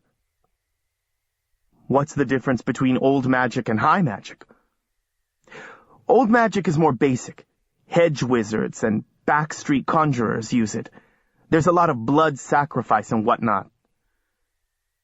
He has this staff he uses in the ceremony. Yep, probably has a magical element in it. You know, a dragon scale or something? Seth couldn't tell if he was joking or not. Seth stuffed his frozen hands into his pockets. What happened with Sam and Peter? Sam and Peter. Jason looked away and kicked at an icicle on the underside of the bench. It exploded into shards of glittering ice. I had this idea for a coup. I mean, you could tell the alumni were miserable, and the Anawir were scared. I figured if we all joined together, we could win. Peter was the only other gifted student who hadn't joined. Sam was Peter's best friend. Anawir, but fearless. They were up for it. Jason fell silent for a moment, staring bleakly out into the seats. It was doomed from the start. The alumni are totally under Lester's control, magically at least. Worse than useless. Someone told Lester. He threatened to kill Sam, and Peter caved and agreed to link. Jason smiled bitterly. Afterward, Peter needed to be taught a lesson, and Sam was expendable. So they killed him. He looked up at Seth. And no, I can't prove it, but it's true. What did he do to you? It seemed like a personal question, but Seth had to ask. Well, he didn't kill me. I'm too valuable an asset, potentially at least. And he and his buddies are leery about physical punishment that leaves evidence. But as you know, he can be very creative. Jason swallowed hard and stared down at the snow. Seth shuddered, looking about the chapel. How do you do it? How have you lasted so long? He's been at me night and day with dreams and hallucinations. I'm literally going crazy. I don't know how much longer I can take it. It didn't make him feel any better to know that Lester would be back in a few days. You promised you wouldn't give in, remember? We'll both be screwed if you do. I'm doing the best I can. Jason smoked in silence for a few minutes, flicking ash onto the snow. He seemed to be grappling with an important decision. Finally, he shrugged. Okay. I'm already halfway in. I might as well go all the way. He stared up at the sky. Look, Seth, I can teach you how to deal with the dreams. But if Lester finds out I'm helping you, we'll both end up in his zombie army. Seth straightened, suddenly hopeful. If I could just get some sleep, I think I could hold out indefinitely, he said. Jason took a long drag on the cigarette, released a spiral of smoke. How do I know you're not a spy for Lester? Seth shrugged. I was thinking the same thing about you. Jason put his hand on Seth's shoulder and stared into his eyes. I'm guessing you're for real, Jason said finally. You don't have that dopey look I'm used to seeing. All right. He stood, grinning crookedly, and stubbed out the cigarette. Now I'll take you to my lair. They walked back through the woods toward the alumni house, following the path Seth had broken through the snow on his way out. When the wind caught the tops of the pines, snow cascaded down around them, some of it finding its way under the collar of Seth's jacket. Under the clear sky, the heat of his body bled away, leaving him shivering. Jason's light jacket hung open, and he didn't react to the cold at all. He stopped just inside the edge of the trees. Hold on to my arm and be quiet. Jason muttered his words of magic and disappeared, but Seth could still feel his arm under his fingers. No one will notice you either, the voice said. The invisible, or rather unnoticeable Jason led Seth out of the woods and across the lawn to the alumni house. They entered the front hallway and passed through the common room. Martin and Peter were sprawled in front of the TV, playing cards, but they didn't acknowledge their passage. Jason led Seth to the staircase at the back of the building and then down the steps to the basement. There were workout rooms at the base of the stairs, then more offices and storage rooms. Jason went on past them, down 2 intersecting corridors, to a door at the end. The door opened, and he was propelled inside. The door slammed shut behind them, and a bolt slid home on the inside. There was more scrambled Latin, and then Jason reappeared, laughing at the startled expression on Seth's face. "If they have cameras everywhere, aren't you afraid we'll be spotted in here?" Seth asked, looking around the room. "Oh, I handled that. I've provided them with an alternate sound and video. Wizards call that a glamour. It's a sensory charm that works whether you're there or not." Jason hit a button on his CD player, and music erupted from the speakers. Despite being in the basement, his room was comfortable. He had his own refrigerator and private bath, ceramic tile covered the floor, and rows of bookshelves, mostly empty, lined the walls. A computer desk stood against the far wall. The open walls were papered with music posters. Jason pointed to an upholstered chair. "Have a seat." Seth dropped into the chair. "Why are you staying over here if you're not one of the alumni?" "Lester needs to keep me away from newbies like yourself. They think they can keep track of me better. As far as they know, I spend most of my time sulking in my room." He opened the refrigerator and rummaged inside. "Want something to drink?" "Soda's good." Seth accepted a can of orange. Jason sat down on the bed and gestured toward a CD rack next to the sound system. "Pick out something else if you don't like Irish punk." There was an eagerness about his hospitality that suggested Jason had been lonely too. "This is fine." Seth gestured at his surroundings. "Nice place." "For a prison." Jason leaned forward. "Now, about your dreams. If I teach you how to block them, there can't be any change in your behavior. Do you understand? You've got to convince them that you're still at the end of your rope and beginning to swing. If you start bopping around campus, chipper and carefree, he'll know something's up." "I don't think there's much chance of that." "The thing is, you have to follow directions, or you may end up dead." Jason slipped his hand into the neck of his shirt and pulled out an object attached to a chain around his neck. He lifted it over his head and handed it to Seth. It was a stone circle, heavier than Seth expected from the size of it, in a flat black color. It was covered with faint markings scratched into the surface. There was a sense of depth to it, as if he were looking through a window. But when he peered through the center, he was looking into nothing.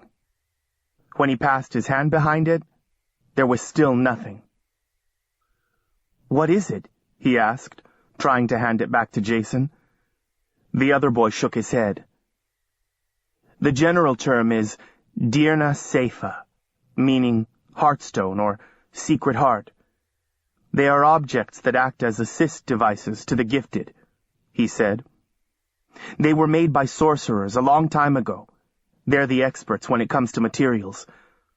But no one knows how to make them anymore." He sailed on, warming to his topic. "This one is called a portal. It's a piece from my mother's collection.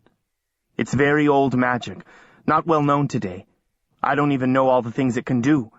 And I can guarantee you there's nothing in the alumni library about it. Dr. Lester thinks of himself as a scholar, but he dabbles in things he doesn't understand." Jason snorted in disgust. "Really?" Seth touched the talisman with his forefinger, as if it might bite. "Portals are used for illusion and spiritual travel. I use it to cast the unnoticeable charm. Dreams are just a kind of brain chemistry. You're going to use this to step away from your body so you can escape Lester's enchantments. I'll go over the charm with you until you get it right.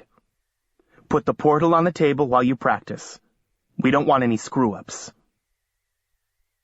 Seth hastily set the piece down on the table, resisting the urge to wipe his hands on his jeans.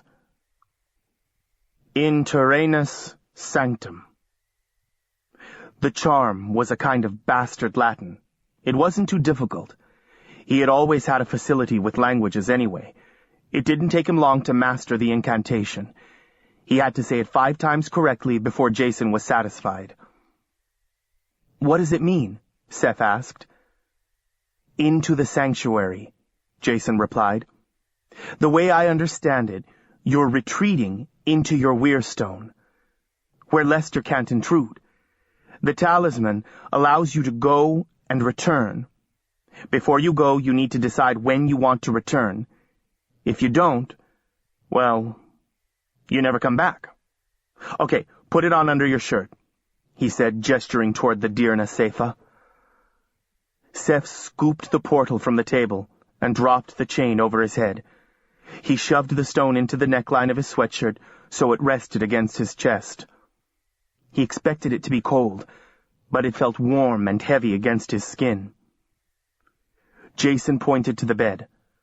"Now, lie down here and tell me how long you want to sleep." "Do we have to do this now?" Seth assumed the position anyway. "No worries," Jason whispered. "Trust me." "An hour, then." "An hour." Jason ran his finger over the runes on the Dirna Seifa. These can be read as numbers, if you know how to read them. For example, this is a 1. You can choose 1, 2, 3 hours, and so on. I can do it in the dark, but I don't recommend you try. He grinned. Wizardry is a kind of anti-tech thing, meaning it's not that exact, but time passes quickly. Now, say the charm. You don't have to say it out loud. All right, Seth thought. Choose an hour and say the charm. He touched the stone circle as Jason had done, found the symbol for 1 hour, spoke the charm carefully, moving his lips but not speaking aloud. Seth felt as though he had plunged into an icy pool. The shock of it drove the breath and blood from his body. Then, the cold was gone, and he was light, very light, a vapor, an idea in the void, a glimmer in the darkness, free. He was conscious of a boundary, an enclosure, no more than a thickness of the air. He was aware of a spreading warmth, a tingling in his extremities, inrushing sensation. He opened his eyes to find Jason sprawled in the chair, headphones on, fingers steepled together, studying him. It didn't work, Seth said. Jason laughed and pulled off the headphones. You've been out for an hour. Check your watch. Seth did. It was after 9 o'clock. He blinked, opened his mouth, closed it again. Jason looked gratified at Seth's reaction. Not exactly like sleeping, but close enough. You get some rest, your mind is safe from Lester. And you can do this for 8 hours? Or 10, Jason said. Here, I'll show you.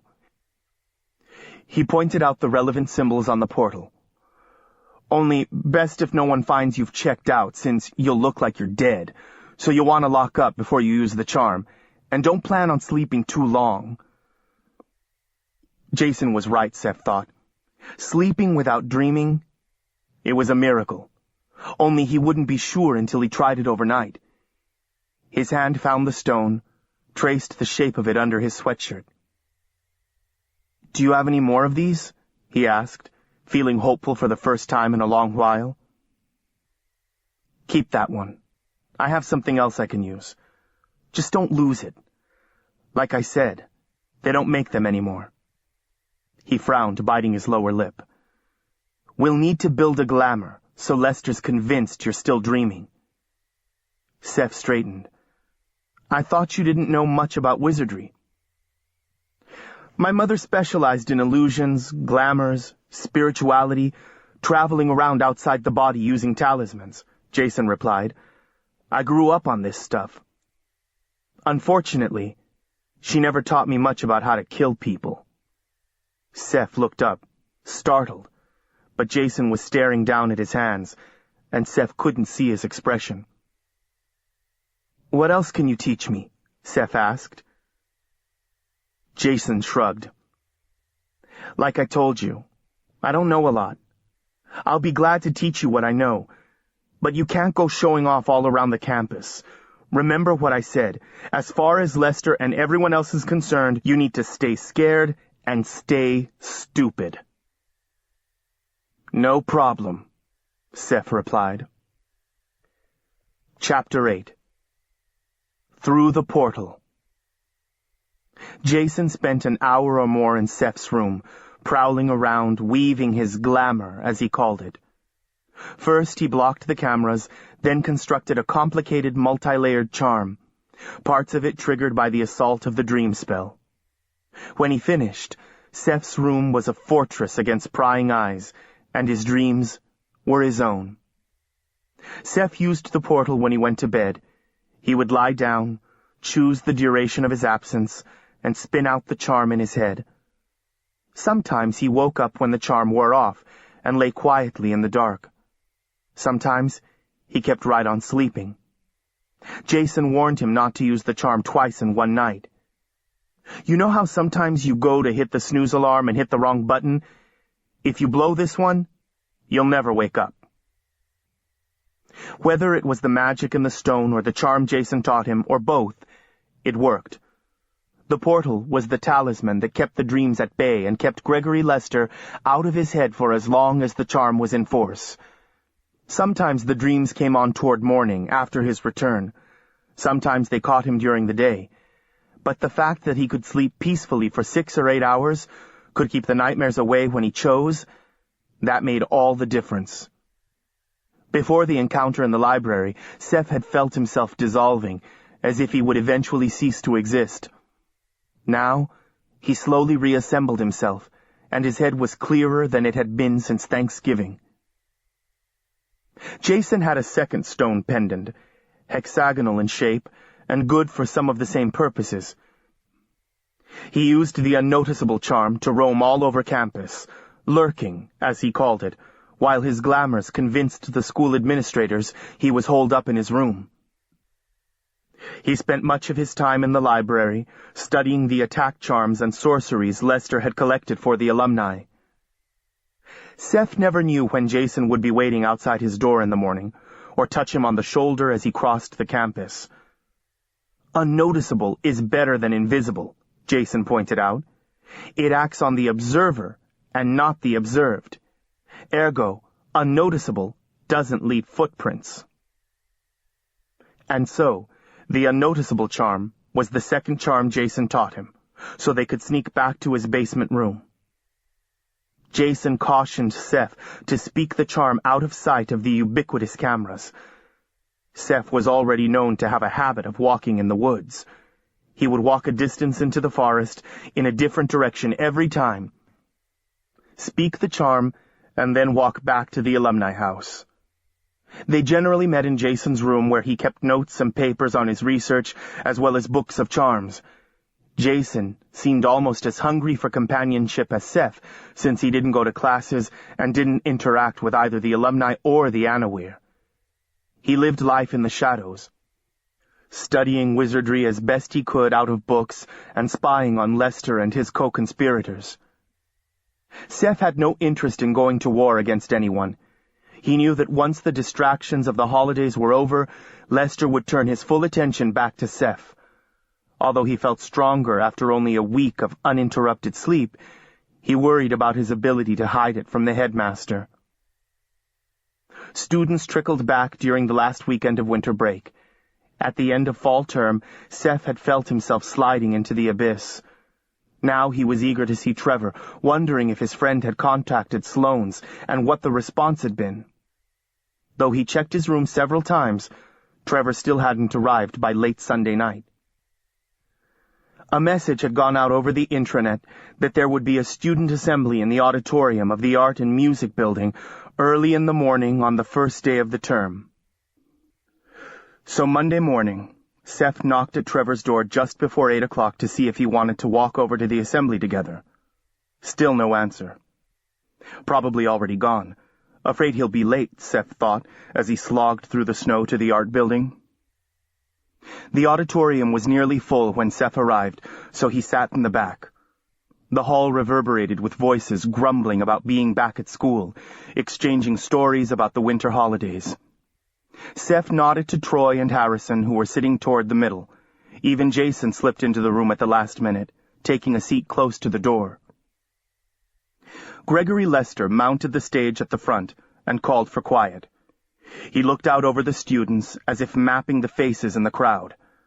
Seth thought the headmaster had picked him out before he started speaking. He wondered if he'd noticed Jason in the back. This morning, I must welcome you back to the Havens on a sad note. I regret to inform you that we've lost one of our students in a tragic episode over winter break. Seth knew who it was before the words were spoken. He wanted to run from the room before he heard. But it was as if he were bolted to his chair. Trevor Hill took his own life while he was home for the holidays. Lester paused. Trevor was a boy with a great future ahead of him. He was a junior, an honor student, and a Havens success story. He was especially known for his generosity of spirit, for his willingness to help others without regard for his own safety. Lester's gaze settled on Seth. We cannot know what was in his mind at the time of his death, but his passing represents a great loss to the school and to all of his many friends. Let's all observe a moment of silence in memory of Trevor Hill. A hush fell over the auditorium. Some of the students closed their eyes. Others stared at each other, stunned. Seth slumped in his seat, eyes wide open, watching the man in the front of the room. After a moment, Lester spoke again. We sent a floral arrangement on behalf of the faculty and students. We also have contact information for those who would like to send a card or letter to the family. Thank you for coming. And then, Lester was gone out the side door. Seth sat without moving as the rest of the students shuffled out. A series of disconnected scenes ran through his head like an endlessly repeating video. He half hoped he would wake up to find that it was all a dream. He recalled the last time he saw Trevor in his room, before he left for the holidays. Trevor offering to contact Sloane's from his parents' house, and Seth agreeing. Then, Jason telling him that all the student rooms were wired by the administration. Finally, the night at the amphitheater, pulling the gold chain and pendant from the remains of the fire. Now Seth knew where he had seen it before. He pushed himself up out of his seat and forced his way through the small knots of students who still lingered in the back of the auditorium, buzzing with scandal and voyeuristic grief. He went outside and headed for the administration building at a trot, his boots crunching in the snow, his breath pluming in the clear air. He was just passing the alumni house when someone reached out and grabbed his arm, pulling him into a doorway. Where do you think you're going? It was Jason, of course. Unnoticeable Jason. Leave me alone. Seth tried to rip his arm free. Where are you going? To see Lester. Seth struck out at the air, but it seemed that Jason had more than his share of arms and legs. It was like fighting an invisible octopus. No, you're not. You'd better chill out or I'll spell you.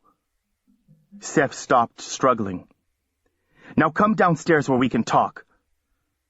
Jason kept a tight grip on Seth's arm, maneuvering him into the stairwell. Once in his room, Jason rematerialized. Sit down, he commanded. Seth subsided into a chair, gauging the distance to the door, trying to figure out how he could get past Jason. "Now tell me," Jason said, planting himself in the way. "Lester killed Trevor Hill because he was going to try to reach my guardian. It's all my fault." Seth trembled with rage and remorse. Jason tilted his head to one side. "Why would your headmaster kill someone for contacting your guardian? You of all people should know why." Jason leaned forward and put both hands on Seth's shoulders, his blue eyes blazing. "You go into Lester's office with a bunch of accusations, and the first thing he's going to think is, what's happened to Clueless? Who's he been talking to? Couldn't be Jason Haley, could it?" Seth tried to look away, but Jason kept his grip on him. "And let's say you confront Lester and you find out your theory is true. What exactly are you going to do about it?" Seth said nothing. "Don't you see? Every piece of information you give him is a weapon, and there's nothing you can do to him. Nothing." Jason released Seth and stepped back. "You don't understand. Trevor tried to help me, and now he's dead." Images came back to him. Maya's flesh disintegrating under his touch, Trevor's scorched amulet amid the ashes at the amphitheater. Jason dropped into a chair and closed his eyes. "If you're asking me if I think Lester would do it, I'd say yes in a heartbeat. And for less of a reason, too. He'd do it because Trevor was your friend and supported you, while Lester was trying to make you crazy." Jason shook himself, as if trying to dislodge a memory. "Haven't you wondered why I don't hang out with the other students? Don't you think I'm tired of being alone all the time?" He released a breath, a long, wounded sound. "It's because Lester can get to you through them. I talked Sam and Peter into going up against him. Now Sam is dead and Peter—" His voice trailed off. "You're scared of him." "You're damn right I am, and you should be too. The Anawir are so damned fragile." He gripped the arms of the chair as if holding himself in his seat. "Last spring I complained to my father about this place. I bitched so much he decided to investigate. He called Dr. Lester asking questions, even came out for a visit, but didn't learn much. Everyone here was happy except me, blah, blah, blah. Still, Dad promised he would talk to a couple of psychotherapists, figure out if what was going on here was legitimate. Within a month, and before he could get